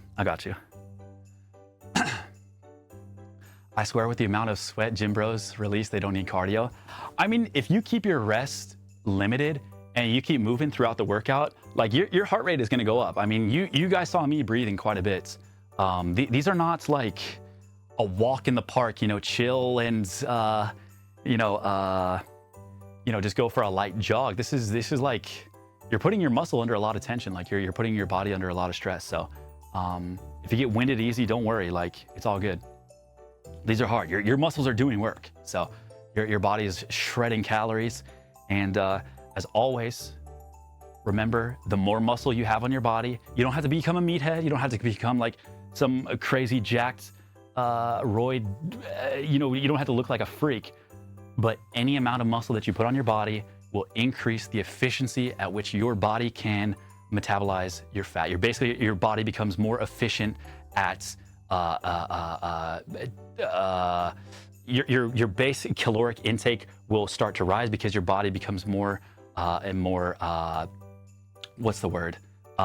They crave more calories. You need more fuel. You become a better burner.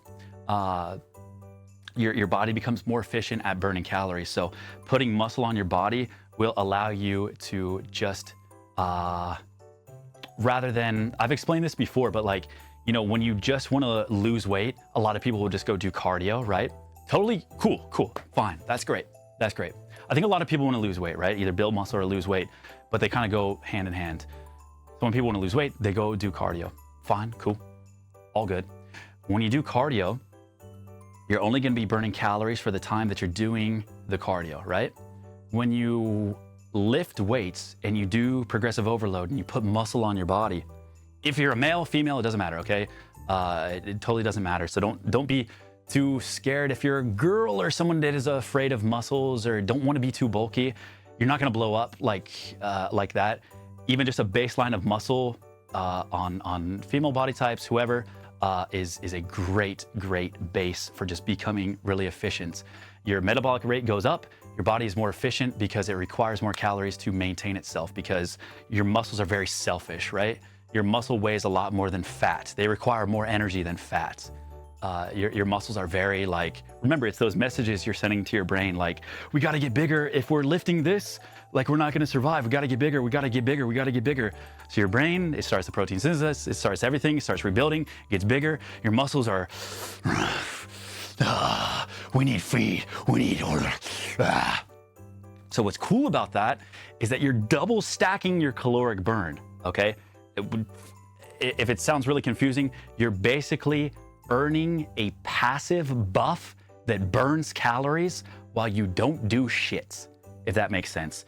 If you spec just into cardio, then cool, you'll burn probably more calories in that session than you do lifting weights. That's cool, but you do not earn the passive buff of making your body more efficient at burning calories. Make sense?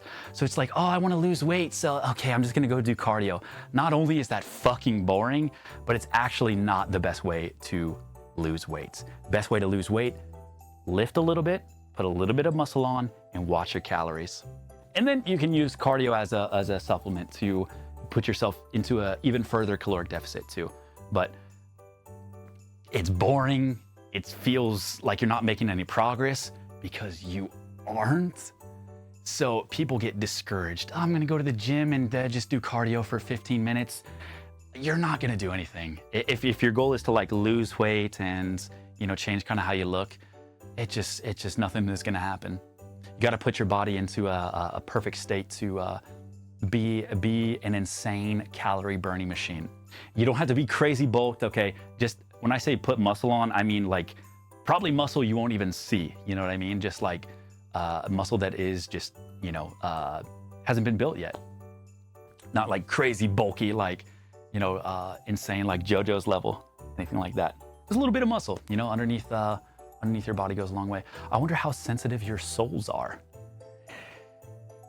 Insanely, dude. If you even come within a foot of my feet, I will pull back, dude. I hate people touching my feet.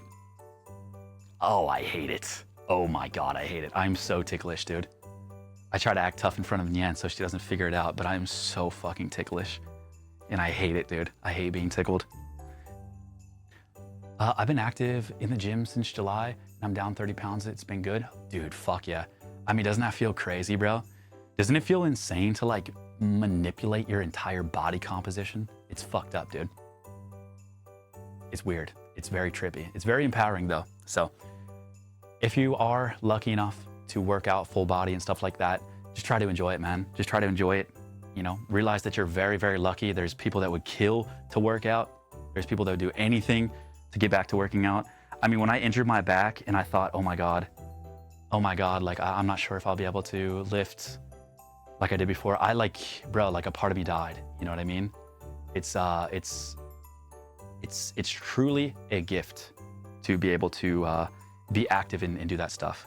Now, you don't have to turn into like some crazy fucking like, you know, I still like to be lazy too. Don't get me wrong. Like, you're not a piece of shit if you don't work out, but the benefits are just so nice. I had an ad during that first time chatter. That was nutty. Do I get more energy too? Oh my God, yes, man. Yes. Because here's the thing, it's like a domino effect. If you're working out, chances are your sleep is gonna be a lot better too, you know? Because you're doing what humans were scientifically like evolved to do, which is, I mean, we have the best cardiovascular system of any animal ever on the planets. You know what I mean? So we are evolved to put our bodies to the limit, to hunt and gather, all this shit. People say they're scared of getting I'm not trying to do buff. like an alpha primal speech, but scientifically, we are meant to move, right? It's just how we're built. So if you go and move, you're gonna sleep better, and then in turn, yeah, you're gonna have more energy. It's like a positive feedback loop. Exactly. Yeah, definitely. When you don't do anything, your body slows your metabolism down and puts you in sleep mode. Well, yeah, it's a vicious cycle, man. It's a really vicious cycle. You know, if you go pure sludge mode, you know, inactive, just gaming all day, jacking off all day,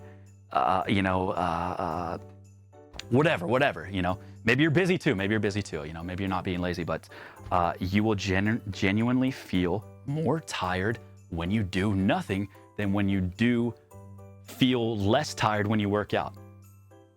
That was an awful way to phrase that, but I think you get what I mean. Can I just use my mom's credit card? Unfortunately, with working out, okay, it's not easy either, okay? I don't want to make it sound like, oh, you're gonna walk in the gym and everything is gonna be rainbows and you're gonna feel amazing the minute that you walk in. No, you're probably gonna be scared. You'll probably be freaked out. You'll probably hate the first band workout. You'll probably be fucking sore, tired, not want to do it anymore. You know what I mean? Yeah, sure. But it gets easier.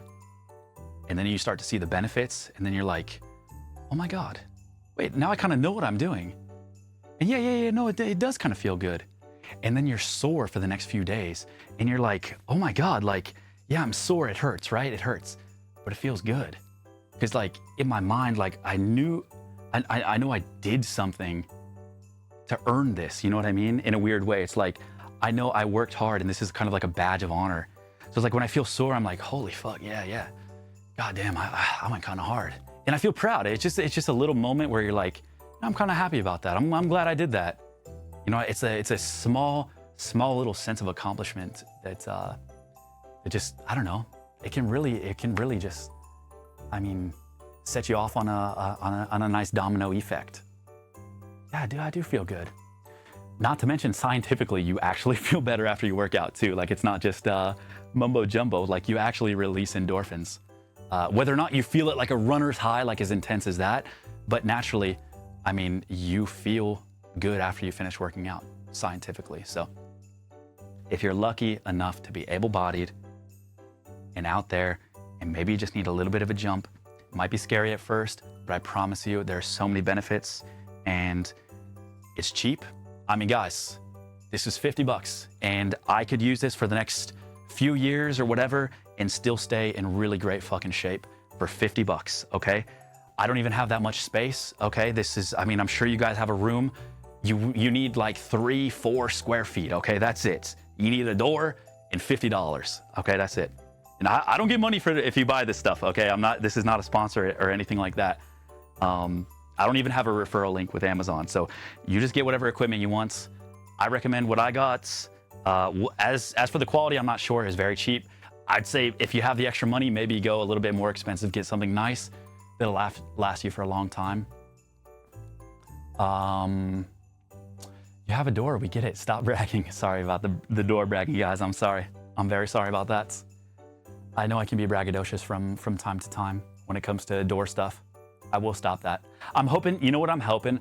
I'm hoping I kind of lose the evil laugh competition so it knocks me down a few pegs.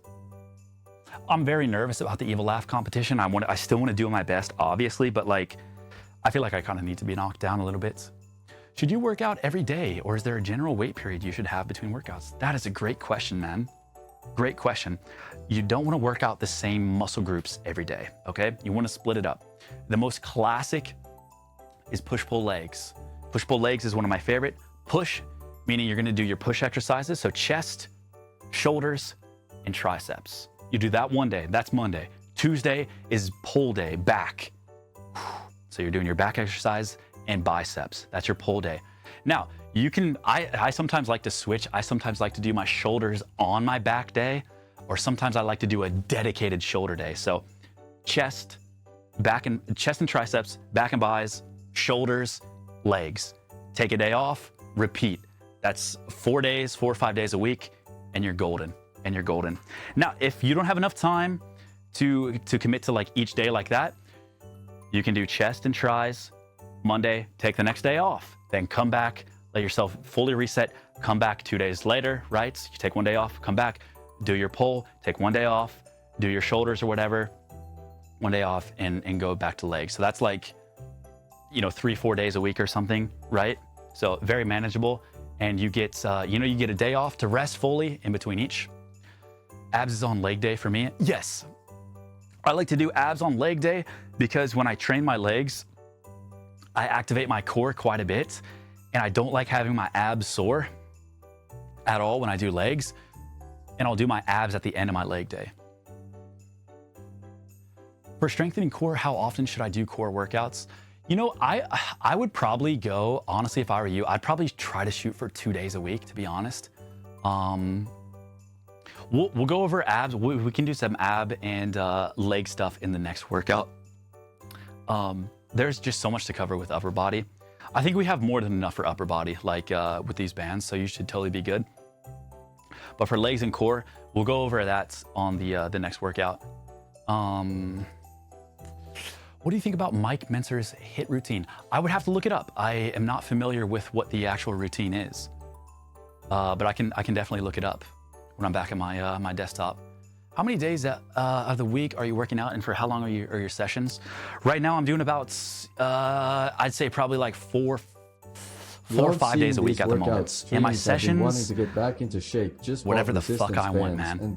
For me, sometimes I'll be in there for 2.5 hours just enjoying myself. Like I genuinely, bro, I'll put on music. Sometimes, man, I'll go down to my private gym down here. I'll take in a little bit of weed, man. I'll be smoking a little bit of that weed in the gym and just enjoying myself, man. I got the music pumping. I'll go in before, like after it closes, I'll take my fucking shirt off and I'll just enjoy myself, man. Maybe I'm not actually working out for 3 hours, okay? Sexy, man. But I'll be in there, living in there for 3 hours. You feel me? Oh my God, it's great. I say my best piece of advice, I know it's not always, if you want to get better at something, if there's one specific thing you want to get better at, one specific thing you want to practice, this is something I've done with working out, music, Japanese study. I definitely did this with Japanese study. Anything I ever wanted to practice and take serious, you have to do it more days than you're not. So what does that mean? 4 days a week, okay? That should be your goal. If you're lucky enough to be able-bodied, have the free time to go, more days than you're not. Shoot for 4, okay? Shoot for 4. That is a good like mental indication that you are committed. You're going more days than you're not going. You're kind of set into this mindset that's like, that's a part of your life now. It happens more often than it doesn't. 4 out of 6, or 4 out of 7. So I was thinking of my other planet's week system. 4 out of 7, okay? That should be, I know it's not a realistic goal for everybody. Not everybody has that luxury of that much time, but if you do, it's a great goal to shoot for. More days than you're not. And that, I like to apply that to a lot of things, yeah. Practice more days than you don't. So that's why that every other day kind of works. It kind of does. Push day, rest, pull, rest, whatever kind of day you want, maybe shoulders, accessory day. Okay, maybe you really want to train your chest, you go again. Okay, day off, legs, and then repeats. I think that's a really, really easy system. It gets you in 4 days a week, gives you ample time to rest, get your food in, you know, enjoy your life, not be so dedicated to the gym where you're there every day, because it can kind of get monotonous doing the same things. If you really like working out, I mean, I love it, so I like going, you know, days back to back. I don't mind, but if it gets monotonous for you, then yeah, I recommend the day off, day on. Does dirty bulking work for someone who's genetically skinny? I have generally good muscle shape, but I don't see myself gaining much weight. Yeah, so I would say dirty bulking is just slamming a shit ton of calories. You can do it more scientifically if you have like a fitness tracking, or sorry, not fitness, but a nutrition tracking app, such as MyFitnessPal, which is totally free, to ensure that you are in a caloric surplus. Now, if you don't want to do that and you don't have the time to do that, and you just want to get big, then you got to eat. You definitely have to eat, but making a log and seeing it, and they make it so easy. You just scan a barcode or you just search it in a search bar and everything pops up. It calculates everything. Protein, calories, all this shit. It's so fucking easy. I thought it was paid. Oh, I use the free version. If there's a paid version, I don't use it. Yeah, MyFitnessPal has way too much bloat now.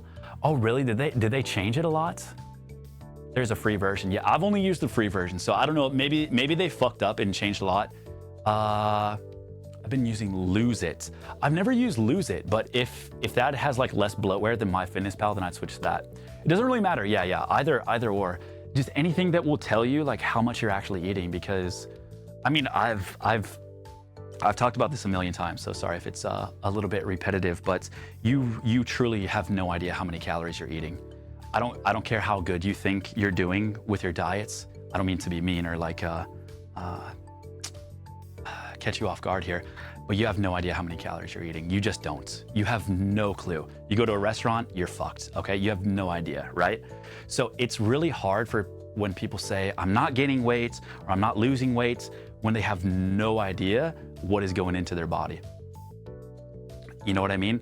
Like it's so hard to say, oh, I just can't gain weight. Well, you have no idea what you're putting into your body. You have no clue, because it's impossible. It's impossible to just guesstimate unless you're really measuring things out. You know, you cannot tell how much is going in. You can read the labels and stuff and try to do some mental math and stuff like that. But the portions are usually in grams or something like that. So it's like, okay, is this a handful? I'm not sure. I don't know. Those things add up so fast, okay? The easiest example for this to convey this, I don't have visual aid, but if you just get a handful of, pardon my French, of nuts, okay? If you just get a handful of nuts like this and you eat that, that is the difference whether you gain weight or lose weight that day, okay? I'm not even joking. It can be literally this handful of nuts. You wanna know why? Because that could easily be 600 calories. Easily. That could easily be 500 calories. Easily.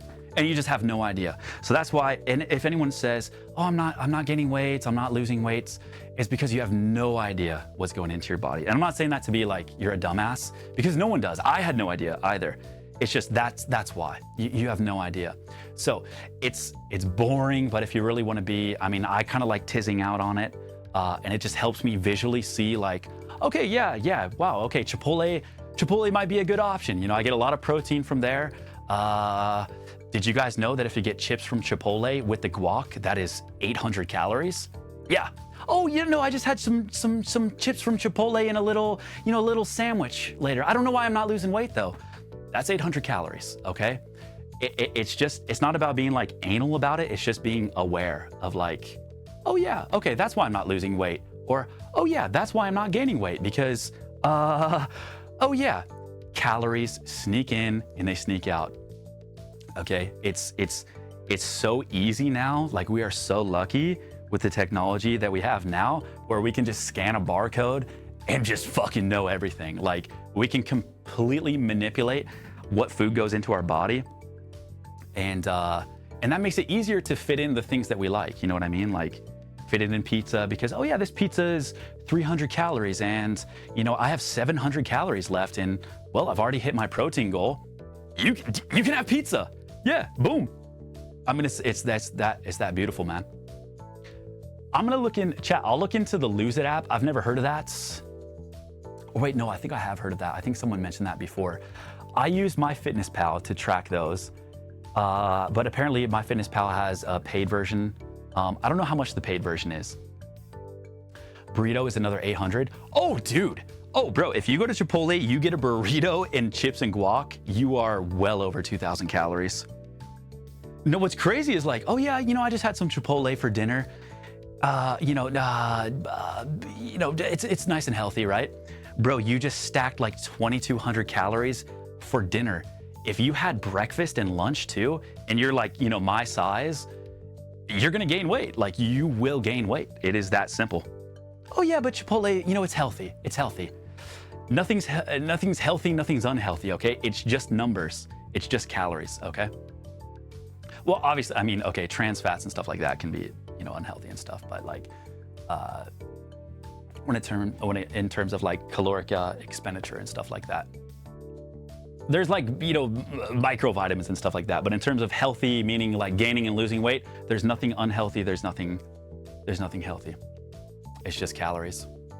Now, if you eat nothing but, you know, obviously a bunch of bullshit, you're gonna feel like shit. But yeah.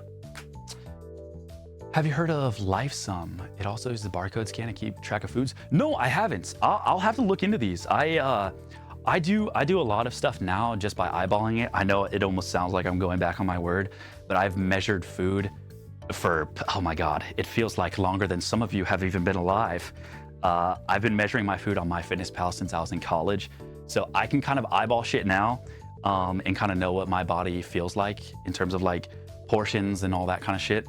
But if you're just starting out, and if there's a new food that I don't really know about, then I'll run it through MyFitnessPal. But these days I don't use it too much because I kind of know what I've just been doing it so long, you know? Been doing it so damn long. There's been a new study saying that not eating enough trans fat may increase the risk of diseases. Really? Wow, that's crazy. I know trans fat was like, it was such a big, it was like the thing that clogged your arteries or whatever. Everyone was worried about it for so long. There was that big push to like make everything not have trans fats. Yeah, that's a whole different level of nutrition, yeah. I just understand the thermodynamics of nutrition. Everything else outside of that is above my pay grade, yeah. That's it. Well, chat, any other questions, guys? Trans fats were demonized by sugar companies. Yeah, that's why, like, don't ever eat something because you're just like, oh, it's healthy. Because chances are it's probably a marketing ploy too. You know what I mean? Like, oh yeah, Cheez-Its, low-fat Cheez-Its. Oh yeah, well, you wanna know why low-fat Cheez-Its taste so good? It's because they pump it with like so much extra salt, you know? Or like they've gotta put sugar in it or something like that, you know? They'll just shoot it up full of like extra carbs or something like that. So don't let that affect your decision. Eat the stuff you want, but understand the portions. And the best way to do that is with the nutrition tracking apps. Aspartame, my beloved. Okay, please do not take aspartame from me, please. Please don't take aspartame from me. Let us have our fake sugar, please. Please. What's your favorite snack to eat that's healthy? Well, my favorite snack, what have I been eating lately?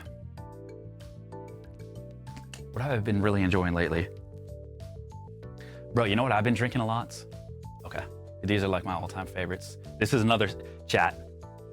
I gotta tell you this, guys, I'm not suicidal, okay? Let's just get that straight. But people are gonna be really pissed if I keep telling you guys all my secrets. Okay, the fitness industry is gonna have a bone to pick with me. And I'm not talking about Nyanners, you know, bone interface. I'm talking about death, man. They're gonna kill me for this shit, guys. I've been drinking these lately. These Chobani Completes. 20 grams of protein. Oh, these are just great.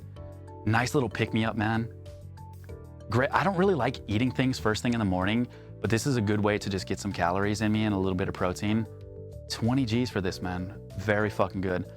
Better than Fairlife? You know, I like them better than Fairlife because they have like fruit flavors and stuff. It's a little bit high in carbohydrates. Well, this one's not because it's just vanilla. It's, yeah, the profile's not bad. This is a nice little, if you just want to, a quick little protein fix. I love these things, man. What about for non-dairy bros? Well, if we're talking about like high protein snacks, I said earlier, you know, beef jerky is a really good one. If we're talking about high protein, I mean, you can really do anything, man. How much are they? These ones are pretty cheap, actually. I don't know. Nyan gets them for us. We started getting them when she had her wisdom teeth taken out. I don't know how much they are. They might be expensive. Oh God. Did I just recommend something like that's fucking $5 a bottle? I don't know. Nyan, get some, dude. I'm sorry. How did you get motivated to start working out? Honestly, I was gonna go, I was just so bored. I was so bored and I couldn't play soccer and I was so sad. And I met this Marine guy and he said if you kept lifting, you'll get a lot of pussy when you get older. And I just kind of stuck with that. And then it's not about that anymore. It evolved into other shit. You know, now it's about a more of like a, you know, now I just want to teach. You know, I want to bestow upon all of my people. I guess we technically did. I guess it did. I guess it did. Wait, hold up. Wait. I didn't even think about that. Yeah, now it's for the boys, man. Now I gotta take care of my boys, man. I gotta leave a legacy. Okay, I gotta get this castle swole. He was not wrong about that, though. Yeah, I mean, I think that's what all like younger people do. You know, you want to look good, right? There's nothing wrong with that. There's no shame in that. Who cares? You got one life. If you wanna have a cool body and like be proud of it, who cares? That was my main goal. You know, I was bored. I got injured. I couldn't play soccer anymore. And I started doing physical therapy, and my physical therapist taught me how to lift, and I just really enjoyed it. And I was just bored. You know, I didn't have anything to do. My love had been stripped from me. I couldn't play soccer anymore. And I was like, fuck it, I'm just gonna lift weights, you know? Like, having muscles is cool, you know? So I was like, okay, fuck it. There's Sam Sulek getting jacked, and there is Aethel's safe strat. Yeah, I like Sam Sulek. I think everything Sam Sulek says is genuine and very nice. It's just, yeah, it's a different, once you get into steroids, it's a different beast. It's kind of, I think he's one of the few that does a good job to, I don't know, I haven't watched him lately, so I don't know if he's still like this, but when I was watching him back in the day, he didn't, what's the word? He gave great advice. He gave genuine, just good advice. Even if you're not on steroids, you could follow his advice and still make gains and still enjoy your fitness journey. So in my opinion, I don't think he's doing anything wrong. Just a little bit worried, yeah, maybe kids will want to look like it and stuff like that. I think maybe if he talks more about the harmful side effects of steroids, maybe he does now. Maybe he does now. I hadn't seen it. I think he should maybe talk about the harmful effects, but I don't know. I don't know if he cares too much. Who knows? When you're young too, like, you're not thinking about that shit, you know? What kind of like lesson you're giving to kids and stuff. He's probably, you know, he's just having fun and getting jacked as fuck. So I think he's a great guy, to be honest. I think he's a really cool guy. It's just important if you are on steroids to be open about it so that, you know, because he has a lot of young fans, you know, a lot of TikTok, you know, Zoomer kids, you know, looking up to him. It can just create unrealistic body standards and stuff like that, and just goes into the loop, you know, the constant loop, like, you know, especially for young kids that are impressionable, like, oh man, I gotta be cool like Sam, I gotta look like this, when it's just not possible if you're not on steroids. So yeah, the Trend twins are gonna die early from roids. You know what? I respect the Trend twins. I do. I do respect them. They're open and honest about it. They know the effects. They talk about the effects openly. You know, they talk about them balding and their you know, dicks or whatever not working or whatever's going on. They're open and honest about it. So hey, that's their life. Totally up to them. I respect it. You know, they're still working out hard, whatever. But not my style. But it's all good. I have no problem with steroids. It's just when you, yeah, try to sell people a false narrative by the use of steroids, then you should be removed from the industry. The #1 fitness nutritionist dude I follow is Mike Dolce. He trains a lot of high-level athletes and fighters. Oh God, that name sounds so familiar. There's a lot of great fitness influencers online. Just be careful, just be careful. Don't believe everyone that says they're natty, okay? If you're like a little bit unsure, chances are, especially if that's their job, they're probably taking steroids. That's probably safe. So don't compare yourself too much to those people. I will always be honest. If I ever go on steroids, I will definitely let you guys know. I have no plans though, unless I'm really bored when I'm like 60 years old, okay? So everything you see on my body, you guys can accomplish too. But remember, I've been working out since I was 17, literally pretty much every day for 10 years straight, while following a very strict diet. So I have a lot of muscle maturity. I've toned it back a lot in these past few years, and it's been really nice to take it easy and not be too obsessed with working out all the time. So I'll be cool with, a little bit of extra body fat here and there sometimes, not the biggest deal, because at the end of the day, we'll be nice and healthy. Yeah, maybe some TRT when I get older. I don't know. We'll see. Maybe my test levels will plummet tomorrow. Who knows? We'll see. Only when you're 60 and bald already. Yeah.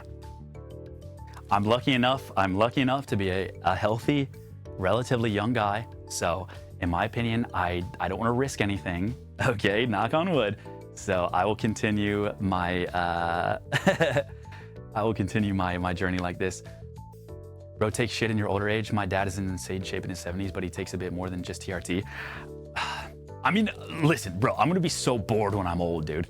You know what I mean? I'm gonna be so fucking bored. So maybe I will take steroids when I'm older. I'll document it for you guys. We get it, you're healthy, good bragging. I'm sorry, guys. I'm very sorry. I'm sorry about that. Could you give us a workout plan for a week? I'm not sure what muscles to focus on the same day. Yeah. We talked about this a little bit earlier too. I was mentioning a push-pull legs routine. That's my favorite routine of all time. It's super easy to follow. First day, Monday, push, chest, triceps, shoulders. We're gonna do the alternate day, okay? The easy day that everybody can follow, 4 days a week, okay? 4 days a week. Push day, Monday, chest, tricep, shoulders. Next day, day off, rest. Make sure you eat, make sure you sleep. Just because you didn't work out that day, still get the same amount of protein, still hit your protein goal. Mr. Aethel, what should be my protein goal? Go for about a gram per pound of body weights, give or take. Maybe 0.75 if you can't eat that much, okay? So I'm 170 pounds. I shoot for like 150 grams of protein per day, something like that. 150 to like 160 or something like that. Something like that. You eat the same on days that you rest too, okay? Because when you're resting, your body is rebuilding, okay? You still want the same fuel. You just want to keep it the same every day. Wednesday, pull day. We're gonna have some fun, okay? Back and biceps, the glory day, okay? You're gonna have fun on that, all right? I promise you, okay? Next day, day off. Third day, I'd probably do legs, okay? This is gonna be Friday, legs. You gotta do your legs, okay? Gotta do your legs. If you wanna wait a little bit longer, you can wait. So you can go push Monday, Wednesday, pull, Friday, legs. Then I would go Saturday. Yeah, okay, that's what I would do. Push Monday, pull Wednesday, Friday legs, Saturday, whatever fucking day you want to do, man. Whatever day you want to do. If you have a lagging body parts, chest maybe. If you want to dedicate a full day to shoulders, that's what I do. You can do that. If you want to get back to back, if you want to do your leg day or something like that, you can finagle, do your leg earlier in the week and then do it again that week. You could do leg day V2. If you just put your leg day on that Wednesday instead of Friday, then you can do legs twice a week. There is nothing wrong with training each muscle group twice a week. In fact, if you want to be really crazy, that is what I did. I did push-pull legs twice, two body parts, or the same body part twice a week. I did that for like 10 years. It is really good. It is so good. If you train your muscles twice a week, I mean, it's in some insane shit, okay? That was like 6 days a week in the gym. Just do the push-pull legs, the 3 cycle, recycle it every day. That's if you want to go insano mode. So don't be afraid if you want to train. In fact, no, don't be afraid at all. You should. If you have a lagging body part or you want a body part to grow, use that 4th day to send that body part. If you really want to build your chest, build it around that day and send your chest for a 2nd day in that week. You can handle it. You can definitely handle it. Just make sure you're eating, make sure you're sleeping and stuff. So that's what I would do. That's the easiest routine to follow. You're still going more days than you're not. So you're doing your 4 days out of 7. And you can even hit some muscle groups twice a week. You know, that is a commitment of 4 hours in a week.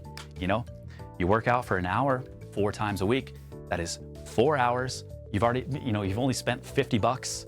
Not a huge investment. Daily routine, sure bro, that's great help.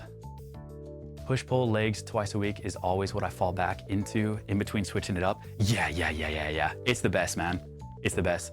What about 135 routine? What's 135? I don't know if I'm familiar with 135. Never heard of that.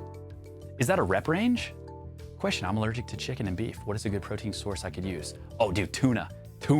Bro, fish is so good.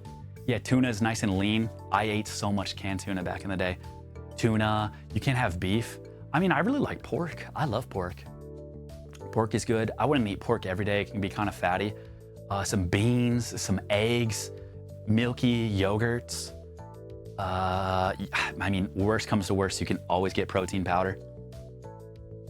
Be careful how much tuna, because mercury. Oh wait, is that a real thing? Oh God, well I probably have it. Whatever the range is, I probably have it, because God knows, I mean, I had probably like 3 cans of tuna every day. Oh hell nah. Oh hell nah. Is that still real? 5-3-1, more of a strength powerlifting strat, not ideal for muscle size. Is that, so those are rep ranges?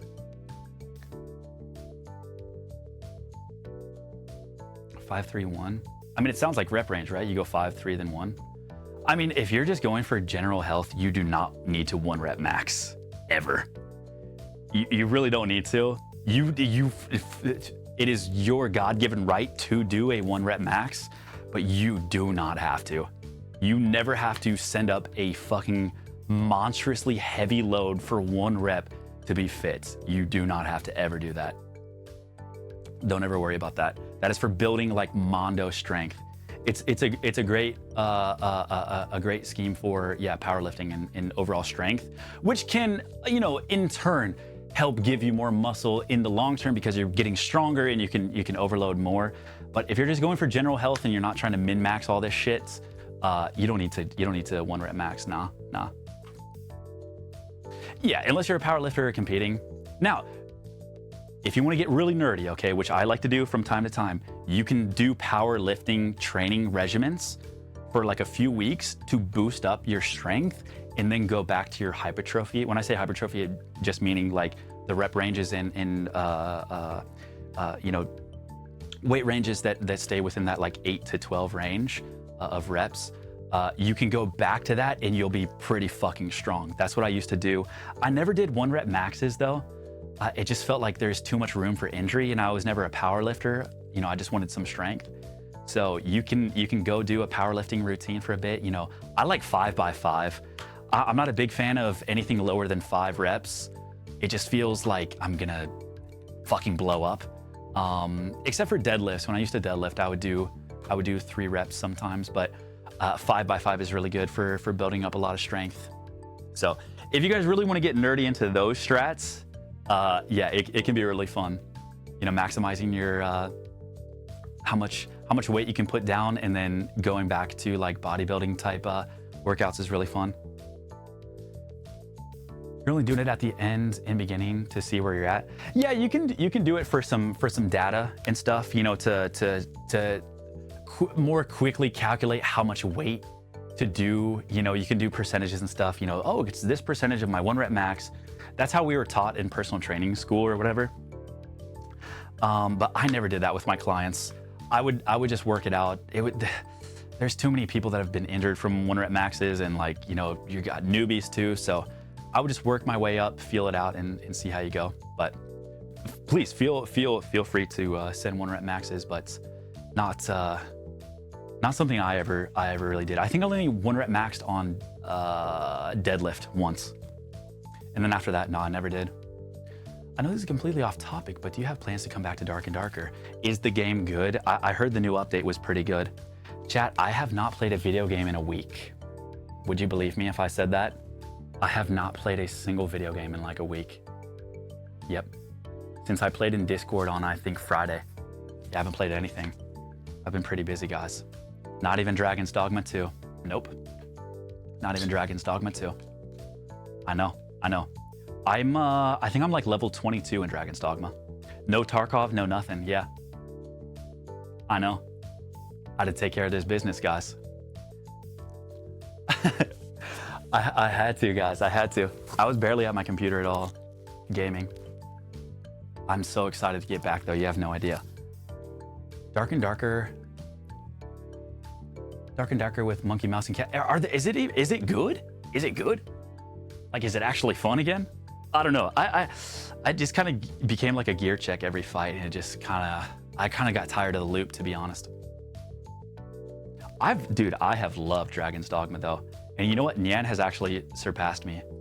Nyan is genuinely a higher level than I am now. I feel kind of embarrassed. You can eat 25 cans of tuna a week before reaching high risk mercury consumption. You know what? Okay, what's 3 times 7? Oh shit, dude, I was pretty close, man. I was about 21 cans a week. Holy fuck. By the skin of my teeth. Oh my God. Holy fuck. You know what? There's probably days where I went over 25. I'm not gonna lie. There's definitely days I cheated and had a few more than 3 cans a day. What's my pawn code? Oh, yo, if you go !Discord, I do not have it memorized. !Discord, and if you go into announcements, I put it up there. If you just scroll up in the announcements, I put the pawn code in there. I cannot remember. Maybe someone in chat can copy and paste it for you. Chat, do you guys have any other questions for Mr. Aethel? Oh my God, there's no way it's 8 p.m. Have we really? Oh my God. What? Yo, no way. Chat, how have I been live for 7 hours? Almost 6.5 hours. What? What the fuck? Did you guys learn anything, man? Be honest. Do you guys, I mean, I never really, I don't know. I feel like fitness is boring for some people. I feel like fitness is just like, for me, it's the best. I love it. It's so fun. I want everyone to enjoy it and have fun with me. So for me, I love this shit. I genuinely love it. But I feel like some people, like, I don't know, maybe fitness can be boring, or it's like, oh no, I don't want to. But I don't know. I just want to make it approachable. So it's like, even people that like never thought they'd ever work out, because it's like a, you know, what's it called? It's like a gym bro thing, and you gotta be this certain way to get fit. And it's like, nah, dude, everyone, man. If you're lucky enough to be able to do it, I just want everyone to enjoy it. You're helping me to build up my motivation to work out some healthy workout to support my body. Well, then it's worth it, you know? Then it's worth it, you know? I don't want anyone to be scared off because the stigma of gym culture and all that shit, like, you know? That's why it's great to have options like this, you know? Work out at home. There's no barrier to entry. There's no like, there's no gym near me or whatever. Like, with the routine that we have today, like you can actually stay pretty decently fit for a while just doing these home exercises. Need to get dip bars now? Dude, they go hard. Yeah, they're so nice. Spread the message, Lord Aethel, more people need to participate in basic exercises. Well, thanks, man, thank you. You know, I think whether or not like working out is boring or, you know, too athletic, or, you know, just not really your style, your vibe. I know what it's done for me and how much it's helped me, you know, just outside of like, you know, the vanity stuff and stuff like that, but just on an actual like, you know, like probably a scientific level, like how much it's helped me in my mindset with just being proud of myself. Like I'm infinitely proud of like how much work I put into fitness and how much I've learned and all that stuff, and you know, how much I've benefited from like, I guess just staying consistent with something. So I like, you know, when you learn about it, like a new movie or like something new and you just want to tell everybody, that's kind of what it is, man. I want everyone to like feel proud and feel like, you know, some small sense of accomplishment in their daily life, you know, because there's not a lot that we get like a lot of control with in our lives, and like there's not a lot where we can control every aspect, and you know, health isn't always guaranteed. So just to have that one thing, even if it's just fleeting, even if you just get one workout before you go get hit by a bus, you know, it's one nice moment where you have to yourself when you leave the gym or you leave your workout, you're a little bit sweaty, drink your little water, you can sit back and be like, you know what, I just moved my body, I just worked out. Like you should, bro, you should have like a marching band behind you and like a red carpet and like a fucking, you know, because you just did something awesome, man. Like you did something really cool. And you know what? There's so many things that are gonna trickle down from that too. It's not gonna fix everything, okay? It's definitely not gonna fix everything, but you can get a lot of enjoyment from it, man. And it feels good. You should have something that you feel proud of, you know? Even if it's as small as working out. I know you're in the evil laugh competition, and it can really domino effect everything. Gachimon competition? There's also so many ways to work out that it doesn't feel like it. I'm getting into mountain biking. Yeah. And guys, you don't have to stay locked in a gym or an office gym, you know. You don't have to. You really don't have to. You can do other things to be active. So if you watch these streams and it's like, hey, I want to get back into boxing or biking or whatever, you know, just be active again. Let it be just a call to arms to, yeah. Just do something, man. Just do something. I know it can be scary. I know it can be hard, boring, lame. Don't feel like it, not motivated, too depressed, whatever. You know, I know how that shit gets, man, but trust me, it feels good. You'll be happy that you did it. You'll never leave a workout and be like, bro, I should have just sat at home. You know what I mean? When will you ever experience that? No, you won't. Oh, dude, I should have done jack shit. Like, no, you genuinely feel better. But yeah, hopefully it's a domino effect into a multitude of things, man. How would you count 1.5 hours of drumming as a workout session? You know, you'd probably want to get a Fitbit or something and just measure. I have no idea, dude. For an hour, 2 hours of drumming, I mean, maybe, God, I don't know, man. Maybe 200 calories, 250, who knows? Maybe 300. I don't know. Get a Fitbit and tell us. Never regretted working out. That's right, man. That's right. Rock climbing saved my life. Best full body workout. Oh, yeah. I mean, you're just constantly doing pole day the whole fucking day, yeah. I mean, whatever gives you that nice sense of accomplishment, man. And I do know that not everyone here is able-bodied and able to work out. I'm very well aware of that. We have a lot of Castle Bros that are not fully able-bodied, but hopefully the mindset can transfer to other things. Like I said, I've used the same mindset, you know, the more days than you're not thing, the consistency over ego always wins. You know, you can take that mindset into other things too in your life where you have a little bit more control. You know what I mean? How much of a workout is a goon session? It depends, because you're also losing calories too. Like if you jack, you're gonna be losing those calories from your nut too. So it can actually double spike. So if you're worried about a huge caloric deficit, you can eat to come back in and keep that a little bit, save a little bit of caloric depletion, because that shit will double stack and you will be very tired. Depends if you're gooning or edging. Yeah, true. Yeah, if you're not actually coming, bro, you'll be good. Yeah, you can go for a while. There are definitely days I miss playing hockey on a fairly serious level. Hell, there are days where I miss working. Yeah. I miss the old sports I used to play too. I mean, there might be social leagues in your area too. I'm kind of working up the courage to do maybe just pick up soccer. Maybe I'll start with pick up soccer, but I really want to play soccer again, man. I mean, I have a few more years where I can, still run and be outside and stuff. So I kind of want to play a little bit of soccer, I've been training in the living room with baby Kino. I'm not even gonna lie, bro. I've been going hard. I want to play some football, love. I kind of missed my fast food service job to a degree just because of how much I was moving. Dude, I've never been more tired in my life than I worked at a restaurant for, God, 2 weekends. Oh man, I hated it. I genuinely hated it. It's so hard. I have so much respect for people that work in the service industry and restaurants. That shit is the hardest, still to this day, the hardest job I've ever done, man. Without question, man. And I was a busboy too. I wasn't even a waiter. Like I just had to pick up, you know, people's food and stuff. Bro, I was so tired. I was so fucking tired. Because you're constantly moving, running back and forth, carrying shits, moving hot plates, being in the hot kitchen. It was genuinely the hardest job I've ever had.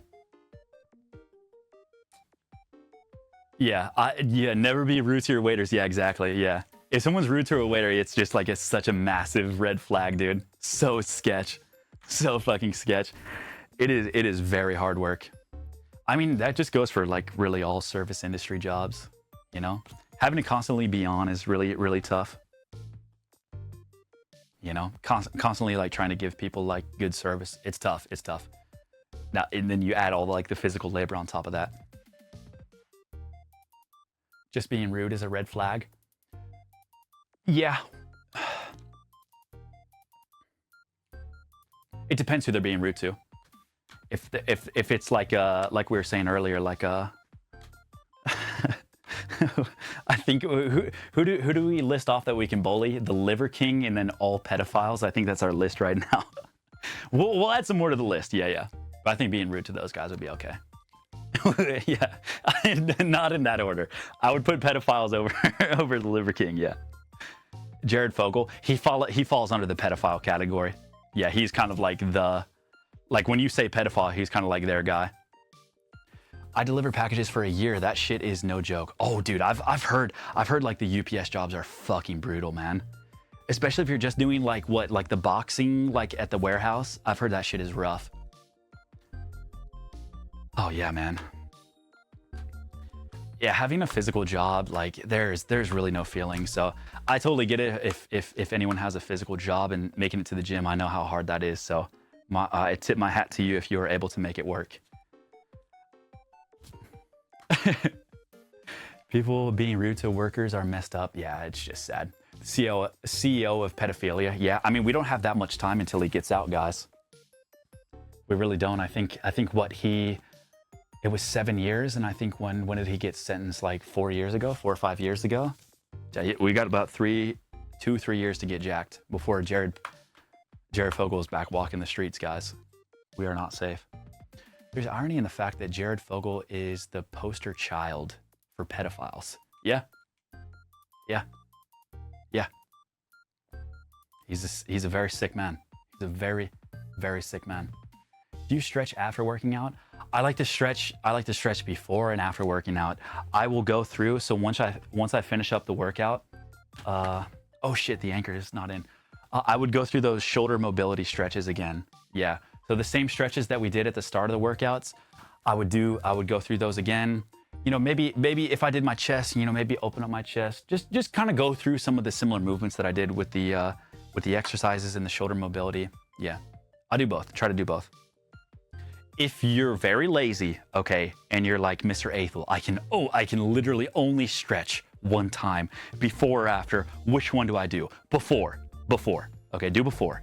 You don't want to go into a workout cold. Okay, always do before. If you're a true Chad, you'll do it after as well, but I can't control you guys through the monitor. I would like to enforce stretching before and after, but do it before. Always. You know what's crazy? I actually tweaked the muscle. This was a few years ago. And this is why I always stretch now. This is so weird. I was so lazy. There was one day, this was back when I was a trainer in Chicago. I was gonna do, what was I doing? Oh my God, I think I was gonna do a back day. I thought to myself, I said, you know what? I'm not gonna stretch today. I don't feel like it. I'm bored. You know what I mean? I'm in a hurry, I'm bored, don't feel like stretching. I wanna get pumped now. Pulled a muscle in my back. ever since then, I've stretched before every single workout. It was the one workout where I was like, I don't need to stretch. Injury, boom. And it's just like, I'll never go back, man. Yep.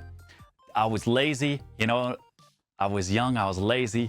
I was full of myself. I thought I was indestructible, you know, boom, pulled something in my back. Always stretched before.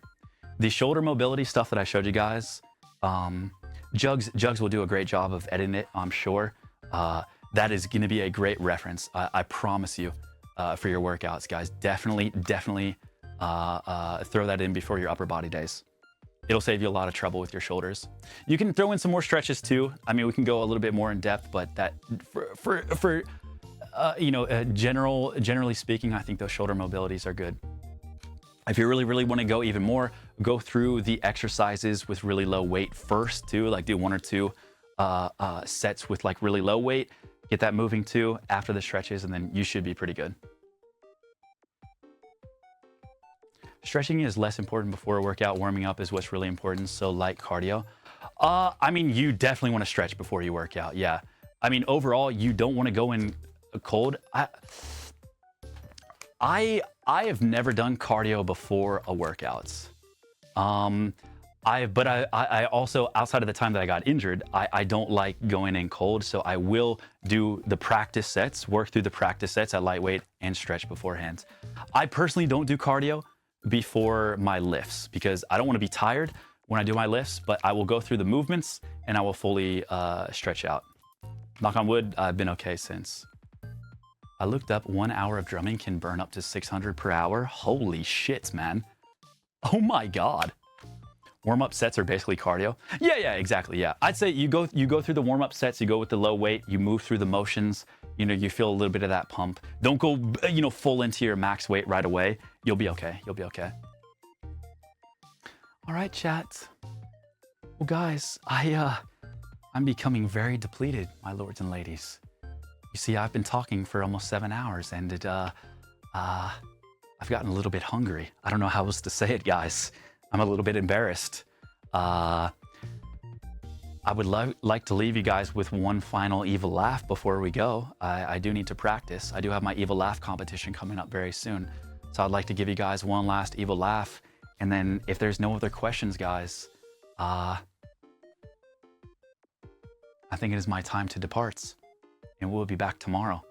If you guys have any other questions, I know I probably ranted for a little bit, but hopefully there was someone in the chats that learned something today. Hopefully you guys enjoyed the second workout stream. This is like legit, like this is actual shit that I would do at the gym. So you are well equipped to train your upper body to a great degree, honestly, with the stuff that we learned today. So enjoy it. We'll have a video where everything's more streamlined and edited and we walk through the actual workout kind of thing on the video. We'll do lower body and core next time. I don't know when we're gonna do the next workouts, but if you guys are down, I genuinely love these streams. I just like talking about fitness, sharing my old war stories. Hopefully you guys enjoy it too. Hopefully you guys learn something too. Remember, this was only 50 bucks. So if you have a little bit more, don't feel like you have to limit yourself just for the, you know, the clickbait of $50 or less or whatever. If you want to spend a little bit more, feel free. You don't have to get the exact same stuff that we did. But as a reminder, these were $20, the $20 parallel bar dip bars. We made some great use of those. And then this was about $30, our $30 band set.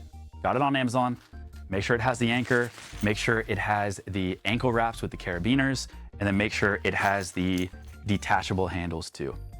You can get the ones that don't have this, but I promise you this will save you a lot of stress getting everything to work.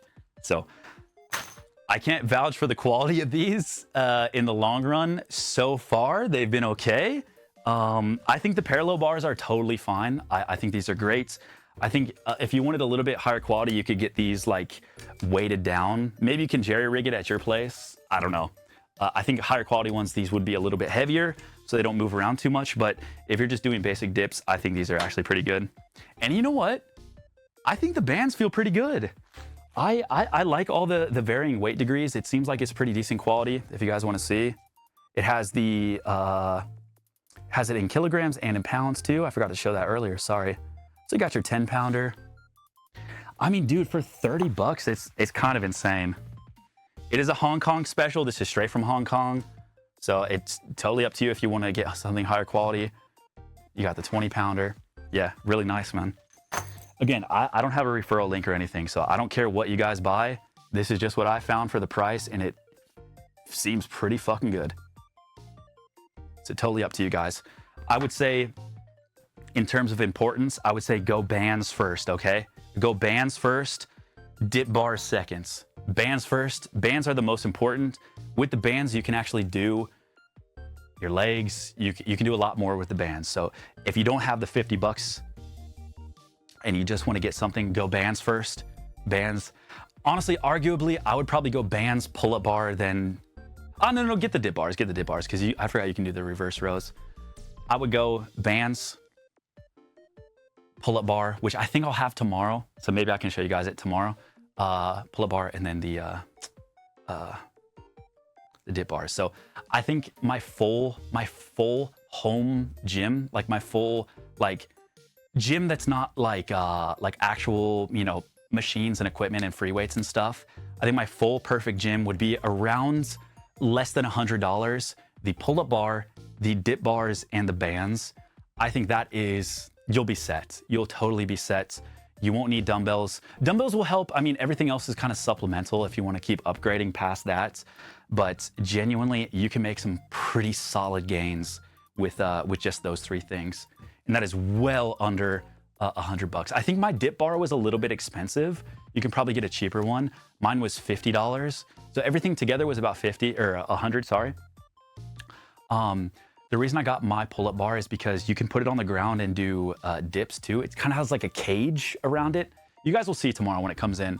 But it also has the different grips. So you can do pull-ups like this, and you can do pull-ups like this, like this. So a little bit expensive, I guess, for 50 bucks, but there's definitely cheaper ones if you want. Chat, I think that's it, guys. That's all I have. That's all of the knowledge I have for upper body band days. Well, actually, I mean, there's a lot more I could show you, but I don't want to bore you. Okay, I've already overstayed my welcome for too long. Guys, we will see you back tomorrow. I hope you guys enjoyed your time here in the castle. It feels so nice to have taken a break and be back. We have some amazing streams coming up in the future. I'm genuinely so excited. A lot of the trips are going to be cool.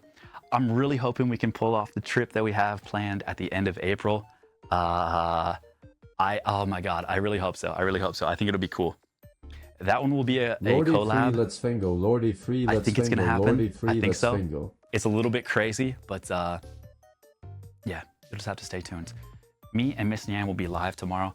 I think maybe Nyan might stream beforehand. I'm not sure. But we're going to do something tomorrow together. We're going to do a little bit of a competition. We're just going to have a lot of fun tomorrow. Okay, that's all I can say. And then this Sunday, we have our movie watch along, our first ever.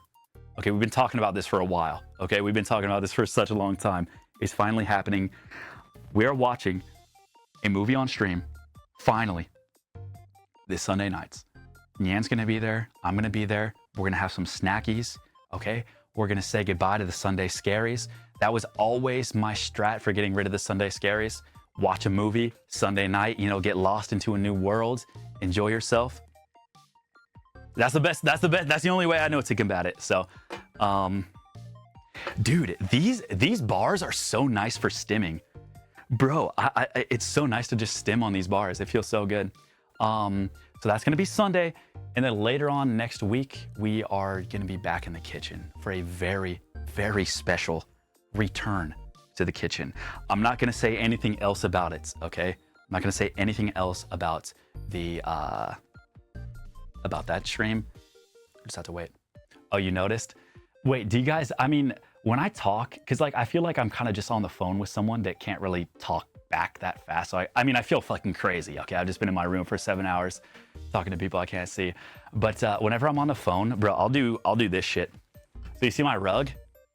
I will just follow this line all the way around and just talk on the phone for like 2 hours. You know what I mean? You guys don't do this shit? I can't like just sit still and just talk, especially for 7 hours. I'll get so bored. The NPC pathing, yeah, dude. Why do I do that? I can't help it. Fuck, man. Yeah, I do the same thing in video games too. Whenever I'm like talking to you guys in chat, like I'll just run around in a circle. So weird. All right, boys. I've got to go. I'm so hungry. Chat, I hope you guys had a good time here in the castle. I'll see you boys tomorrow. Me and Miss Nyan have a new song coming out very soon, guys. Very, very soon. You may have heard bits and pieces of it before, but a lot has changed in this song. I genuinely love it. Nyan, this is probably the best vocals I've ever heard from Nyan. I'm not even gonna lie.